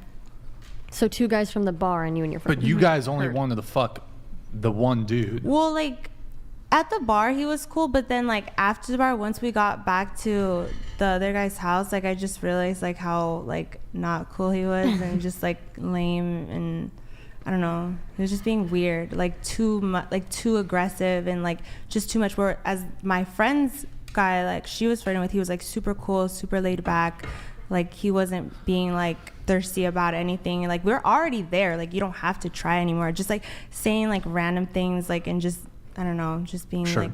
Well, okay, just a question for everybody here at the table. Who here has had a threesome? Anybody? That's it? My dad is watching. Foursome? Almost. It would almost Any happen. foursomes? 3.5. Okay. 3.5. You also said one night stands after the club. Thoughts? Did you have something on one night stands after the club? Oh, like what were my thoughts on one night stands? Well, you mentioned you wanted to talk about it on the show, so. Oh, like that was just a question. Like, what was everyone's thoughts of like one night stands after the club? Disavow. I think they. I want a 10,000 night stand. Like if I excuse me. If I sleep with a girl, I want to continue seeing her. Mm-hmm. So, like to me, what's the point of like sleeping with somebody once? Yeah, I think they value men much more. Like I meant benefit men much more than they benefit women. Yeah. Word. Okay. Let's see. You also said, personally, if you're single, you have the freedom to date and do whatever you please. I don't think being in the talking stage validates you as being taken. Yes, I agree. Oh, Hey, Nick, there's a post that we reacted to. It's in the Dropbox folder, I think it is. Hold on. It was a Reddit post. It's like a weird string of numbers. It's like F8LJ. It's about we can react to that. Actually, I don't know if we have time. Actually, we don't have time. But, so, do you guys agree with that, though? If we haven't verbally discussed that we are official and, like, we're going to be just, like, me and you, then, yeah. You can do anything you want? Other than that, I think you're single. You're open to date whoever. I mean, technically, yes. Be safe about it, though. Like, don't put nobody's sexual health at risk, though. Like, I think that's also important. But yeah, I'm not going to be delusional and think that just because we're talking, oh my God, now let me just not talk to no other guy right now. I think that there should be like communication through it. Like be like, hey, 100%. We're talking. Are we going to be serious? Are we just talking? Like what's going on? Yeah. You know, because when you're talking, there's a lot of things that can happen and it can be taken like 4 different ways. So it's always good to just clarify and make sure. Well, and you said you're cool with dating, like seeing multiple people. It sounded like you recommend women date multiple people. Yes. At what point, though, do you think that you should open the window to ask that question? Because I feel like... Ask the question to be with multiple people? Or? No, like be communicative of like what is it? Like, are you going to like not sleep with nobody else? Like when is that window? Talking, flirting, actively like... talking about future plans together and talking about perhaps starting a relationship is when you should actually start being like, hey, when it moves on from the friend stage, basically. Like when you're just friends, if you know, because you know if someone's trying to date you, like you know if someone's trying to like be with you, you know, even if you're just talking, you can tell, like, you know. So I feel like you should honestly know when to ask. I'll give you a more direct answer. From the moment you realize that your feelings are deeper and you want more. I think the on either party's that even behalf crosses your mind, you should ask, or like bring up how you feel about it. I've got a hot take on this one. This is my own personal view and standard. The moment I go on a first date with a girl, if you want a second date with me, it has to be a wrap with every other guy you're seeing. You've decided you want to see me again. The other guys are a wrap. That's I agree. it. Huh? You agree? Yeah. No, Yeah. like, look, if you want to be a garden tool, go ahead. But certainly, if I don't even want to go on a first date with a girl that's fucking another guy, that doesn't even interest me. If you're currently sleeping with a dude, I don't care if you're not exclusive with him. I don't care if it's an open thing, whatever. It's not worth my time to even go on a date with you. Even if you like you really dig me and you're going to curve the dude that you're fucking, bro. There's no scenario where I want to be going on a first date with the girl and she's fucking another dude. So immediately that's a disqualifier. So I want very quickly your undivided sexual and romantic attention. And people might think, yo, that's some crazy, bro, that's way too soon, blah, blah, blah. But how many people are complaining about hookup culture? How many people are complaining about being in situationships for fucking 6 months? Maybe that's moving too fast, but I just view it like it works. Like, I don't want to be dealing with the girl that's like fucking other dudes or even going on dates with other dudes. I want your undivided sexual and romantic attention. Is it fair for like the woman to ask the same from you though? Like on if the you can get date? it, yeah. Like if she does that, is it like valid and fair for you to do the same? Like reciprocate that? Like not see anyone else? I mean, it would be a very good screening mechanism, because if your goal as a woman is commitment, and you might say, well, I'm going to scare off the guy. I mean, if the guy's really into you, he's attracted to you. Otherwise, he's just exploring his options, and you're just an option. Granted, some guys, they're just trying to hoe around, fuck a bunch of chicks. You might not be able that early on to get that, but I would argue, like, if you come with that kind of energy early on, you might be surprised. You might find a guy who's like, let's fucking do this. Fuck all this situationship, not knowing where we stand. Like, it actually could be a very positive paradigm for people to approach things, because I don't think people are satisfied with, oh, let me just be in a situationship for 6 months and he's fucking other chicks and I'm fucking other dudes and da-da-da-da-da. So, yeah. So, me personally, like, I only deal with, ideally I only deal with women who have a very high level of interest, and if she's cut off or doesn't have other sexual and romantic options, for me, I'm going to be much more inclined to want to just pursue her. So, yeah. So. All right. I just want to say that when I encourage women to, date multiple men, I'm not saying that they should be sleeping with those men. Okay. Like, don't sleep with men until like they show commitment to you and like you guys form a relationship. Now, I encourage women to date multiple men. Why? Because we tend to like bond quickly and develop feelings and attachment to certain men, and that may not be the best match. So I feel women should explore their options, right? And see, okay, whose guy is giving me the most attention, whose guy it's giving, he's ready to commit, who's putting the most amount of effort. Those things we have to take into account and make better decisions for ourselves instead of just picking the first guy that we find. Can I respond to that real quick? I get that, but there's one statement that obstructs her ability to do that. But I don't want them. I want him. Rational. Okay. I feel like women need to be more logic when it comes to relationships. And it's true, like, we tend to, make excuses and sacrifices for, those men, like, and they may not deserve those sacrifices. Maybe that man, it's not good for us. Maybe that is a cheating man. It doesn't look for commitment, or looks for all the things that, you know, doesn't align to what I'm looking for in a relationship. So again, logic, you know, have your roster, right? And see which one is the best match and compare them. That's why I like the idea in theory. It's just never and don't really sleep with them, because the moment you sleep with them, you're at disadvantage.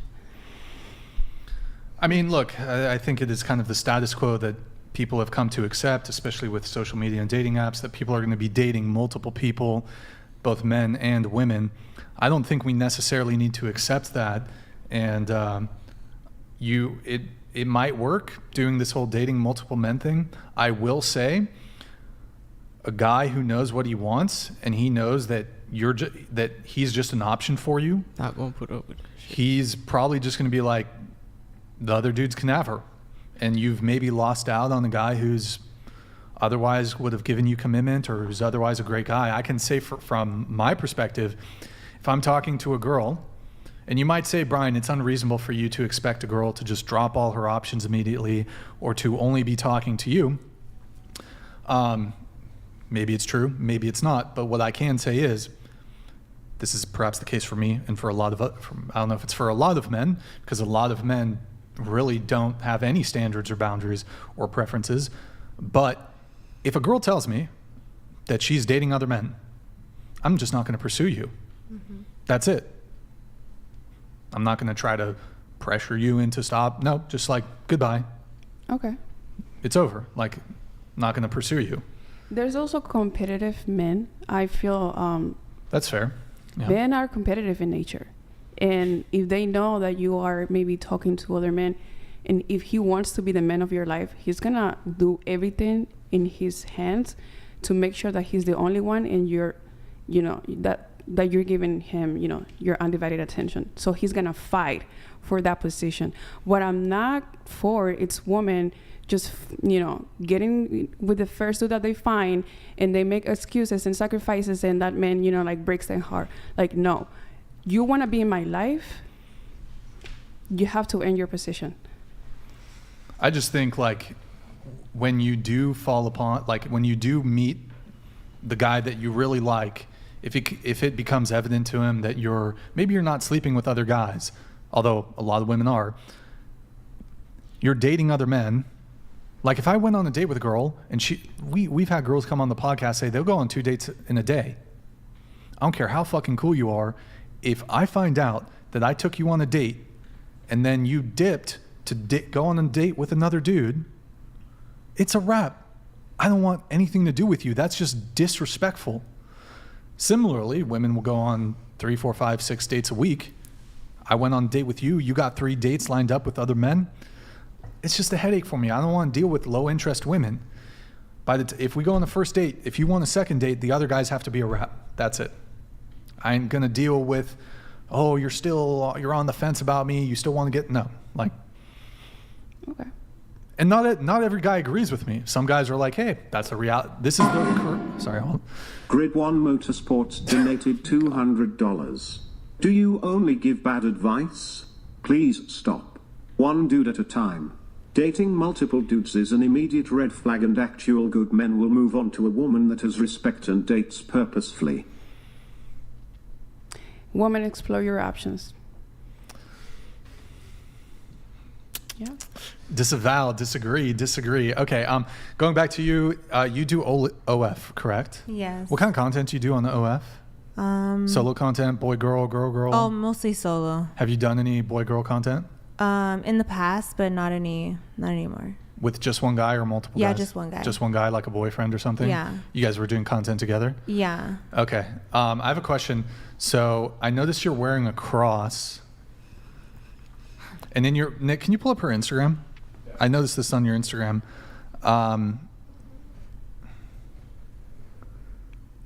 It's going to take a sec. God first. Woman of God. Oh, right. Wait. Nick, what's your Instagram? Nikki Foreign X. Go ahead, Nick.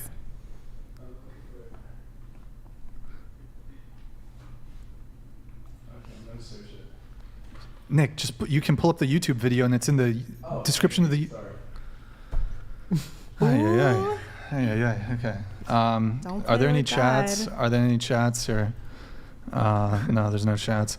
Guys, go to twitch.tv/whatever. Drop us a follow. Drop us a Prime sub if you have one. If you have Amazon Prime, you can link it to your Twitch. It's a quick, free, easy way to support the show every single month. My bio says God first, but what was going to be the question? Well, hey, I got it right. Yeah. I got it right. Because God is first. God first, one of one goat. Is that a goat emoji? Yeah, because I'm a Capricorn. Oh, okay. What does one of one mean? Like I'm one of one. There's only one of me. So you're special is what you're saying? There's only one version of me. There's only one me. Sure, that's true, I guess. Yeah, there's not a double of me. But do you think, like, couldn't anybody say that? Yeah, everyone is welcome to saying that. Oh, They're okay. one of one themselves, yeah. So, but like, doesn't that, if you're trying to point out that you're special, but everybody is a one, if everyone's a one of one, don't you think it's kind of arbitrary and redundant to put it in a Instagram profile? No, because I wanted to put that in my bio. Sure. Pull it back up. You said God first. Yes. So I'm curious, right? Like, do you consider yourself a traditional woman? Do I believe in God? Yes. No, but different question. Do you consider yourself a traditional woman? I don't know what a traditional woman would be living in 2003 like with housewife type thing. With Instagram and with social media and with the dating pool that's going and with everything that's happening in the world and how women are becoming like more independent. Like I'm not going to subscribe to that. Can you show us the cross, the necklace?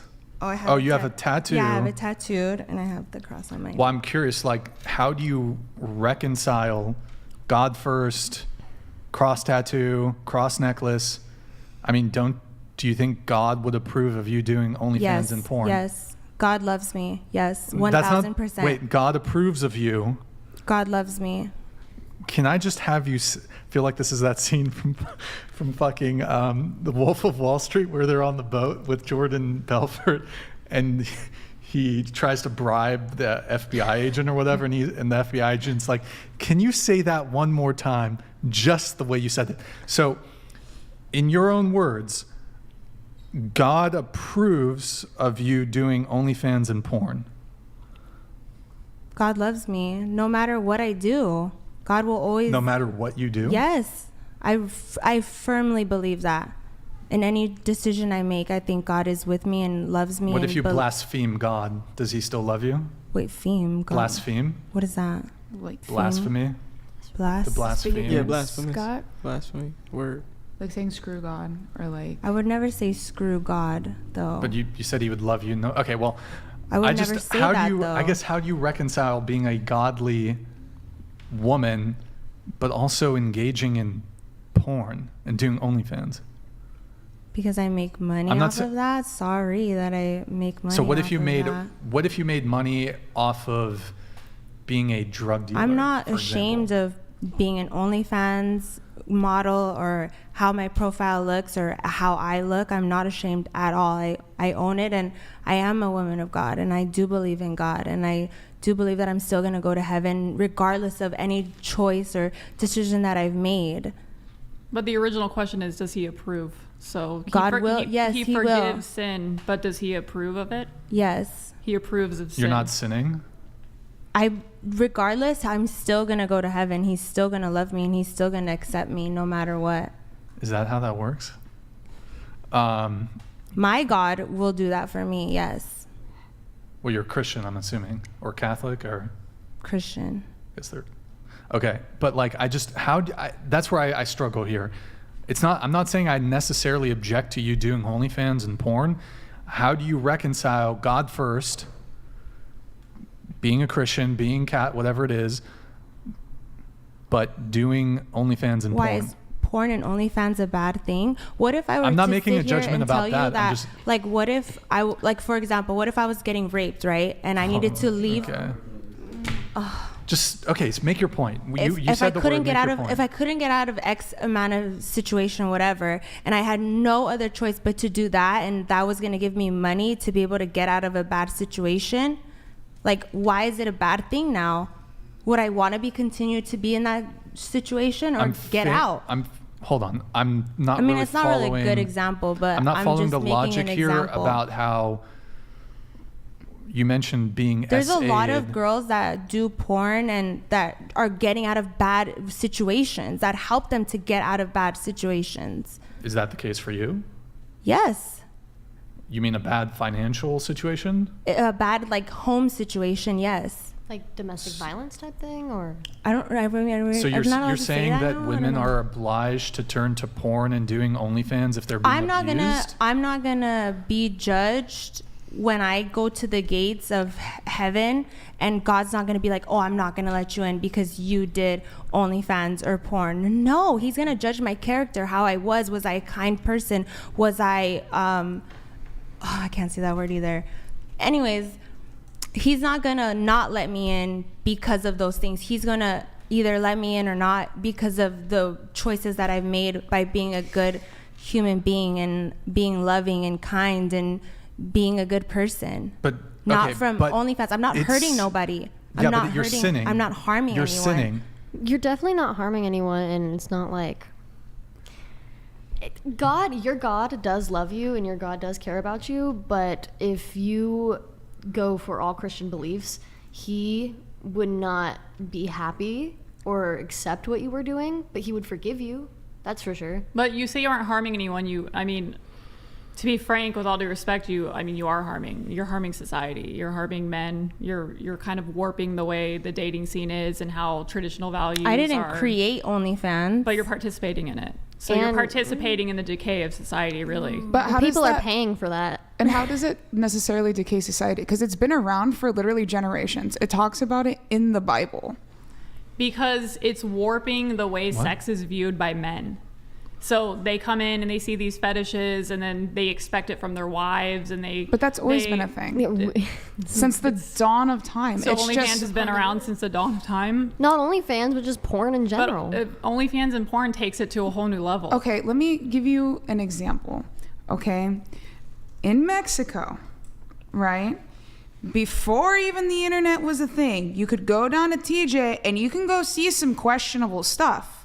For a price. What is this? This is so unrelated. Right? Now all you have to do is go online and look stuff up, and then you can look up like the weirdest fetishes you want available. Okay, but this is totally unrelated and irrelevant to the actual conversation at hand. I'm asking you because it's totally unrelated. If you guys want to derail the conversation, that's fine. I already answered the question. No, but okay. How you see, like, if you weren't so publicly, outwardly like, I'm a godly woman, God first, you have a cross. Do you wear the cross while you're engaging in shooting your porn? I do, actually. I never take it off. I've actually never taken it off in like the past, I don't know, like 5 years. Get the rocks. Yeah. Abdul? Yeah. Get the rocks. Get the rocks. I don't understand while what that you phrase shoot is, but okay. Let me ask you a question. Does Jesus say, if you love me, keep my commandments? It says to follow the 10 commandments, but that's why Jesus died on the cross, was because no one's going to 100% follow the 10 commandments. And God knew that no one was going to 100% be able to follow the 10 commandments, which was why Jesus had died on the cross to forgive all of our sins. Yes, so but he knew that we weren't going to follow them. Yeah, but if you consider yourself a Christian person, a godly person, you need to start moving in a way So which commandment says not to act in porn? Okay, so I can address that. The purpose of pornography is to create lust. Lust is one of the 7 deadly sins. Lusting is equivalent to adultery. But those Matthew's 5:27-28. I'm sorry, I'm reading from notes here, but... Okay. So that being said, though, okay, what is Matthew? I'm not even necessarily making a criticism of porn or OnlyFans. What I'm making a criticism of is if you're going to say, God first, I'm a godly woman, you're wearing a cross, you've got a cross tattoo, but you are like... Sorry, I'm not atheist. Are you a Christian? I love God. I'm a man of God. I'll just say that. I'm a man of God. Do you follow him closely? Have you read the book of Enoch? The fuck is that? That's a good question. What the fuck is that? It's a part of the Bible that was taken out. It tells the story of Noah's grandfather and what happened during the fall of the angels. Do you follow God closely? Huh? You said this isn't about me. Like, if somebody wants to criticize me for the way I'm moving, that's totally fine. But I guess, like, I'm not. You've got God first in your Instagram bio. You've got a cross. Do you think that's bad though? Like, why is it bad thing that I promote that I love God? What if it was like my daughter or something? Like, what do you mean? I promote that I love God. What's so bad about that? No, my question to you is, I'm not even so much making necessarily a judgment that you do OF or that you do porn. It's like, how do you reconcile God first, wearing a cross, having a cross tattoo, with doing OF and porn? It's clearly against the Christian faith. So, like, how do you balance that? What do you mean? I'm not trying to balance it. I'm just doing it. Like, I just love God and I believe God. But so to identify as somebody who's religious or Christian, you would have to abide, I suspect you'd have to abide by certain behaviors. And if you're not abiding by those behaviors, are you really like a Christian? Okay, so you're a Christian, right? You would be I'm a man of God. You would be going against it too if you didn't wait to have sex before marriage too. So you're sinning as well. So what does my sin make a difference between yours? Well, I think there's just because I'm branding it on myself, just because I have it on me, doesn't make me any different from you. It says in the Bible that all sins are created the same. So no matter which sin you're doing, it's all going to be the same. I think there are some that, no, if you read in the Bible, if you've read the Bible, you would know that it literally says that all sin is treated equally in the eyes of the Lord. A sin is a sin no matter what it is. I'm not claiming to be like perfect and holy, but like, it's very like. But you just said that there were degrees to sins. But in God's eyes, fine. that there is. Then I take the L on that specific statement that I said.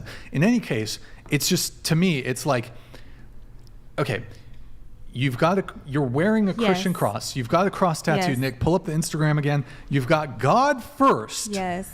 On your Instagram, and right below it is the link to your link tree or whatever that links to your OnlyFans where you're doing porn and you're nude and it's lust. The link in bio. Go off. And then furthermore, your photos are pretty revealing. Yeah, it's a marketplace.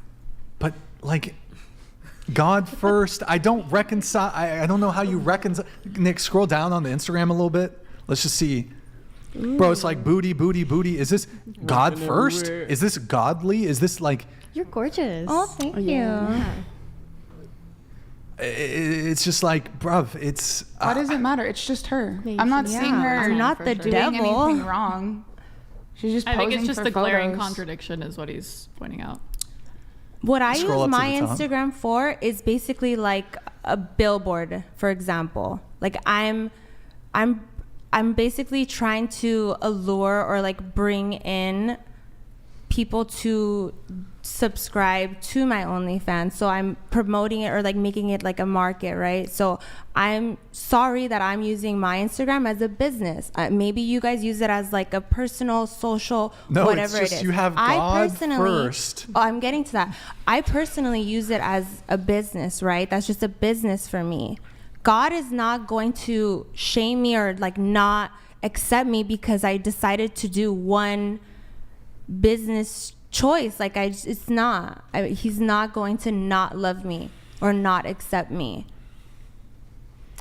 I think this is one of the complaints of a lot of religion. If your religion stands for nothing, if the followers of a said religion do not adhere to the religious principles, then what really, if you're not following the doctrine, where is the system? I'm not a bad person for doing OnlyFans. Let me make pornographic content. Do you know like the actual like what is being Christian? Like what does it entail? Right? There's Christian doctrine.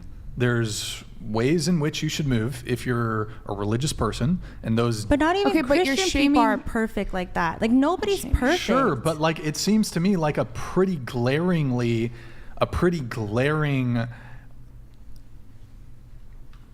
Like how it's such a glaring You separation. could try to tear me down about that, but I stand firm in that. Like, I still believe that I am a woman of God, and I love God, and God is God first, right? It's just like Yep. God first, right Link in below bio. it. Here's a link to my OnlyFans. Like, that's not. It doesn't make sense to me. You're a bad bitch, girl. You're fine. Oh yeah, no. I know And to actually reference, like, so there's a Matthew 5:27-28. The purpose of pornography is to create lust. Lust is one of the 7 deadly sins. Ergo, it is sinful. Okay, but what does it say right after the 10 Commandments? And why did Jesus die on the cross? Literally, everyone is going to sin. Yes, it could be sinful, but guess what? So is talking crap on anyone. So is wanting the Nintendo Switch that your neighbor has. So is wanting the Tesla that your neighbor has. So is everything. Everyone is going to sin, and sinning is a part of life. That is why Jesus died on the cross, and that is the whole point of the Christian religion, is to acknowledge that you're sinning, realize what's going on, apologize to God, and realize that no matter what, you're never going to be better than anyone else. We're all in this fight together, and we just all need to support each other. Yes, we are human, and we will all sin. That is not permission to sin. You have to work. It's a call. It's a call to be vigilant of our thoughts and actions. Okay, but if you're sinning to make a living for yourself, That's wrong. how? Because it's a continued pattern of behavior. So you don't think that God understands that you're doing it for your own survival in order to She be able? She can survive without doing OnlyFans. Okay, but it's probably not going to be as convenient. Are you kidding me? You think just because something's difficult that it shouldn't be done? I don't think that. I'm just saying that if someone has an option to make their lives functional for them, and they find something that works for them, and they're making an income for themselves, good for them. So and God obviously gave her the opportunity to do so. Everything happens for a reason. God who's to say gave her the opportunity to do OnlyFans. Yeah, no, actually, who's to say that this isn't years down the line, that this isn't going to be an awakening and opening a door for something else in the future? What? No, not. What? That's not what I meant. I actually understand what she's saying. So, like, for instance, maybe other agencies, maybe other markets. There's a lot of things that OnlyFans can open up a door to. And to be honest, if God led her to this door, God has a plan for everyone, and everyone has a path.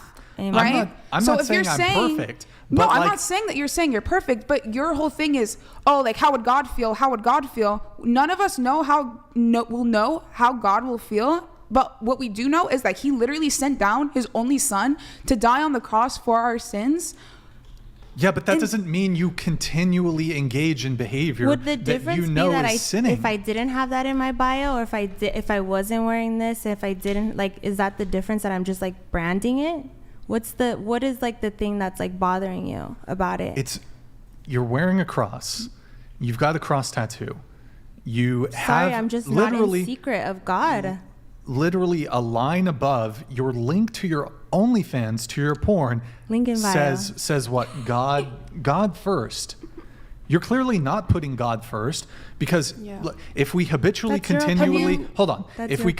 we habitually and continually, constantly, joyfully and frequently practice sin, we are not children of God. And that's a little note I had here. Yeah. But that's true. I'm Christian. I'm not a perfect Christian whatsoever.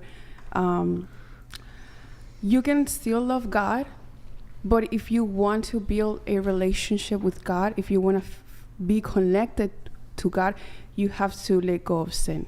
You have to sacrifice your flesh. Me and my connection with God is like this, honey. Nobody at this panel or table is gonna. Does God want you to do porn? No.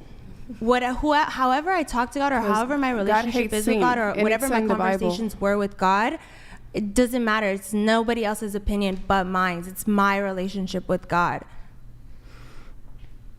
At the end of the day, I don't think God is okay with what you're doing, but I do think he'll forgive you. So that's fair. That could be a fair way to put it. That's fair. He'll forgive you, but you disagree? Oh no, he will. Oh, okay. Link in bio.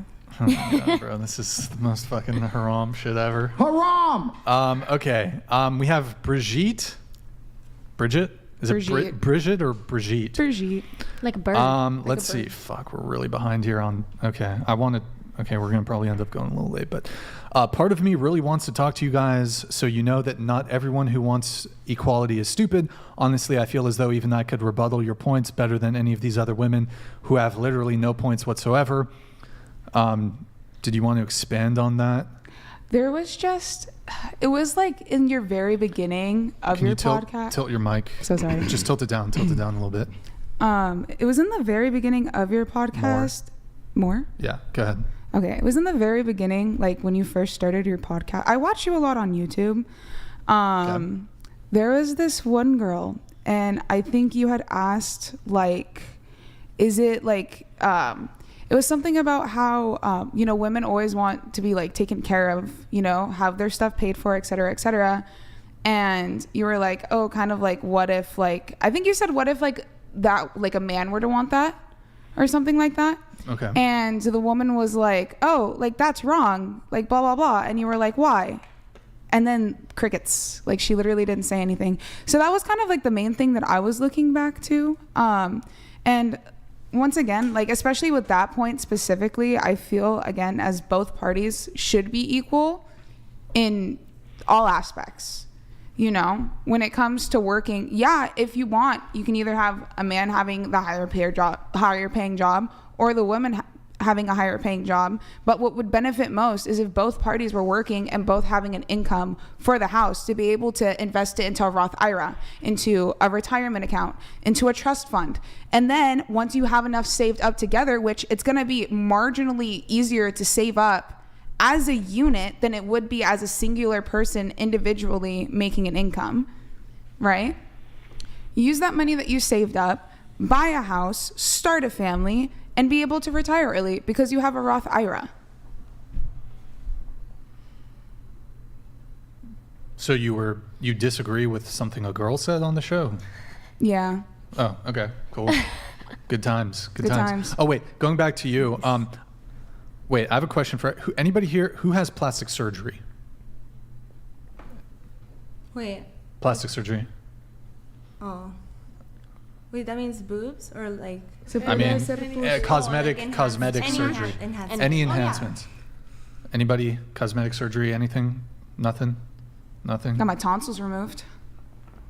What do you have? Oh, like lips, Botox. In the face? Yeah. Anything else? No. Nothing else? A little lipo here and there. And a little lipo?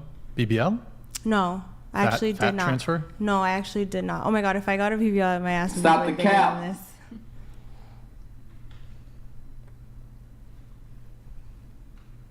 Stop the cap.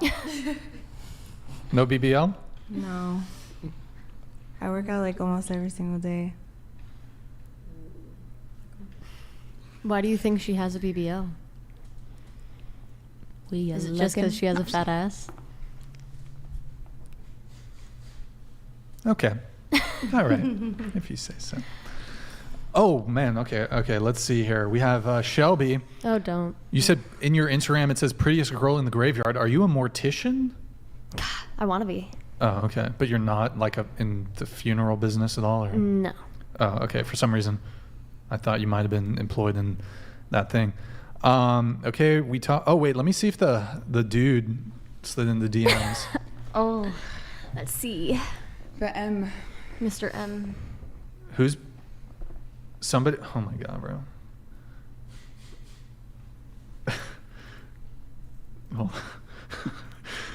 Well, there's a guy who DM'd me who said that Brigitte. Normally I don't do this, but I'm trying. Someone says that you gave him head while you were in a 4-year relationship. Who? I'm not gonna say. What? He asked me to keep his name private. Probably it could be bullshit. It could be some bullshit, but now I want to know who is this because I don't remember that. Says gave him head while you were in a 4-year relationship. I don't know. Sounds like you might have actually done that shit, but okay. Okay, let's see. Hold on. I lived in Oregon. Oh, breakups and how to do it properly. We kind of talked about that, not being a coward and actually being a good person when taking care of hard shit. How to do it properly. I think you've been dating somebody for a while, you know, like a text is fair, you know. Are you fucking serious? Kind of. That's pathetic. That's the type of shit that makes girls go crazy. Like, genuinely, you're a piece of shit for that. What, if you do a text? Yeah. I feel girls do that shit too. I feel like if you They're guys a piece were of shit for that dating, too. yeah, but the man had just proposed in front of her dad. Like, not seem a little off? Perhaps. Let's see. Wait, somebody said earlier that it was, in response to something I said, that it was because of trauma. I did. Oh, yes. What was it about? Was it about it was not about the bar club thing. It was something else. No, but I think she said it twice. I think it was about like not being able to let go of your ego and seeing guys as simps for being nice to women. Oh, right. You said it was like a trauma because pride attached to you. Yeah. No, I don't think there's any trauma. I've heard from other men though, and I see a lot of men spending a lot of money on women that are not their girlfriends. I think that's some simp shit. You're just mad you're not getting the money. What's that? You're just mad you're not getting the money. No, it's not that I'm mad that I'm not getting some stranger's money. It's just like some simp shit. Do you guys think as men that trauma from like past relationship follows men much more than women into future relationships because you guys don't have the same kinds of channels we do to like heal from that trauma or learn from it? Like, do you guys think that your past negative experiences follow you guys more into your relationships than they do us? We don't go to therapy. We start podcasts. Okay, so that's how they started. Nah, I mean, I actually think I think it's probably the reverse. Because men, like, as women start getting more and more trauma, they become more and more masculine typically. And that typically makes women less attractive to partners. Whereas I think, look, trauma can break anybody. But typically, like, trauma tends to makes you a bit harder as an individual, right? You get a thick skin when you've gone through shit. But like men, we're attracted to women who are soft. We don't want like a hard, jaded woman. Tends to turn you a little sour. Whereas I think that impact on men, while it can certainly sour men, it gives men experience and it hardens them. And women are attracted to hardened men. Women aren't attracted to soft boys. So I think there's a differential there. True. I think it depends on the woman. Yeah. I'm definitely not attracted to like hardcore men. What do you mean hardcore men? Like hard men, like you were saying. That's not attractive. So you prefer soft men? I do. I like who haven't struggled, who haven't gone through adversity? No, of course, but like men in touch with their emotions and able to actually communicate like a fucking girl. Yeah, I like that shit. Being a hard man doesn't necessarily mean that you have to have gone through a bunch of hardship. You can still be wise and have not gone through any hardship. Like you could have for instance, you can have a guy, grew up, healthy family relationship, right? Good mom, good dad, went to high school, finished, everything great in his life, goes to school, has a career, right? Raises a family. Finds a girlfriend, you don't necessarily Where was the wisdom acquired in everything you just said? What's the point? Yeah. Let's see, through schooling, through family members, teaching, sharing their experiences. And then eventually, once you have like the wife and the kids, then you gain experience into fatherhood. Isn't wisdom typically acquired through firsthand experience? Yes, but that can also come from like work. It doesn't necessarily have to be something that's super like hardship, that comes with everyday life. Like, for instance, he's obviously going to have a job. He's going to learn life skills at that job. He's going to gain knowledge at that job. He's technically going to go through hardships at whatever job he's going to go to, because you're going to have to deal with stress. You're going to have to deal with time management. You're going to have to deal with renting your own place and just life in general. How does that develop his relationship skills? Well, he can develop his relationship skills through dating. Oh, okay. Grid 1 Motorsports it's donated Grid 1. $200. It's Grid 1, everybody. Getting out of most relationships is not trauma, it's freedom, and we rarely look back. Also, real men understand how to deal with their feelings, and are not soy boys crying in the flat whites. Oh, wait. I just had a total fucking epiphany. I think there's a really big differential in Grid 1. Thank you so much, because that just like major fucking light bulb went off in my head.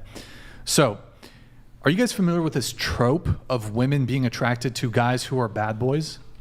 Yeah. Mm-hmm. Like, women will be writing letters to dudes in prison, like serial killers and shit. Men really aren't doing that type of shit. So when we're talking about trauma, like a guy will, granted, there's like women with BPD and that will fucking ruin your life and shit. Men can definitely get like trauma from dating a chick. Don't get me wrong. However, I would argue that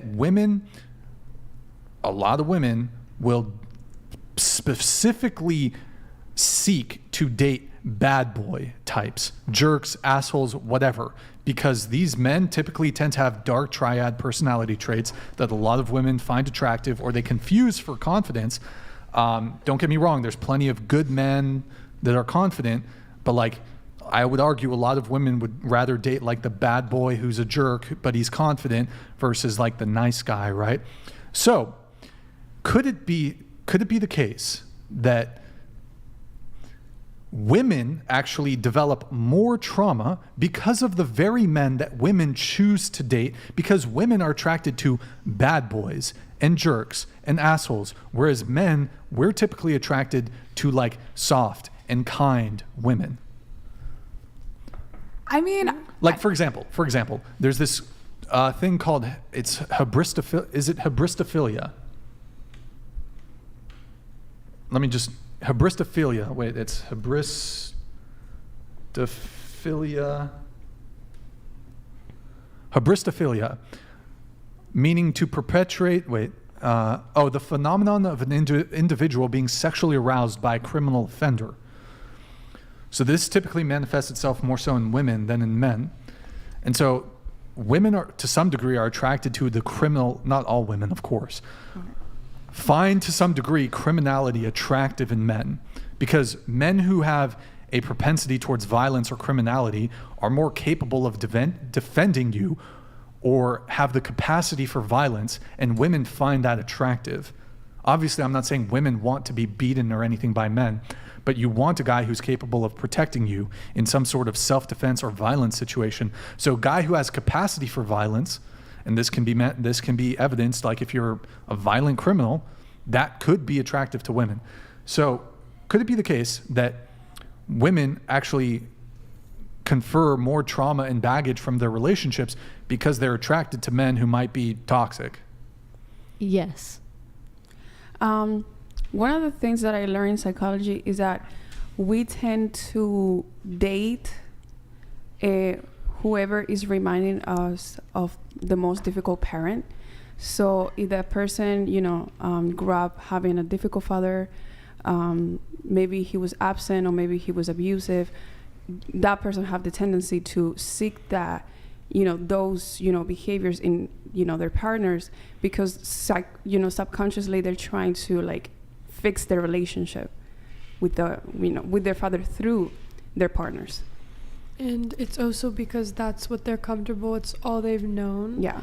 So it takes some experience to like teach yourself that's not what's normal, and getting out of what you're comfortable with, because you're used to that emotional instability, you're used to that absence, used to like the manipulation, just not having like someone stable. So those are organically like the types of people you originally attract, but then you like can get out of that cycle, and realize and come to like matters with the fact that that is why you previously liked people like that, and that used to be like me previously. Like I used to like boys like for so long, because of family trauma like that. Also, I want to add on to my previous point.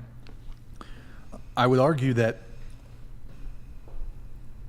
perhaps women get more trauma and baggage from relationships because a lot of women pursue men that excite them in some way. You often hear women almost need to have the vibe, the chemistry, the click, et cetera, et cetera, et cetera. This sort of nebulous, vague term, the vibe, the chemistry, the click. Who is best capable of eliciting that in women? Typically playerish dudes, guys who don't really give a fuck about you, assholes, jerks, bad boys, etc.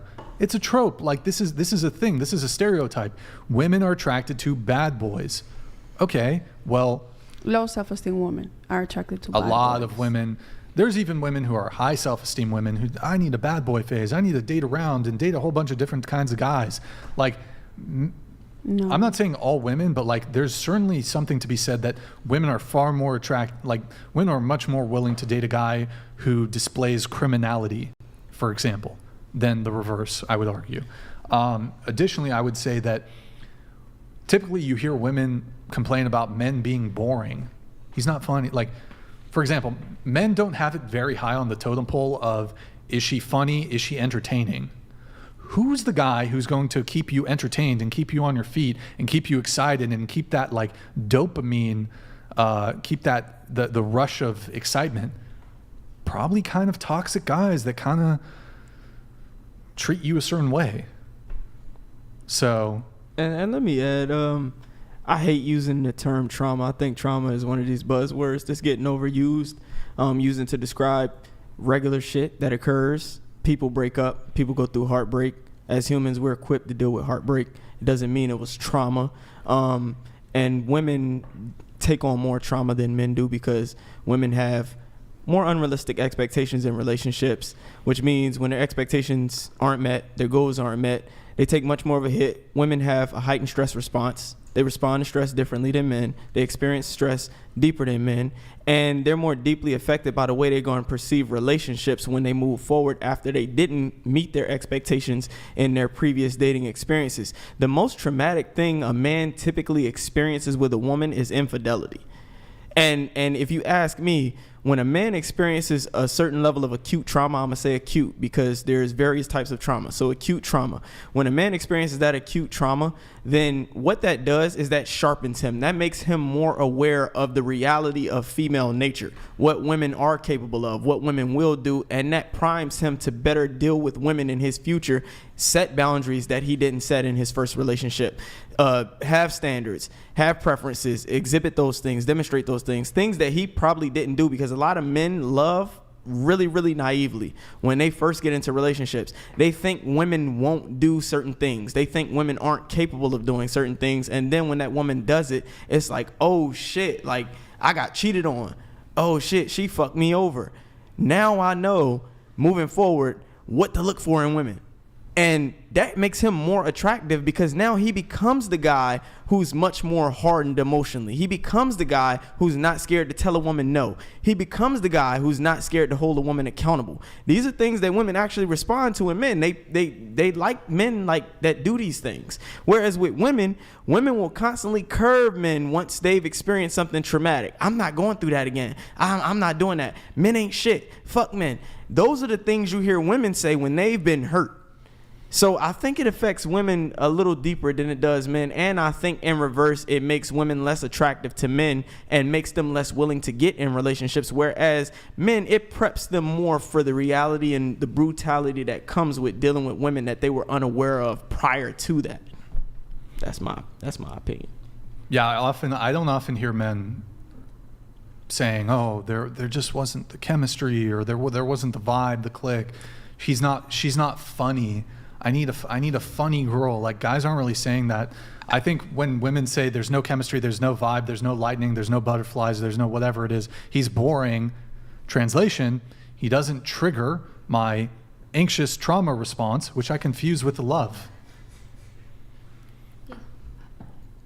Also, like, when it comes to men being funny, your demands that men be funny, or that men be entertaining or whatever, like we should not be boring. We're not here to be your entertainment. If you want entertainment, go get Netflix. But that's not our job, I think, in the relationship. So let me get through my notes here. Hold on. We have... I want to go... What's everybody... type? Nah, we don't have to do everyone's type. I want to do that. Jordan, you said you haven't exactly dated since 2019? Yeah, I haven't dated anyone since 2019. You said modern dating culture is a disaster. Yeah. I mean, it's all the online dating apps, everything like that. I feel like I said before, people are disposable now. Everyone swipes on everyone. We're doing a first appearance, like they see you for 2 seconds and they swipe on you. I just think it's really strange. I know not everybody is on the dating apps or anything like that, but it's just, my opinion on dating now is, it kind of stems from feminists. I feel like they've ruined the dating culture. They've really ruined men in general. They're confusing men. So I think men take out women and they don't really know what to expect. Women get all weird about, I can get my door myself, but you also need to pay the bill. And it's really strange. I think women are just confusing men. So they're turning men feminized. Wait, so you said you haven't dated since 2019? So have you been celibate? Yes. Since 2019? Yes. 2019, 20. 4 years. 5 years? Almost 5. Almost 5. 4 or 5? Mm-hmm. Wow. Okay. Honestly, I don't think it's women ruining men. I really do agree that people are becoming disposable, but I don't think it's women to blame. I think who's to blame? It's the extended use of technology in media, that access to these dating apps, people's false perception that they have many options and that there are way more attractive people than they are. But also the false perception of themselves. The false perception of themselves, just the false perception all around, and just that false belief that you could get someone else easily because you're seeing so many people, you can interact with so many people, but that person you might interact with, when you stop the connection with the other one, might not have a lot of the qualities that the other person did, but you have this false perception that. But see, that's what's weird to me, is now people are juggling all of these guys and vice versa. And to me, that's weird. I don't even understand how you can find that many people to juggle all at once. Like, these people who will find rebounds like almost instantly has always been, it's always been very confusing to me.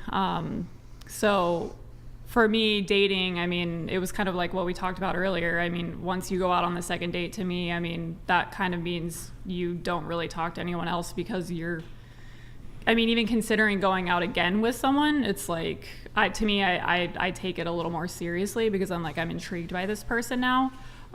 So therefore, all the other people on the sidelines they're not as intriguing. So like, why would I waste my time? But the fact that people are juggling so many different, there's so many of the situationships now, and I don't even understand how any of that works. It just is very confusing to me. But I agree, technology is definitely playing a role in what's happening in the dating world, but I think feminists in general are the ones who are really ruining it. What specific actions would you say that feminists do that ruin dating? Wait, before you answer that, and we will have her answer that, I do want to go around the table on this. Do you consider yourself a feminist? No. Non-applicable. What do you mean? I'm just neither, man. I just want equality for everyone, if that makes sense. Like, even the guys, like... Oh, in your notes here, you said you were a feminist. Oh, I did? In your apolitical feminist. Cool, I guess I'm that. Are you? That's just the question. I mean, like I said, I don't know if it falls in line with feminist belief or with traditionalist belief, but I think that, like I've been saying this whole time, everyone should work towards their goal equally, and a relationship should be a partnership where both parties are equal and they both do help each other grow. Okay. Right? Sure. So, yeah. This is what I think. Okay. I'm not like a hardcore Nazi kind of feminist, but yeah, I would say I'm a feminist. Okay. No. No, not from what it has become. Yeah, me too. Same. You okay? Obviously. Yeah, I think I need some water. Sorry, your question for her was? What specific actions do you feel as though feminists are doing that ruin like modern dating or contribute to the dating apps? Because it seemed like you were connecting feminists to dating apps. Well, I think dating apps, it's a contributing factor, but I'm saying feminists in general. It's just that culture. So it's the, toxic masculinity. Women are very, I feel like they're trying to break men down. They want equality for everyone so long, I feel like, as they're on top of the pyramid. Like I said before, they're confusing men. So men are supposed to be the ones who go out and they approach you and they set up the date, and the pressure's on for the men. And I feel like now women are kind of dominating that, and men don't really know what to do because women are just like the whole boss bitch culture, and I'm independent and I don't need you and I can do whatever I want. It's just, I think it's confusing the entire culture. We need the gender roles back, basically, is what I'm saying. I think we do too, but I feel as though both men and women play a role in that in their own way. Yeah, I think the gender roles were just kind of crap, only because, like, let's say, like, you were a good wife, right? Let's say you did everything was perfect, you have like 3 kids, right? He leaves, you don't have a job, you have nothing. How are you going to support yourself and your kids? Well, are you going to leech off him and then just get child support? Yes. Or get like you're going to live off child support? Yes, that's what women do through the brutal alimony just system. Gonna feed off of this man who decided to leave? Make an OnlyFans. Yes, that's exactly how's that what brutal women do. when you are maintaining your own son, your own blood? Yeah, versus nowadays we can have our own job, grow with our partner, and then even if our partner does decide to leave, we can still raise the kids ourselves. Right? I'm pretty sure it's mainly women who initiate majority of the divorces. Yeah, women typically end relationships, and they typically are the ones initiating divorce. It's like 80% of divorces are initiated by women. So it's funny to me because women constantly drone on and on. Men aren't willing to commit. Men are commitment phobic. Well, as I'm saying, but when it's you both do get parties, relationships, when women do get relationships, when they do get commitment, when they do get the ring, when they do get a marriage, they overwhelmingly end them. It's not clear to me if women actually want commitment, because till death do us part has to mean something, and frankly, it doesn't. Well, even though it can sometimes be women, it's not always women, right? The majority of the time, but it's not always. Is it 100% of the time? It don't have to be. Majority sets the precedent for his point. Okay, but my point also is too. So then if a woman leaves, right, and that's her choice, that man can still support himself. That man can still continue to live. Correct? But my point is, if we had societal roles back and the man decided to leave, then that would put a lot of women in jeopardy of not being able to get a job, not being able to support their family, because even child support isn't enough 100% of the time. And we all know this, especially depending on what state you're in. But that's because we're looking at marriage different now. Now we're looking at marriage as an inevitable divorce. That's what we're looking at it. So when gender roles back in the day, divorce was not common at all. So there was never the threat or danger of that happening. Because they knew that if they left, they'd be fucked. Yeah, they'd be fucked. They'd have to pay to support a woman and their child. No, what incentive does a man have to leave a woman that he gets down on one knee and asks to be his wife and spend the rest of his life with? There's a lot. It depends on that man. Question. No. I've seen it happen multiple times. No. In your opinion, what would provoke a man to leave a woman that he proposed to and wanted to be his wife? In my opinion, there's a lot of things. There could be something new. Maybe they went to go use drugs. Maybe they found another partner. Maybe they got cold feet and changed their mind. Maybe they all of a sudden decided, hey, you know what? This was too fast for me. I don't want to be a dad. It happens all the time. Men typically don't leave relationships. They just don't. They typically don't. So do you have like the actual like statistic on like the percentage ratio of men to women that leave, like the actual statistic percentage from 2023? If 70 to 80% of women initiate divorce, that means what? That still means that 30% of men. That's still 30% of men. When you think of how many people are on the planet, it doesn't matter what percentages. Those little percentages that you can think of are still billions of people compared to everyone in the world. Like, if you're looking at the is it a global statistic or is it a statistic from the U.S.? No, that's the stat from the U.S. But you assuming it's just men. Actually, the other percentage would be mutual. The 80% is mutual? No. 80%. The 80% is women. The rest is mutual. 20%. They agree. Both the man and the woman agree to leave the relationship or end the marriage. So you're saying that 0% of the time a man will decide to leave, because that's what you just said. Not 0%, but an overwhelming majority of the time it's the woman leaving. So your point doesn't hold much weight. You're saying majority of the time, but my point is that it still happens. Of course, right? It happens every now and then. It's rare, though. And is it not harder? But how does that support your point? That supports my point, because if we go back to being traditionalists, like, how are we going to support ourselves? Like I said, because you're thinking about it on the wrong wavelength.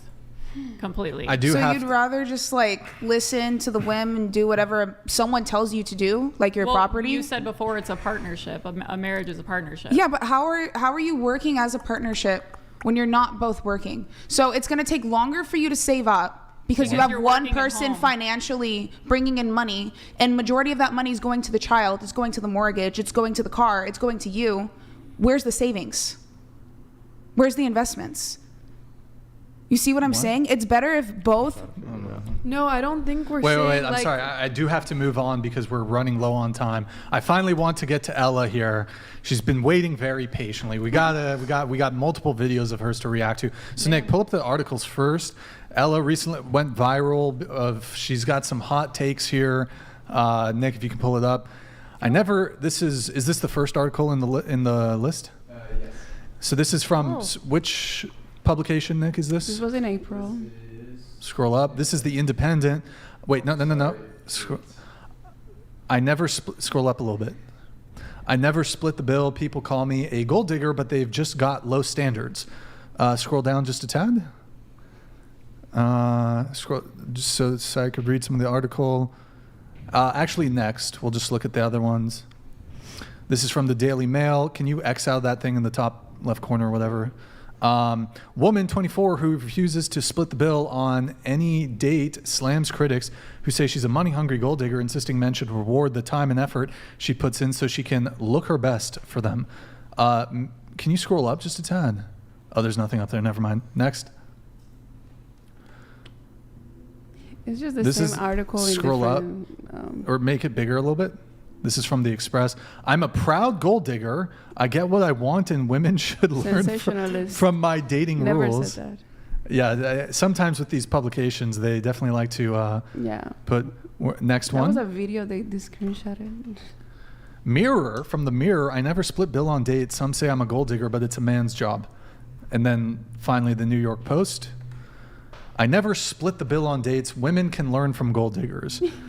Scroll up, or make it bigger, I mean. Yeah.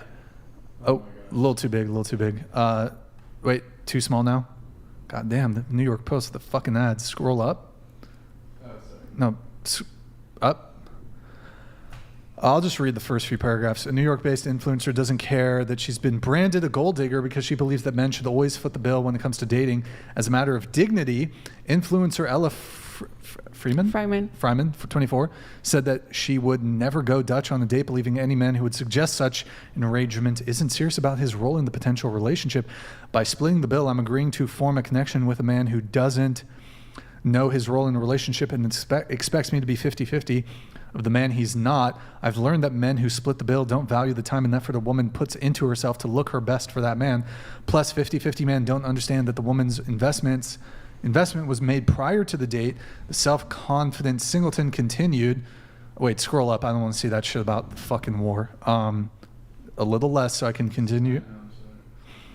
The self-confident singleton continued by not agreeing to split the bill. The woman keeps her dignity intact and avoids bad experiences with men. So first off, do you feel like the characterizations of some of those titles in those articles, do you think they were fair? Do you think they were kind of putting words in your mouth? What are your thoughts on those? And then we'll react to some of your videos. I don't think they're fair, but I know why they would, write it like that. It's sensationalist. It grabs people's attention, and society hates gold diggers. And I think, I don't think there's such a thing as a gold digger. I think women are naturally materialistic. We're inclined to seek for partners that are, successful, can provide, can protect, and mislabeling. Labeling? That's how you say? Mislabeling? Like labeling wrong. Well, let's react to some of your TikToks here. So Nick, It's wrong, if you and can it's just trying to humble women for something that it's ingrained in our DNA. Yeah. My first viral video All right. ever. Go ahead. You can play it. If you haven't been called a gold digger at least 3 times in your life, then your standards are too low. How many times have you been called a gold digger? Countless times. After that video, yeah. How many times have you been a gold digger? I've never been a gold digger. I have never been a gold digger? I feel I have feelings. Because I feel like a gold digger, doesn't care about anyone's feelings, doesn't care about consequences. Sure. And it's only in it for the money. Yeah. I could never do that. For the next video. I can't. So we don't even need. Well, we can play it. Go ahead. If you're not getting spoiled by men in your hometown, come to Miami, where millionaires pay your bills just because you're pretty. Is that your experience? No, it's not. But what do you mean? You said it in your TikTok. I said it. Excuse me. I don't know. Like everyone knows that in Miami, it's for the girls. Like you get, stuff for free all the time. Like you can go with 0 in your bank and still have fun. So kind of sounds like life on easy mode. Oh, well, like we live in a patriarchal society, and like the little ways that we can benefit from it, like we're patriarchy. Okay. Kind of sounds like female privilege a little bit. I mean, we're already oppressed. So like living in, like trying to dismantle patriarchy and, all of that stuff, like great. Wait, not you want to dismantle patriarchy? No. Like, I admire people that do that. Wait, you admire women that want to dismantle patriarchy? Of course, yeah. But I'm just not gonna participate. Make it make sense. But you want the patriarchy to be dismantled. Like we already live in the patriarchal society. I don't think so. I think we live in a gynocentric I just society. don't want to live my life where I constantly have to fight against it if I can benefit from it. You know what I'm saying? Fight against like, don't get mad, get paid kind of thing. So. Wait. You said you're oppressed?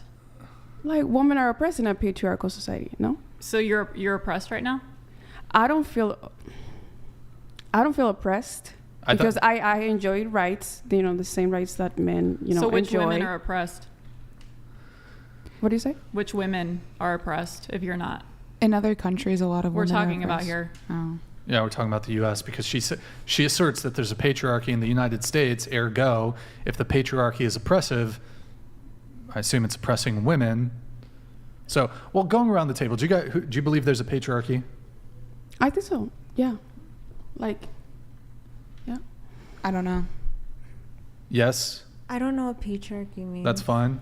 I don't know. No comment. What do you mean, no comment? I don't know. Are you familiar with the term the patriarchy? Yes, I am. But you don't know if there is a patriarchy, or you just don't want to say it, I guess. I don't know. They said I don't know, and I agree. Why aren't you picking on them? Well, you said no comment initially. I would prefer not to talk about. Okay. No. I'm just going to assume your position then, and I'm going to assume that you believe there's a patriarchy if you choose to not comment on it. I'm just going to assume your position. The way this isn't even like that controversial of it. Like, this is mainstream, like shit you hear in colleges.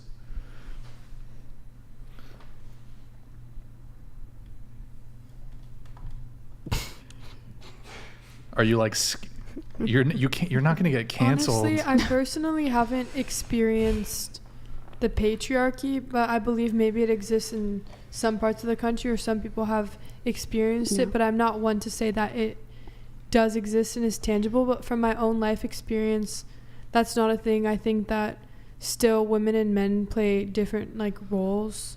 So I don't think there's anything wrong with that. Yeah, we have it easier, and men are able to take on challenges easier, I think so, especially when it comes to making money. I don't know. That's what I think. You're on a dating podcast. Like, it's okay to have an opinion. Yeah, that's what I think. No, I'm not talking to you. I'm talking to you. Oh, I know. So you're just going to no comment the conversation? I'm assuming you have some position on this. Yeah, I do. Why did you want to come tonight if you're not going to engage in the conversation? Have I not been? Not really. Well, I apologize for that. This is me trying to reel you into the conversation and just saying no comment. Like, okay, whatever. I'm not going to waste any more time on this. I'm just going to move on. Okay. Under the patriarchy, those of you who believe in the patriarchy, do you think women are oppressed? Wait, correct me if I'm wrong. Patriarchy is a society where it's predominantly governed by men, correct or not? Or how would you define a patriarchal I mean, there's society? a whole bunch of different, I've heard various different definitions of it, but typically, probably the more generous definition of it would be a society where leadership positions, top positions in corporations, those who occupy positions of power, those in government, are men, typically. Okay. I've heard it's a society built by men for men. I've heard that. I've heard a couple other definitions of it, but I mean, you use the term. We live in a patriarchal. We live in a patriarchy because most of the presidents and governors happen to be men. Does that not? Okay. Why do you think that is? I don't know. Could one of the reasons be because it sounds like you don't want to be 50-50 in a relationship, right? How many women are like you? Not a lot nowadays. I feel the modern woman. I would say there's a lot of women who want to be stay at home and don't want to do 50-50 and want a man to be the soul. They do want to go 50-50. Huh? I've seen a lot of women trying to wants to. Well, here's a simpler question. Maybe some women don't want to go 50-50, but what proportion of women would prefer a guy to pay on the first date and be a provider? Okay, not you. We know you, but I don't know the statistics about it. Oops. Why do you think it is that men? Do you think men are in these higher positions of power and high earning positions because of like some system set up by other men to uphold other men? I think men are naturally very good at being leaders and and command and and they're very organized. Why would you want to dismantle the patriarchy that you believe exists if you think men are better leaders than women? But also we cannot deny that, years ago, like in history, women have been denied the same rights that men have been enjoying since, the beginning of humanity. Okay. Butler donated $200. If the girl in white is too tired to contribute, allow me to wake her up. Open your mouth, woman. Let me throw a ball into that catcher's mitt you call a mouth. It might even cure your herpes. Jesus Christ, Butler. Damn, they're crazy. Calm down, brother. Holy shit. I'm sorry, I'm tired. This guy is on fire. Okay. Okay. So you want a guy to be a provider, correct? You want to, when you get married, how much of the household income do you want to be contributing? 0%? Like money-wise? Yeah. You want him to be the sole breadwinner, correct? Yes. Now, do you you think you'll be able to get that, correct? Yes. Let me ask you a question. How many men do you think can go out into the dating marketplace and want to provide zero financially and expect to get a partner? He might want 50-50. He might be able to get it, but he goes into it expecting to provide zero. financially. Like a man expecting a woman to provide 0? No. How many men can go into the dating marketplace with the expectation for a long-term partner that his future wife will provide 100% of the financial resources?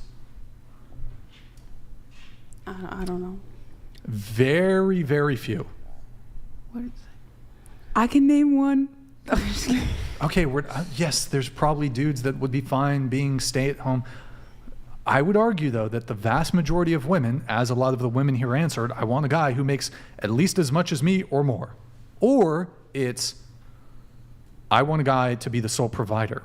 So, could it be the case that the reason men earn more than women, which is the wage gap's already been debunked, but for the sake of argument, let's assume that's not the case. Could it be that the reason that there's a patriarchy and that men occupy the highest positions of power and the most desirable jobs and make the most money is because there's a mating pressure on men that does not exist in women? If it's your standard that you don't believe in 50-50, you want a guy to provide for you, then that is a very real and powerful mating pressure that exists on men that does not exist in women. I would argue one of our greatest motivations in life for both men and women is to find a partner. And if it's women's standard that I want a guy to make as much as me or more importantly, if there's women out there, a large cohort of women that want a guy to be a sole provider, sole breadwinner, doesn't it stand to reason that that creates a pressure on men that does not exist in women, that men need to go out and make money?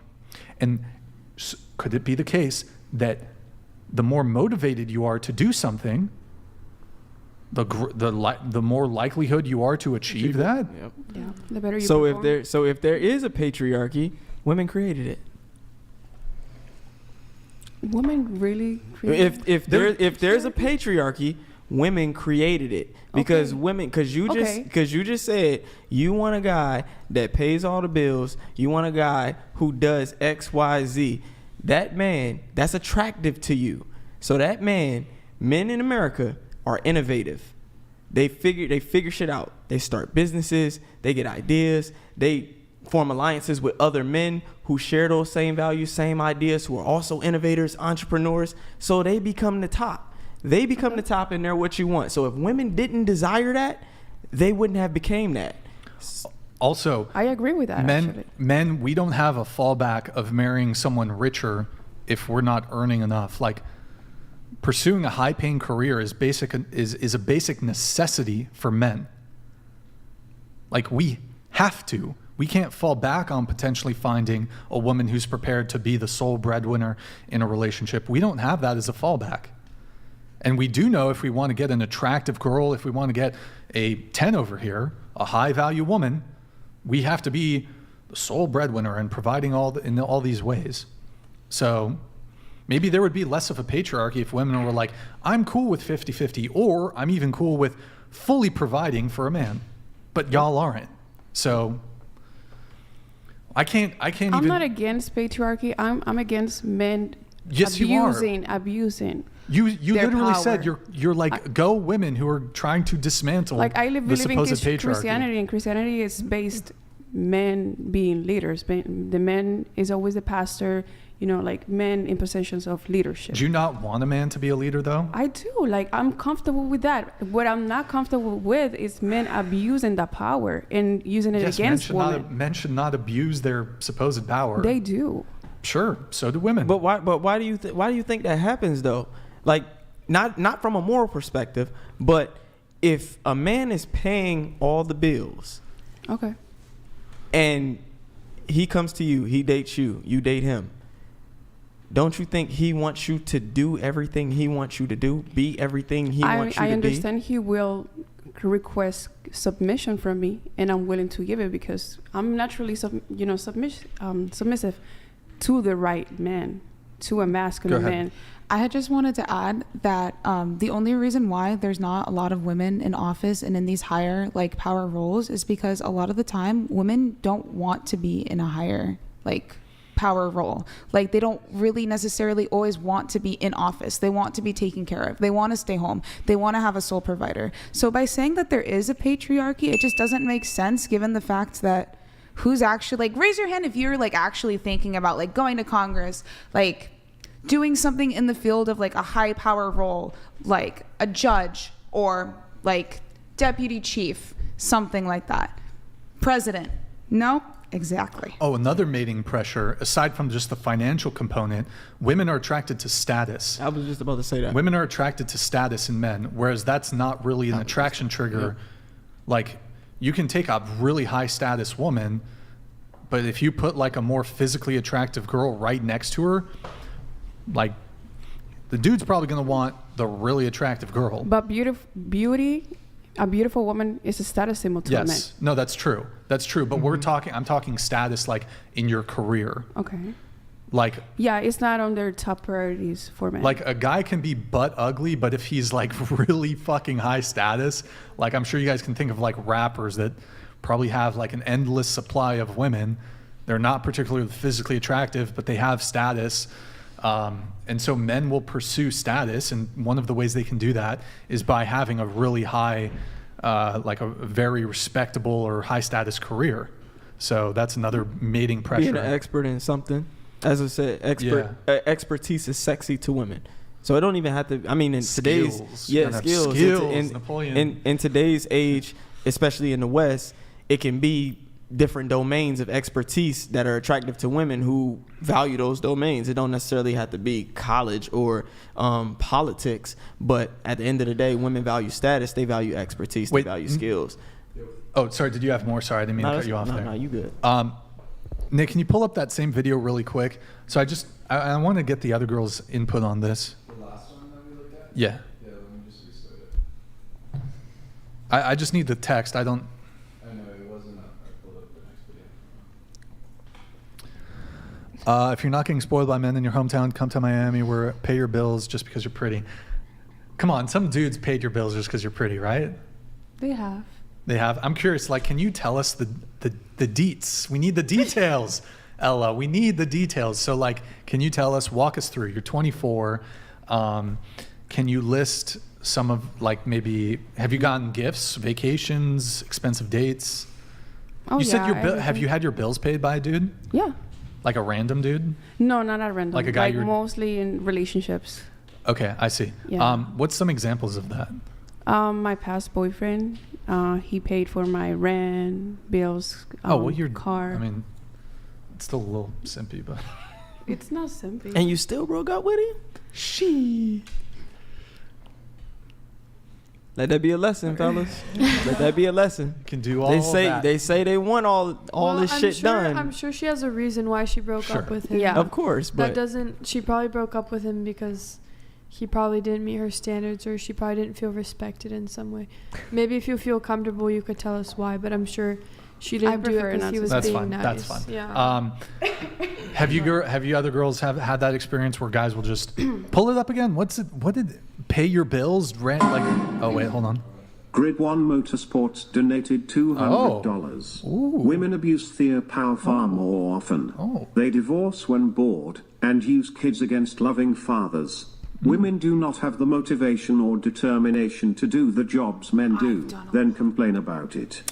Wow, well, I disagree. Okay. I feel for a woman, naturally women prioritize what? Like family, their babies, right? For a woman to break that, marriage and, having their kids, without a father and, having, her own children go through the trauma, it takes a lot for a woman. It takes a lot for a woman to break marriages. And I hate that you guys, make it seem that women are just bored and we just end up relationships, because of whatever. And it's not like that. Like, for a woman to break that marriage and sacrifice the childhood of, her own children, it takes a lot. What do you think the number one cause of divorce is? Causes of divorces, the number one. What do you think the number one cause of divorce is? I would say it's cheating. No, it's not. It's lack of commitment. Lack of commitment. It's lack of commitment, and who? It's lack of commitment. Period. Like the lack of commitment to the relationship, meaning they don't want to do the work. They don't want to put in the work that comes in the marriage. When you ask them, actually break the statement down, the number one statement is, we've grown apart. Now, does that sound like that has anything to do with duty? Or does that sound like that's on the basis of her emotions, her expectations, her perceptions of the relationship, how the marriage makes her feel? And then when you break that down more, what's going on in that relationship? What do you think that stems from? Having unrealistic expectations going into the marriage to begin with. It's emotion. I don't know the real causes of, like, you know, here. Well, divorces, but let's just move. I do have to move on. Yeah, it takes a lot from a woman. Like, a woman will try and try and try to repair the relationship until she is worn out and she's abused and she feels like she can't take it anymore. What's here going around the table on this? What's like the most simp thing guys done for you? I don't believe in simps. Like, okay, that doesn't fine. exist. It's generous men. What's the most expensive thing a guy has early on has done for you? I would say a car. A what? A car. Question. How early on did the guy buy you the car? No, we were like in a year relationship, but like he didn't pay for the whole car. Like, he just helped me a little bit with this. Life on easy mode. Okay. My boyfriend actually helped me get my car out of the impound lot. Okay. My tattoos. I think just like diamond earrings, if I can think off the top of my head. Okay. Like jewelry too, and like dinners, obviously. And this one man asked to fly me out, but I said no because, like, I don't know him, and that's Did he weird find to you me. from the podcast? No. Okay. No.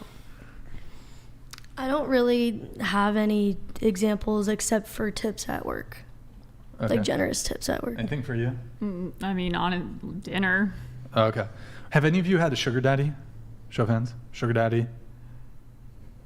Anybody? Sugar daddy? What are you looking at me? Have you had a sugar daddy? Anybody? Anybody here? No. I'm not a Never? sugar daddy. No. Okay. I've been a sugar mama. Oh, there you go. Whoa. Here, let's do the next video. I'm afraid. By accident.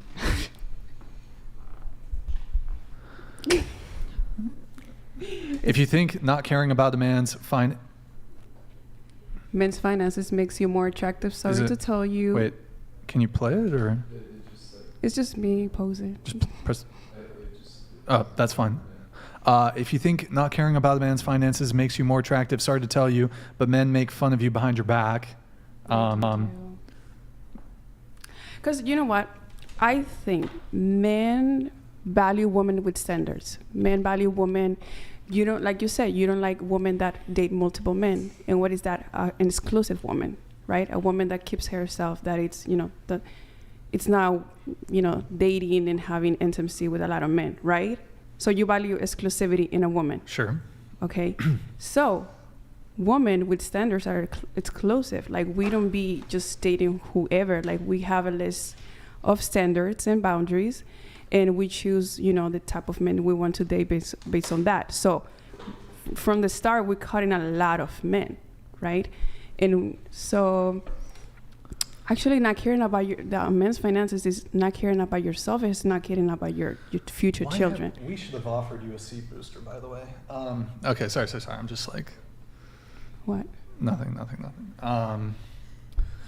Because ultimately, the lifestyle of the partner that you choose is going to become your lifestyle. Because at some point, you're going to have to, you know, like, not work. Can I have you tilt your microphone down just a teeny bit? You're going to have to sacrifice. I don't think men make... So you're saying, like, men would make fun of a woman if she wanted to do 50-50? I've seen men making fun of women. I've seen men not respecting women, not valuing women like that. I mean... Pygmishas. Are you aware of the term pygmisha? I think you guys know what a pygmy is? I object to this term pick like me. Like a pick me? A pygmy, yeah. Oh, I love that, pick me show. Yeah. I'm going to use that. I don't think men make fun of women who want to go 50-50. Not necessarily make fun of them, but will not value them and will not respect them. I disagree. I mean... And will walk all over that woman, for sure. Because it's essentially a woman that doesn't respect herself and doesn't have standards. So a woman that doesn't respect Disavow. herself won't pay? I've never been walked over, and I do pay 50-50. Yeah. That makes your... Well, I also makes never had the sense. experiences you guys had. But what does that go to show with the men that you're choosing then? That I like to save myself, and I have a rigorous list of standards that I go by, and I prioritize myself, my well-being, and therefore my standards prevent me from bad experiences. Is your standards just them having money? No. I think this idea though, like, there could be a guy who's perfectly willing to be the sole breadwinner. I don't think that same guy though would necessarily object to a woman also having a job that brings in income to the household. So I don't think that they would, even if a guy's inclined to be the sole breadwinner, I don't think he would necessarily like turn down a girl who is open to 50-50. Now, obviously, if he like really wants a stay-at-home wife that's going to really take care of the children, that could perhaps be a component there. But I mean, I don't think men make fun of these women, but we can't linger too long on that. Next video. It doesn't need to play. When he believes in 2-income household, but I believe in multiple vacations a year, Van Cleef bracelets, and all of my bills paid. Okay. I was just being silly, of course, but. Wait, have you gotten that treatment, by the way? Van Cleef's, yeah. Multiple vacations a year? Yeah. All of your bills paid? Yeah. Okay. That sounds like life on easy mode a little bit. I think that's like just oppression. Sounds like pretty privilege to me. Oh, it's not. Like, it's the patriarchy. I've seen women far attractive, like non-conventionally attractive, and get pretty like. Wait, I have a question for you on this. Princess How early into a relationship do you think a man should start doing that stuff? Like, because you say pay all of the bills, like vacations, gifts. You know, this Van Cleef bracelet. I'm not familiar with the brand. How early do you think a guy should start doing that? Whenever he chooses, whenever he wants to get serious with a girl. Well, when would you expect it? Like, do you expect it like, okay, you should start paying all my bills, like second date, third date? Well, you know what? I kind of understand that I have like crazy expectations, but it's because I have experienced them in the first place. And I don't think you will have to blame me. You will have to blame the men that are giving me that type of treatment. But it's based on the person. It's, you know, like it's based on the person. Oh, I mean, I don't doubt that. I'm not expecting anything actually. Like they're just giving. You're they're just giving. 100% expecting things. Like, well, hold on. Let's see the next. Remember, ladies, you're put on this earth to live in comfort and luxury. Don't let a broke man convince you otherwise. Well, hold on. Well, how are I thought you don't have any expectations, but if Nick, pull it back up really quick. You're put on this earth to live in comfort and luxury, ladies. And you expect them to pay for everything? Well, That's literally an expectation. Wait, I have a question for you. Are all ladies put on this earth to live in comfort and luxury? if they choose to, yes. What do you mean if they choose to? If they choose to be, you know, a kept woman and they want to live a soft life, they can go ahead and all find women? a partner. Not all women want that, and I'm aware with that. You said all ladies. You're remember, ladies, you're put on this earth to live in comfort and luxury. Yeah. Well, she's speaking to her audience, you know. You don't have to take it so literally. Well, I mean, I'm a man and I tend to take things at face value. When people use words, I tend to take their word for it. But do you think all women... And also remember that men out there, some men out there, are willing to give that to women and work and pursue careers so they can attract a woman, you know, a more traditional woman, like you said, and they want to give that lifestyle to that woman. So if a woman, it's, you know, but she wants that for her life, she wants that to be her lifestyle, then why is her what is it wrong for her to want that and to attract that and actually succeeding in achieving that? But you said luxury. So when I think of luxury, I think of like... Luxury comes in many forms. Like, doesn't have to be expensive. You know, luxury can be a spa day. Hold on, let me just Google the definition of luxury here. The state of great comfort and extravagant living... luxuries or luxury, an inessential desirable item which is expensive or difficult to obtain. So my question is, but do all women deserve luxury? Deserve? Probably not. But pull up the thing again. Pull it up. What it sounds Yeah, like don't switch until I tell you to switch. You're put on this earth to live in comfort and luxury. Remember, ladies, I assume you're talking for myself, ladies, for the women that want that. Okay. It's a message to them. Doesn't everybody want luxury? Like, they've been brainwashed. Like, I feel like so many women have been brainwashed by men. To what? To not having high expectations. Like, and I think listen, to a certain extent, I think having high standards and high expectations are healthy to some extent. Why? Because those create powerful leader men. Okay? Like you said before, if women didn't have such high expectations, you would be lazy and do nothing all day, every day. No, since we have these standards, we're like, okay, I have to meet those and I have to work hard and I have to, achieve things for, to, attract that kind of woman. So to some extent, I think it's healthy. You said luxury and comfort. I wouldn't say those are high expectations. Maybe not luxury, I would but say definitely. I would say it's unreasonable and unrealistic. And the reason I would say that is because a man has to attain a certain level of status and income to provide that for a woman. And the economy is competition. So every man can't do that. There's only going to be a small percentage of men who can attain that level of provision for a woman. And the fact that there can only be a certain level of men who attain that level of provision means there can only be a certain amount of women. But I feel every man should strive to achieve that, to be a competitor, like, in the dating market. Because if y'all are just making excuses and, like, pretending that all women should settle down to mediocre standards, I don't think that's solving anything. Even if we do strive to be that, most men aren't going to become that. Which means most women aren't going to get that comfort and luxury. I don't know what to tell you.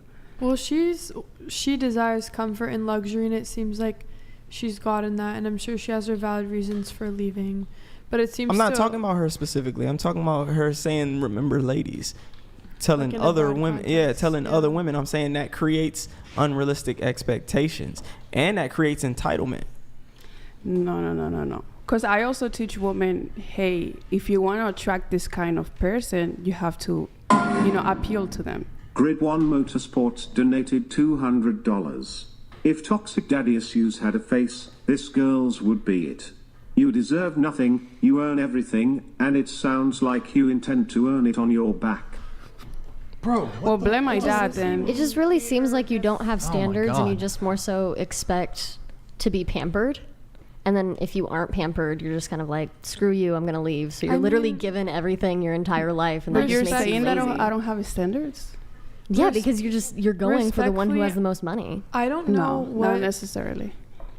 I don't know what the context of your relationship was, but I feel like if you had standards like her, I feel like what happened to you wouldn't have happened, like, respectfully. And I think that you guys don't seem like you have your standards, and that's why your old man stole your money. In her case, her man wouldn't have stolen her money that she worked for. He stole my money because I was disabled and in a wheelchair when we were married.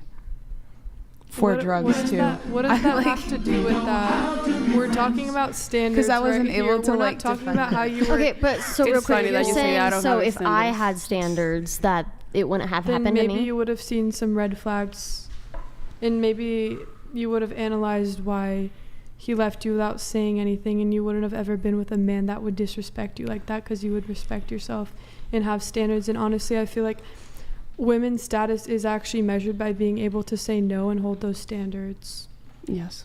And I think that actually men find that very attractive, a woman's ability to say no. I think you're making yourself look like a joke. Okay, you want to explain why? Because you're just sounding fucking stupid. You're talking about shit you don't know. Okay, stop calling me stupid and stop saying I'm making myself look like a joke, and back it up with facts right now. Well, okay, I think you're just mad. I that actually just do spoke have reality. some facts about her. So you don't even know how the relationship was in the first place. And honestly, in my opinion, I thought her fiance was better than a lot of other men that I've met in this day and age. He was always very good at communicating. He actually genuinely showed no red flags, nothing at all. He was very honest. He would help all the time. Like, he was basically everything that you guys are explaining that you want in a man, and you're bashing on something when in all reality, what you guys just said that you would expect in a man is the one who actually just up and dipped. And then real quick, didn't you say you respected yourself but then had one night stands? Yeah, that was me when I was an 18-year-old It's not respecting girl. yourself. That was me when I was an 18-year-old girl, and people Being learn a from garden their tool girl. mistakes.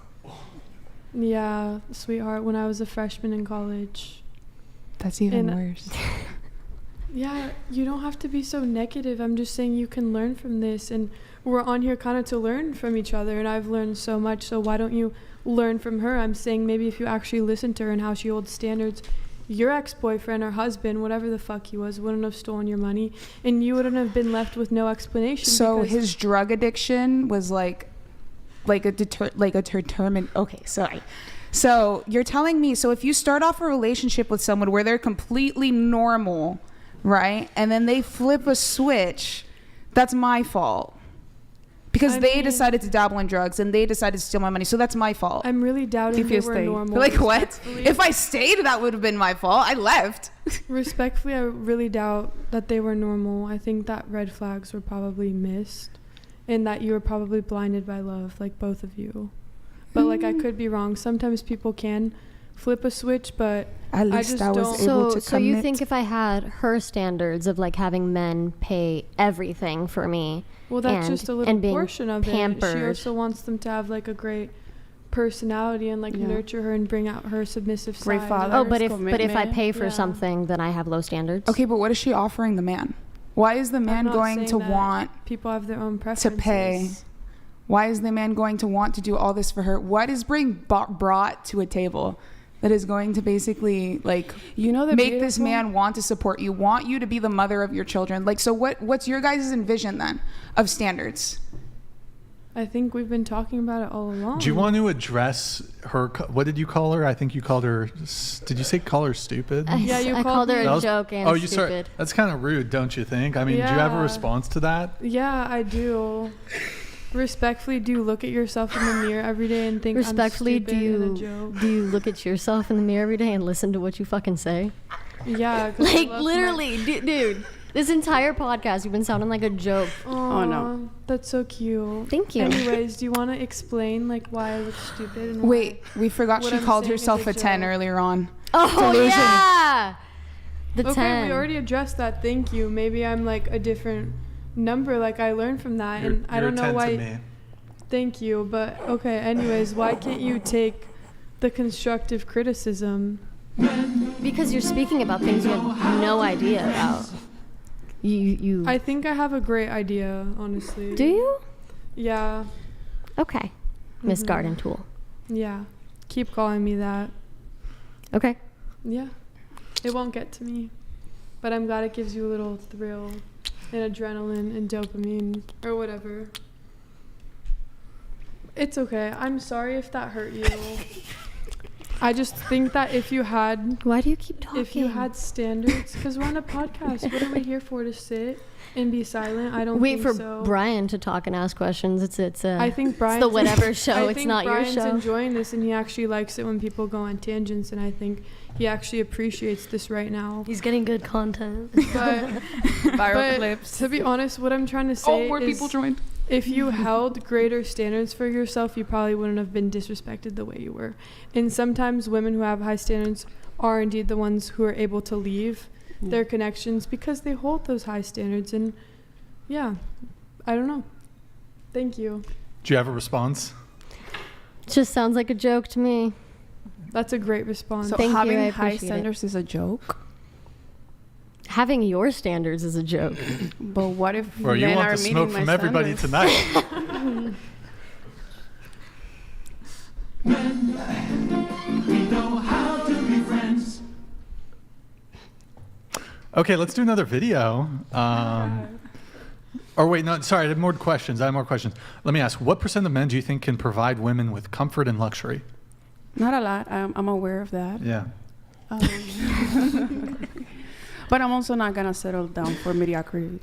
Word. So, like, what do you practically propose, though? Because, like, do swaths of women ignore the majority of men and pursue a small % of rich men who can provide comfort and luxury? So, like, should rich men just have, like, 50 wives? But an average man can provide that. Like, if he has a good job, yes. Average man can't provide luxury. Well, not luxury, but it wouldn't stability. be considered luxury. Okay, but leave the luxury apart. Here's the economic reality. Here's the economic reality.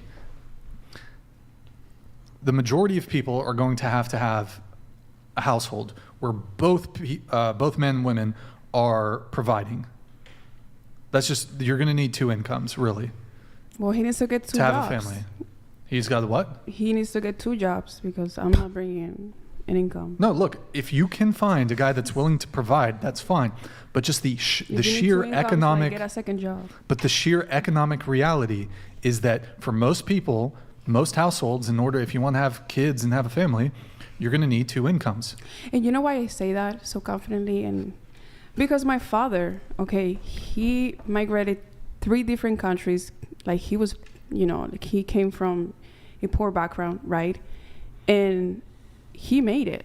And I've never seen my mom having to pick up a job. Like he always, sacrifice and, pick up on jobs and stuff, to make ends meet. And it worked out. And he likes it like that. My mom is comfortable. And now we live in, my family lives, in a better position right now. And that's how I was brought up. Like I never seen my mom working. Okay. All right. We got another video here. And he did it. If he can't provide for you, is it going to play or no? Is it? If he can't provide for you, then he's not worthy of trust. Don't trust him with your heart nor your body. Okay. Yes. And so what do you mean by trust him with your body? Do you mean have sex with him? With a man that hasn't earned those privileges. You mean, but you said, pull it back up, Nick. If he can't provide for you, then he's not worthy of having sex with you, is basically what you're saying. Yes. So you only have sex with men who provide, who are in committed relationships with me and provide for me. Sounds like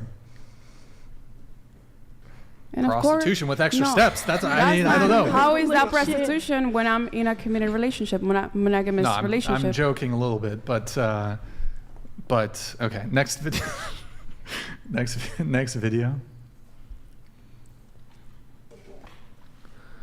I don't care what a dusty has to say. At the end of the day, they will never know what it's like. Wake up to what? So play it again. I do weird shit on the internet. What is like to wake up to a $500 deposit from a man just because? Have you had that? Yeah. A guy just. It's New York, like. They just. But is this a man you're dating or just like a dude? I was talking to him and we went on a date and. Yeah, I mean, he's just, I woke up and he was like, hey, a little something for you. I've been thinking about you. Little something. Where did you meet these guys? I'm not on dating apps. I used to be on dating apps. So you find, some of them there. But I don't like dating apps at all. So I just go out to bars. Wait, question. So you went on one date with this guy? Yeah. And he paid But we've been talking, like, I've known him for a while, like, actually, I met him in college, and then we stopped talking, and then we started talking again. So for he just sent you $500 because? Yeah. Sounds like life on easy mode. Like literally life on easy mode. But it doesn't happen all the time. So how often? It's has not it, easy. Like how often has it happened? It would be easy if it was monthly, but it's not. How often has it happened? Not a lot of times. Just maybe 2-3 times. Okay. In New York, it's expensive. Let me tell you. So like $500. Yes, it's substantial amount. I'm aware, but it doesn't cover a lot in New York. These simps are ruining dating. Ruining dating. Holy fuck, bruv. Just sending a chick $500 just because. Here you go. Here's $500. You have never seen Miami men. Oh, yeah, I know. They're tricking. Is that the term? To trick? I thought it ain't tricking if you got it. I don't get it. Oh, you never heard of that before? I've heard that term, but I'm not sure what that means. Okay, next video. That's it? Yeah. That's all of them? I had better ones. Wait, really? I had better Is ones. that all of them? The dusty one, you can't provide, put on this earth to live in luxury, all of your bills paid, if you think that can makes fun. Oh, yeah, okay. Wait, so I have a question, right? So, question for the table, I guess. Do you think broke men should not date? They can date. Oh, okay. They can date, of course. But you're going to get your feelings hurt. Why? Because you don't have what it takes to compete with other men. And then you're going to grow resentful of women, which I've seen it before, you know, and men hitting on women and being really disrespectful and rude when we have standards, even like medium to high standards, like reasonable standards. Men will go crazy and say that all women are gold diggers, and we have like incredible like expectations in dating. And I think a man should have his financial, status right before entering the dating market, because a broke man, unfortunately, is not desirable in the free dating market. Okay. The same way, an unattractive woman, it's not as desirable in the dating market. Yeah, that's fair. That is fair. So you're okay with poor people or broke people dating, just not you? You don't want them to date you, is what you're saying? Kind of, yeah. And that's what the thing is, though, is that you're like, it sounds like you're advising or suggesting women not date. And I also want to clarify, like, I'm not lazy. I'm running a hair business. I'm doing TikTok. Like, I'm moving. I'm doing You're stuff. hustling. I'm hustling. You're hustling. I came here. That's right. Shout out to Ella. I made it happen. She made it happen. I made it happen. She made it happen. So, like, as a woman that is, trying to level up in all areas of my life, like, I'm expecting the same in my partner. Okay. All right. Well, I think those are it for my notes on that. I think, trying to think, hold on, let me just double check here. Oh, wait, what question for you? So, you said it's fine for broke men to date, so, yeah, okay. I was going to ask if it should overweight women not date, but but that's not your position. You think it's fine. I think it's fine if over women want to date. That's totally fine. Just not me. Okay. No, because I'll date a chubby Asian chick. What? I'll date a chubby Asian chick. Let me put it like this, because it also goes for women, obviously. Like, if you want to have a good outcome when I like Asian women. When in dating, no, I'm not talking about Asian. Oh, sorry. I'm talking about like maybe women who are not fit or who are let themselves go or something like that. Make sure you correct those things. Make sure you work on yourself. You hit the gym. Like you want to present the best version of yourself so you can get the best men. So that's my take. Oh. Yeah. Yeah, guys, go to twitch.tv/whatever. Drop us a follow. Drop us a Prime sub if you have one. If you have Amazon Prime, you link it to your Twitch. Quick, free, easy way to support the show every single month, guys. Twitch.tv/whatever. Thank you, guys. No, it's okay. Shoot, sorry. One of your guys' chats fell off. I'm going to read some of the chats there. Sorry that we're getting to these a bit late, but Yo, way off base. Hey, thank you, man. Appreciate it. Sorry that it took us a while to get to your chat. It is a social issue. Both feminism and red pill's war on the opposite sex is stupid, driving people apart. These topics are talked about ad nauseum. What do you think would be a viable solution? Well, first off, if men and women agree that hookup culture is bad, we obviously have to stigmatize said hookup culture. We have to shame, like she said, like Jordan said, bring shame back. We need to reprioritize a better social order, you know. Okay, thank you, man. I appreciate it. Did anybody want to answer this? Like, quick answer? Oh, you guys can't see it. What's a viable solutions? Openly communicating like we are right now. That's like touching. Some beautiful. People might take it too much to heart, but I'm sure like your main goal behind this whole thing and why you started it clearly was because of your past like experiences, and I feel like you want to share the wisdom. The fuck? And, like, okay, sorry, you know what I mean. Like, we're here to share wisdom, you know what I mean, and just have open conversations. And it's like, you know, just hear sides of the opposite sex. And I think even just having conversation with like your opposite sex friends about this stuff and realizing that men and women both have grievances. Just, I think communication is a good solution within a relationship or in general.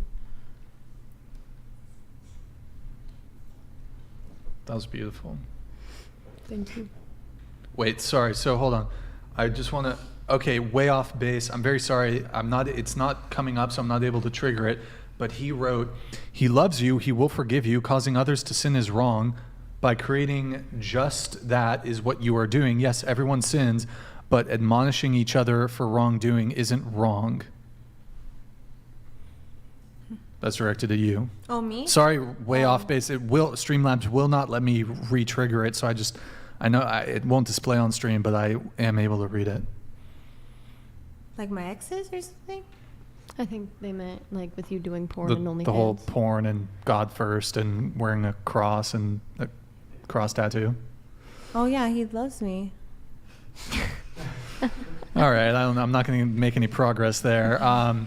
And then hold on one sec. Let me get through these chats. And then, what do you guys think is a viable solution to everyone's dating woes from way off base here? Is there a solution? Honestly, in today's society, everyone's just gonna do what they want. So, like, we can honestly say a million solutions, but in all reality, the world's gonna keep turning and things are just gonna keep progressing. Mm-hmm. Yeah, and I think it's like you shouldn't be scared to date either. Yeah. Like, you not dating for 5 years, I think you should like give it one more try. I don't know. I'm not actively seeking that, so it's just not a priority right now. I respect that, but I don't think being like not wanting to date or being scared to date you should like be like that. I think you should want to just, I don't know, interact with humans. I think that's just go to the club and have a foursome accidentally. I don't think we were not put on this earth to interact with other human beings.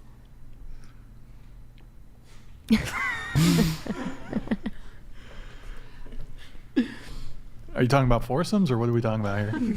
I'm talking about like, I don't think that I was put on this earth to not do procreate porn. And like. Oh, sorry. Wait, is that what? Hold on. Is that what you were put on earth to do? Is to make OnlyFans content? I don't think that was like my mission, but that's just what I'm doing. So that is your mission? Oh my God, this girl. Okay. Link in bio. All right, we got J-Rod here. 70% divorces initiated by wife. 50% of divorced wives never want to remarry. Only 30% of men have same sentiment. Yes, most divorces are initiated by women. Why? Men effed up. They go back to buffet. Men effed up. They go back to the buffet. Like the pool, the dating pool? Yeah, I think that's what they mean. Go back to the buffet. Interesting. It's an interesting way to put it. Okay. All right. There you have it. Let me just double check here. Go ahead. So there was one comment, like those things that pop up, that said that a lot of women, which is true, a lot of women don't want to do a lot of the same hard labor work as jobs, but you shouldn't say all women, because I know that I myself, I've worked in construction, I've worked in the fields, and I've done exterior home renovations, so you can't really stigmatize it to all women. You said a lot. True. Most women. Yeah. So you didn't say all. Did you not say all? Wait, let me ask you a question. So you say you do construction, you're out in the fields, right? When you're on a construction site or doing a construction gig, what percentage are men? Majority. Okay, so most. Would you say most then? Yeah. Okay, well. I mean, a lot of the women work behind the scenes, more of like in the office and stuff. Like in the company itself, there is still a lot of women that do work in the construction company, just not actively out like laying down the concrete. That's not, you're not like actually doing the construction. If you are like the accountant. But no, I'm sure you were, but most women don't want those jobs. That's because they're not for women. That is the joke of feminism. You can only have feminism when there's comfortable air-conditioned office jobs. You can't have feminism when it's like brutal physical labor. So this whole idea, women weren't allowed to work 200 years ago. Bruv, you wouldn't have wanted to work 200 fucking years ago. Work was like backbreaking. But why denied why deny women from working, wanting to work? Women really weren't even. If you wanted to, I suppose you could have worked. But why the laws were made so women could not? There weren't laws. There were. There weren't laws. What laws? There were like women slaves building the pyramids and stuff too. Who's physically stronger, men or women? Technically men. What do you mean physically technically men? Men. Because so there are certain instances where, let's say you have a male. Males are born on average 35% more muscle mass than females straight out of the womb. That's just science. That's a fact, right? Well, actually, hold on. Before puberty, I think there's actually, and I actually might be wrong on this, but my understanding is actually before puberty, like, I think it's pretty equal between boys and girls. Before puberty. I could be wrong. I'm not an expert. There's still a muscle mass percentage difference in I wrong, the BMI. Chad? I could be wrong. Let's look it up. I thought there wasn't a huge difference. It's not until puberty, because that's when puberty starts. That's when testosterone starts to heighten, and then there's still a difference straight out of the womb, though. I'm sure, but it's like not genetically, muscle it is muscle. It's muscle. I'm pretty sure it's muscle mass or muscle capacity, but I do know that male babies are born straight out of the womb with more muscle mass than a female. But let's say that man specifically, let's say he doesn't work out all the time, or maybe he does moderately, right? If you have a woman, right, that's eating the correct diet, going to the gym every day, she's benching like 250, she's going to be stronger than that guy that's just working. How many women bench 250? I used to when I played football in high school. You bench 250? Dude, I look did. at her muscles. I played D-tackle and boys varsity football. It's a baby now. I haven't worked out in years, okay? I have not worked out in years. Hey, well, first off, impressive. Good for you. You got guns. But No, but okay. But you're like an outlier in that case if you can outbench some guy who never goes to the gym. Like years of working out. Is what I'm saying. Anyone can do it. It just takes dedication. Wait, how did you play football? Did you go to like a school? Yeah. Did I go to a school where like women could play football? Can you? Oh yeah, in Southern California. Is it different here? I was just wondering. No, if any female can apply. Like can try out for football. Sorry. No, pull your mic close to the edge. I think women are not barred from playing football, but the reality is it's such a physically intense sport that they're just not temperamentally drawn to it, and there's just certain they're gonna get hurt. Mm-hmm. What position did you play? I played D tackle and I was a starter. Nice. You paid D tackle and I was a starter. Is that the defensive? Are you on the defensive end? Line? Yes, I was on the defensive line. Okay. I'm right next to the center. Cool. On defense? Yeah, I played D tackle. Did your team lose? No, actually, I transferred from Tesoro High School, which was a D1 school, to Rancho Buena Vista, which was a D3 school. So I actually helped them bring up their standing. JV or varsity? It was JV, but I was a freshman. Okay. So. Sounds like affirmative action or some shit. I don't know. I get really involved in stuff, and I like what I do. I like physical things. I like working out. I like being outdoors. I like doing construction. I like doing hard physical labor because it makes me feel good. That's cool. Wait. But generally speaking, men are physically stronger than women. They can be. What do you mean they can be? They are. They are. I'm not saying that there's like... They have more testosterone in their muscles, which allows them to become stronger and develop muscle mass easier. It also depends on a lot of things, because women can still be as strong as men. It just takes work. Let me ask you a question. It takes work. No. Let me ask you a question. Using what you just said there, is the strongest woman, does any woman in the world have the capacity to be as strong as the strongest man in the world? It depends. On what? On a lot of factors.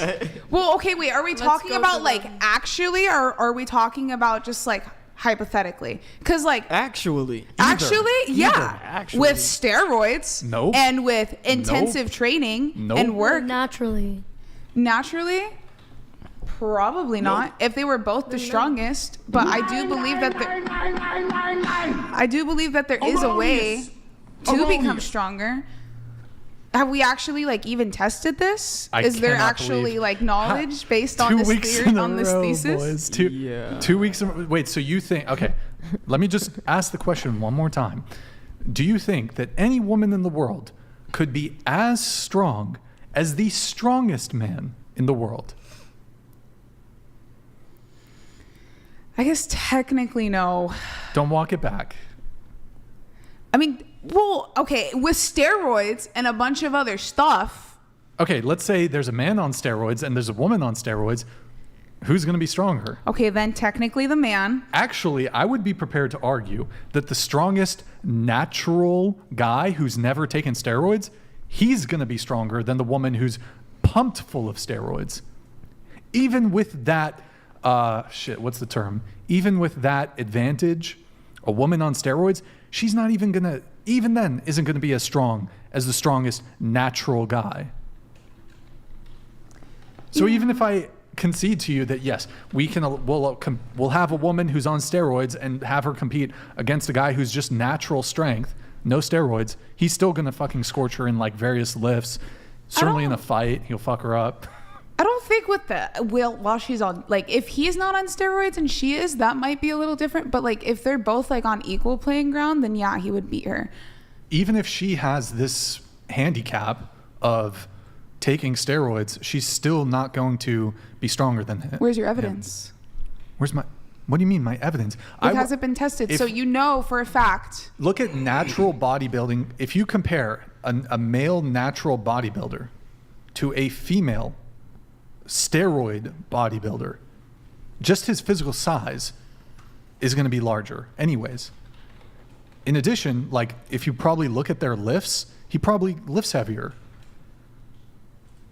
Why don't you look up the world records for lifting with women versus men and look at the disparity right now? Brian. Oh. But if Brian allow you, but why don't you do that? Why don't you look at the disparity? Look at the female bench press record. Well, that's what I was planning on doing after the show, because now I actually want to know. And look at how much more the male's bench press record is world record than the woman's. This is the plan. So you think that a woman on steroids... But that's actually, like, not just steroids, but has actually, like, actively been training, been lifting for a majority of time, actively pushing herself to be stronger. Oh, she has the ability to. She has the ability to be stronger than a portion of men. Yeah. Absolutely. But if you were to compare her to a guy who's not on steroids, who's been, I'm not even going to say training the same amount of time, but that would be the fair comparison. Just a guy who's been lifting for I don't know. I can't put it. I mean, this is very speculative. Let's just compare a guy who's been training for 10 years, not on steroids, versus a woman who's been training for 10 years on steroids, that guy's going to be able to lift more than she is. That's how great the disparity is between our strengths. Yeah, but it also depends on like that female's testosterone levels too, because doesn't matter. You can still have XY chromosomes and have a higher testosterone spike and be able to have. Do you know how much more testosterone men have than women? A bit, but there's also a bit. It's exponentially I think you're more. grasping at this point. It's exponentially more. Wait, am I wrong? Like, don't just side with me because you like my podcast or whatever. Let's say a guy who they're both like very serious about the gym, is a guy who's never taken steroids going to be stronger than a woman who takes steroids? They're training the same amount of time. Oh, we got Curtis _Leon donated $200. When women in combat roles was tested in the USMC, they did an experiment I witnessed. A WM who lifted weights tried to lift an artillery round, couldn't do it. A 170 pounds male private could do it. Okay, but was she like trained to do that? Like, was there like anything specific about that? Anyways, what we're getting at, good point, Curtis, is that men tend to be stronger than women. Majority cases. And it's not even close. It's not even close. This is ridiculous. Should we do the... I have the boys. Okay, we'll do the boys versus women thing. I have a few other records. If you can, yeah. So this is male high school athletes versus female Olympians. If boys win against the fastest women, is it fair for males? Well, okay, whatever.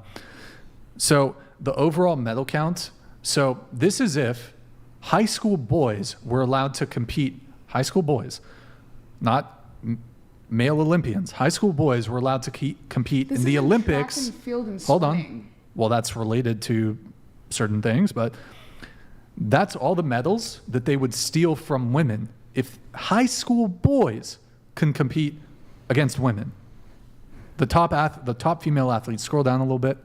We're just going to react to a few. That's for speed, though. That I has nothing to mean, do but with sprinting is related to your force twitch. Yes. Fast twitch muscle fibers. Force that you generate, yes. Like, have you seen but sprinters? Lifting is slow twitch. Or did I say fast twitch? Fast twitch is for I might sprinting. well, you'll have to excuse me. I might have mixed the two up. Slow twitch is when you have lifting. Typically big muscles, right? So slow twitch fibers are the muscles that you use when you're doing more heavy lifting. Chat. Nick, can you show us the chat? Okay. Wait, fast twitch, is that what sprinters have, or is it slow twitch? I thought it was fast. Sprinters have fast twitch. I thought sprinters have fast twitch. Yeah, sprinters have fast twitch. I think I was right. In any case, I have lifting records too. We both next. Yeah, no, I was right. Fast twitch. Have you seen, like, Q if could you literally compare take on all the women in the hospital and most of them win. That's true. Damn, they're professional fighter.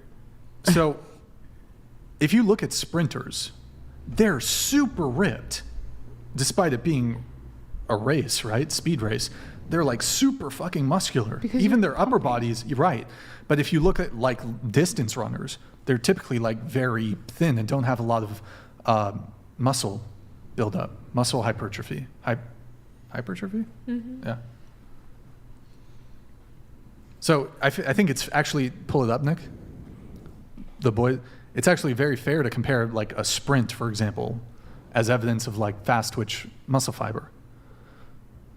Bear in mind, these are high school boys, 400 meters, 800 meters. Anyways, this goes on and on. All the boys steal all the gold medals from women, the top female athletes in the entire world, just the US high school boys alone. The 5,000 meters, actually, women edge out a little bit because there's some weird differential for long distance running. But yo, Bone Man, dude, thank you. You're fucking, hold up. That's what I'm talking about. That's why he's the MVP. That's why he's the GOAT. Thank you, Bone Man. You're a fucking legend. Thank you, dude. Word. How? Oh my God. Hello. Huh? So women are stronger than men? Is what you're saying? Well, apparently not, but I thought with hormones and everything that you could potentially be stronger than men. I don't know. I've met a lot of men that I was stronger than, so. No, but yes, like, of course a woman can be stronger than a man. But if we're like comparing averages, like the average woman to the average woman, or like a really physically fit woman, if you compare her to a really physically fit man, like say the top bodybuilders or the top power lifters, the men are still gonna, like, natural bodybuilders or natural power lifters would probably still lift more, and I think do lift more than even women who are juiced up. I mean, probably, now that I just saw the actual statistic. I mean, I had already said that initially out of the womb, that genetically men were stronger than women. The question was if a woman could become stronger than a man. So I am now conceding, because I was wrong, because we just saw the statistics, that is not possible. But I thought the question was if, not are they. If they could potentially. I don't even know how we got there, to be honest, but of course there are women that can be. There's women that are stronger than me, but am I stronger than probably the vast majority of women? Yes. How much can you press, Brian? Well, here's the reality. I have chronic pain issues. I've got neck pain. I've got back pain. I've had major injuries.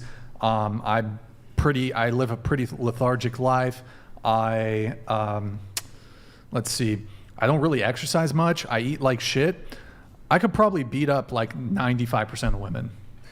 Like, not that I would want to. Not that I would want to, but like, granted, I wrestled for 2 years in high school. That already puts me at some that advantage. Helps. But yeah. Got muscle memory. Maybe 99% of women. I don't know. It's probably 99%. Yeah. It's probably 99. I've got a fucking dad bod and I haven't lifted in a long ass time, and I'm old and I've got knee pain and neck pain and back pain. I'd probably like still score. Not that I'm like trying to fight chicks and shit. I'd probably scorch them up in a fight because I'm physically stronger than them. And I weigh more and I'm physically larger. I'm 6'1". So what percentage of women are 6'1"? It's probably like less than 1%. So I mean, shoot, technically your height's got a little bit of a disadvantage in fighting. Just a tiny bit, like fighting a woman, because she's a lot shorter than 6 feet. Are you saying she can like hit me in the goods or some shit? Yeah, like the kneecaps. They're right there. They're right there, and then you have to like bend down to grab. I mean, I have more reach. She could go under you. You know, in a fight, like if you have further reach, that's a benefit. I was joking. Okay, whatever. I was joking. Okay. Good times. Good times. I have the what's it called? Fuck. I have the high ground. It's always good to have the high ground, like in a fight, you know? Like if you're playing like Fortnite and shit. Like it's you want different to have in the high football, ground. man. You want low. That's never mind. Okay, I'm trying to think. Oh, I had a question. Who here wants the guy to pay for the first date? You. Jordan? No. No, you want to go 50-50? Okay, it kind of depends. So You wanna pay for the date? I think in this day and age, it should be 50-50. Oh, okay. Oh. But if it was way back when, I would say the man Back should in the pay. day. Back in the day. Question for all those of you who said, did you raise your hand on this one? Yes, I did. Just wasn't you and Jordan. Will you take your husband's last name if you guys get married? Yes. Hyphenating. You're going to hyphenate, Yeah. but you want the guy to pay for the first date? As long as it's less than $50. Okay. Yes.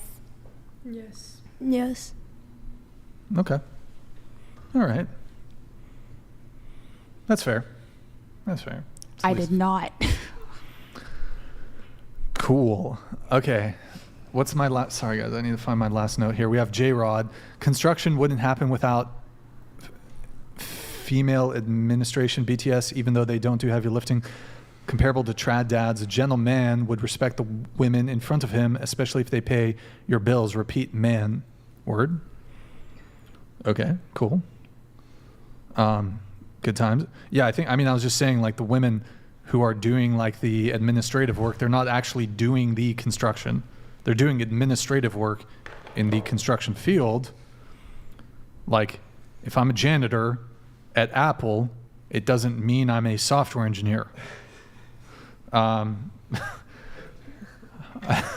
not in the engineering field. I'm in the janitorial field. So, okay. Oh, body count. Should body count matter? Does body count matter? How about this? Do you object to men caring about body count? Starting with you, we'll go around the table. I don't object. If that's a preference, you prefer women with lower body counts, that's totally fine. It's their own personal opinion. I really don't. Do you think it's like insecure? They're insecure? No, I just think it's their own personal preference of what they want. Okay. I don't think it should matter. Okay. I think it's unnecessary to know a woman's body count. It's unnecessary to know? Like, a man shouldn't ask that. A man shouldn't ask? I think that's like someone's private information. But what if they're wanting to be in a relationship with you?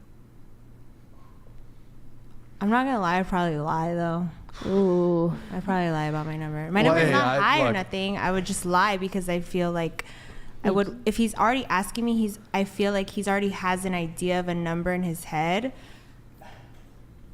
I mean, I appreciate your honesty, but this is why when a girl, if she does tell you your body count, she might not be honest, so. Nobody here is going to tell me that if they got asked, they would actually tell the truth. Nobody here. Unless some it's girls really tell the low. truth. I do. I've been with 3 people. What about you?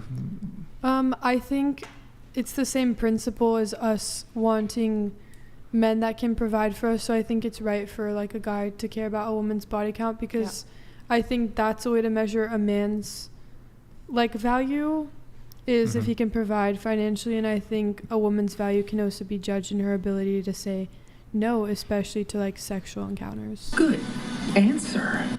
Thank you. I think it's a fair question. Well, fair question, but do you object because men typically prefer women who have low body counts or non-promiscuous? Do you object to that? To men wanting a girl with a low body count? No, I don't object to that. Okay, Jordan, what about you? No, I don't object. Okay. So going around the table, what's everybody's body count, starting with Madison? 8. Okay, we'll start with you and then go around this way. What kind of question is that? What do you mean? I don't feel like you asked that to a lady, and I don't feel comfortable responding to that. Not because it's high, but I think that's between me and my partner. Okay. All right. 3.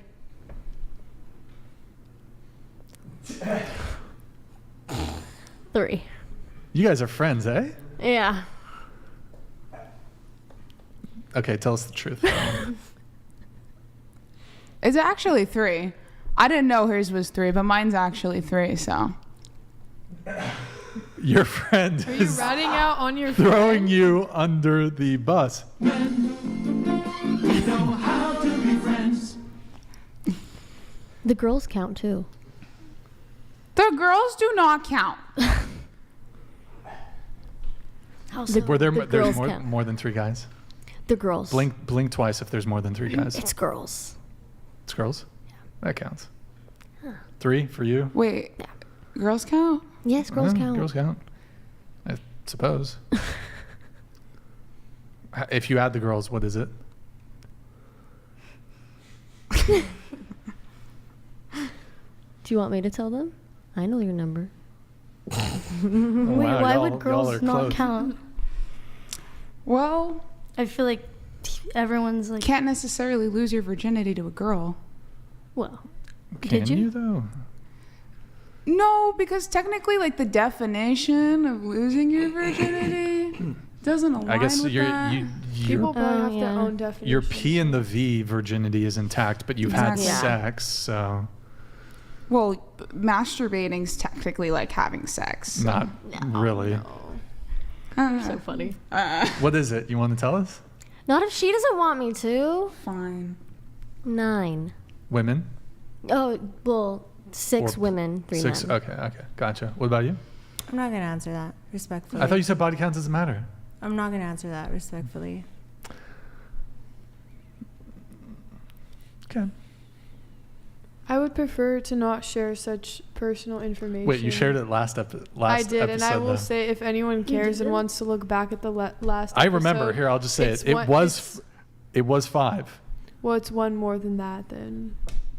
Okay, because you were on like a year plus ago, I think, right? Like a year. Yeah, I was in like October Oh shit. Okay. 2022. You guys are friends, right? Yeah. Yes. Did you tell him the truth? Hmm? Did you tell him the truth? Oh, are you asking if? He's I asking mean, if I'm telling the Yeah. truth. Okay. What about you? I'd prefer not to share. I'm not really comfortable sharing that. Okay. Jordan. That's something I would be sharing with my partner. Okay. All right. Okay, gentlemen, what are your Bro, body what are counts? you guys didn't fucking share. You guys shared jack shit. Wait. I think no. that's Wait. a conversation with my Here, partner. Q will if I- share if y'all share, that's a Q will flex share. for a man. Deal? No, I didn't watch Sunday's episode. Well, come on. Just throws Q under the If bus. you if I just if said my you truth. reveal, how about this? We'll do 1 for 1. We'll make it fair. I don't care to know what anyone's body Here, count is. how about you? I don't- You want to do a trade? That's You want to do the trade? valid. The people want to know. The people's champ want to know. Okay. It's funny to see how Can we- men like to inflate numbers and women like to decrease those numbers. Can we guess and you guys tell us if it's hot And or not cold? only on Again. body counts and also in 3. other areas. Mm-hmm. 3 for who? For who? Either or. Both of us? Yeah. You think they have 3? I'm going to say Starting Q low. is like Oh, hell no. 8. Definitely. 8 to 10. His face, he's Q. like, Wait, Q, how old are you? I'm 30. Oh shit, never I mind. think I'm going to say it's- like 15 to 20. I think your body count is probably I'd like say 8 to 10. 35. And then you, What? the way you were describing how you like your relationships. He's definitely a player. No, I'm just No, I don't think. I mean, he's I'm gonna 30 say, years old. like, He's been around Earth 6? for a while. Hot or cold? Lame. Okay. He sniffled. It's cold. No, I'm just kidding.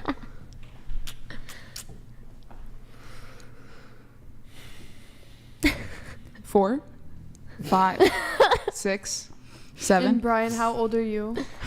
34. I'm on some boomer shit. Okay, I don't Okay, maybe know. he's 8 to 10. You're 3 years younger than my mom. How old's your mom? She's like 37. I can't do 38. math. She's how old? Like 37, She's single? 38. You don't want that. Nope, don't. What? No, I'm just kidding. No, she's actually not single. She has a boyfriend. Not a husband, though? Was a one-night stand child. Wait, really? Yeah. Did you know your dad? I met him like a couple years ago. Your mom? That's I what found your him mom, on Facebook. That's what your mom told you, or your dad told you? My dad told me. He My said you mom were was just one kind of like, yeah, I know him. And I was like, okay, cool. She's like, yeah. I know him. I was like, okay. Then I found him on Facebook, and I was like, hey, you're my dad. He was like, okay. It's like, cool. Hopefully she was like a present figure in your life, though. Beautiful. It's touching, Nikki. Right? Nicole, sorry, says it. Nikki's my nickname. Oh, Nikki's your nickname? We got 2 Nickis. We got Nikki's right next to each other. Right next to each other. Okay, any final thoughts before I wrap up the show, guys? From anybody? Check out Universe 25. Or don't. It's actually pretty cool. It's pretty nifty to look at. Or a 50-year study. I believe it was, yeah. It's a 5 year. Is it a 5-year? Yeah. I knew there was Wow. a 5 in there somewhere though. A 5 in there. Wow. That's probably where I got confused. I'm a free spirit. What? Why you? Go to Nikki's bio. Wait, question. Go to Nikki's Question. bio. Link in bio. Link in bio. Are you a Latina or are you Asian?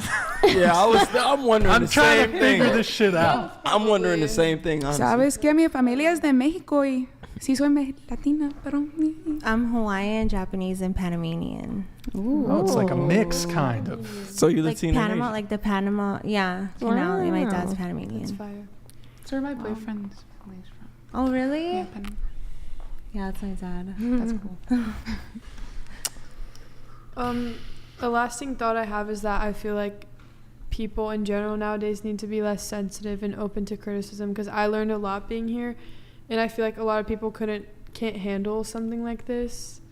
Instead of taking it as like constructive criticism or actually opening their mind, everyone just assumes they're right.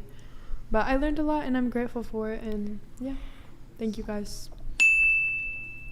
Thank you for coming. A lot of people can't handle these kinds of conversations. Mm-hmm. Granted, I'm kind of toxic as fuck, so whatever, it's all good, like whatever. That's the point too. At the same time, That's the point. you gotta make it entertaining. Yeah, you gotta make it. I'm pretty You gotta tame. make it spicy, man. I'm pretty tame. Not gonna lie. Compared to some other, a lot of people don't want to. Wait, okay. Actually, a question for you. So you're like local, right? Mm-hmm. Like here in Santa Barbara. Yes. Question for you. Yes. Oh fuck! I don't want to ask. Never mind. Don't be a pussy. Oh my god, no, it's not.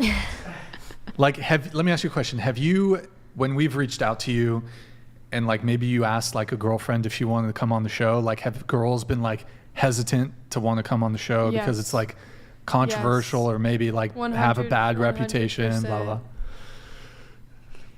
blah.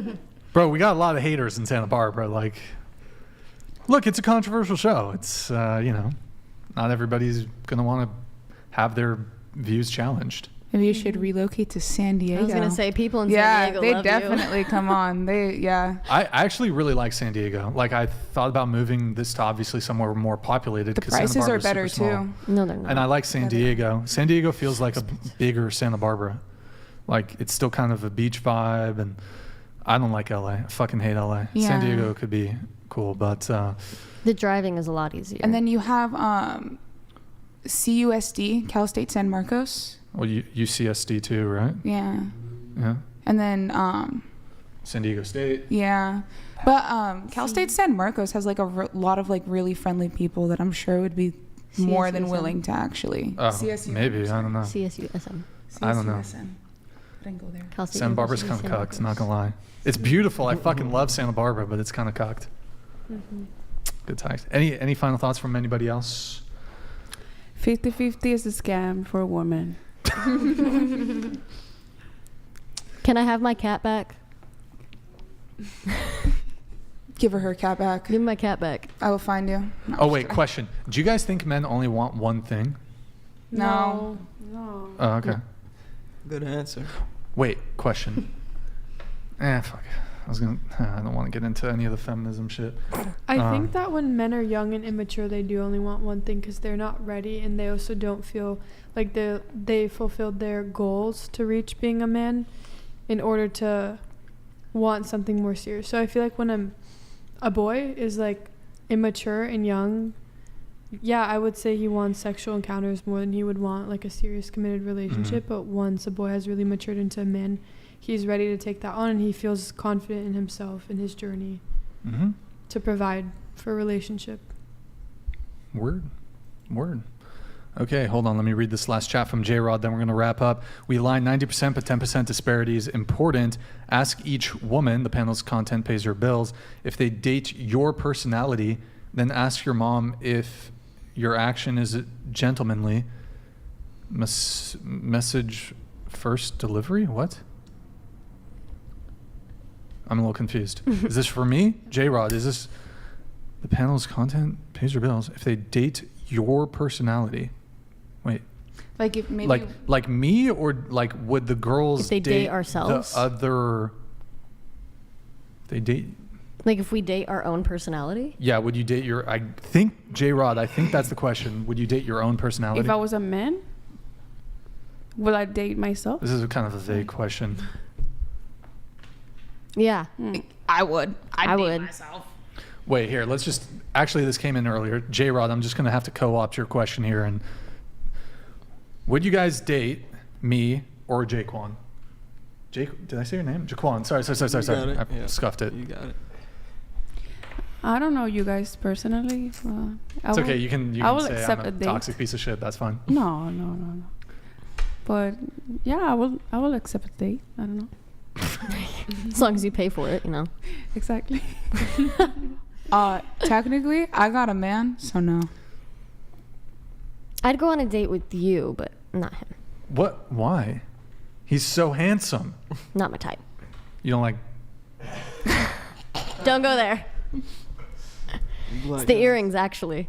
It's the earrings. It kind of just reminds me of gay guys. I thought his earrings were cool. I was like, they're cool and they're nice, but like I have so many gay she friends. She just called you gay, dude. No, I didn't. I just said I have so many gay friends and they all have earrings. So when I see a man with earrings, I just instantly. What about you? Assume he's gay. Yeah, I would date both of you guys. I like that you guys were both very opinionated, and I respected your guys' opinion on every topic that we talked about. And I like a guy that can like voice his opinion. So you both seem like you guys are good communicators. So yes, I would. All right. Okay. As someone who has high standards and is very careful about who I give my energy to, I don't have enough information to assess something like that and be able to answer that. So the question is, I don't know. Okay. All right. That was a very politically correct answer. I was going to say you should be a politician. You should be a politician. What about you?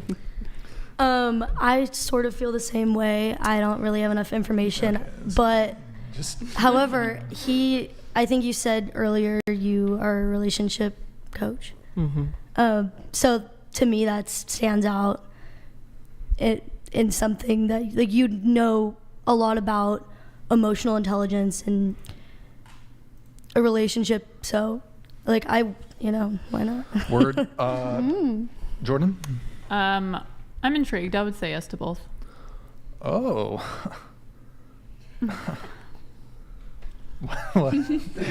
All right, there you have it, folks. Okay, guys, we need to wrap up the show before we hit the 7-hour mark. Guys, last call, hit the like button, please, on your way out. Thank you for tuning in tonight. You could have been anywhere in the world, but you're here with me. I appreciate that. Thank you to everyone who super chats, donates, supports the show. Thank you to the wonderful panel. We went long, so really appreciate it, guys. If you're interested in sponsoring the podcast, DM at whatever. If you're a girl and you want to be on the show, DM at whatever. We'll be live again Thursday. We're doing a debate at like 1 p.m. Tune in for that debate. Trent Horn, Lila Rose, Destiny, Jasmine Jafar. That's going to be a good one. Approximately 1 p.m. I think. We're going to go live on Thursday. Anyways, guys, that's it. Dating Talk will be back Sunday at 5 p.m. We'll see you next time. Good night, guys. 07's in the chat.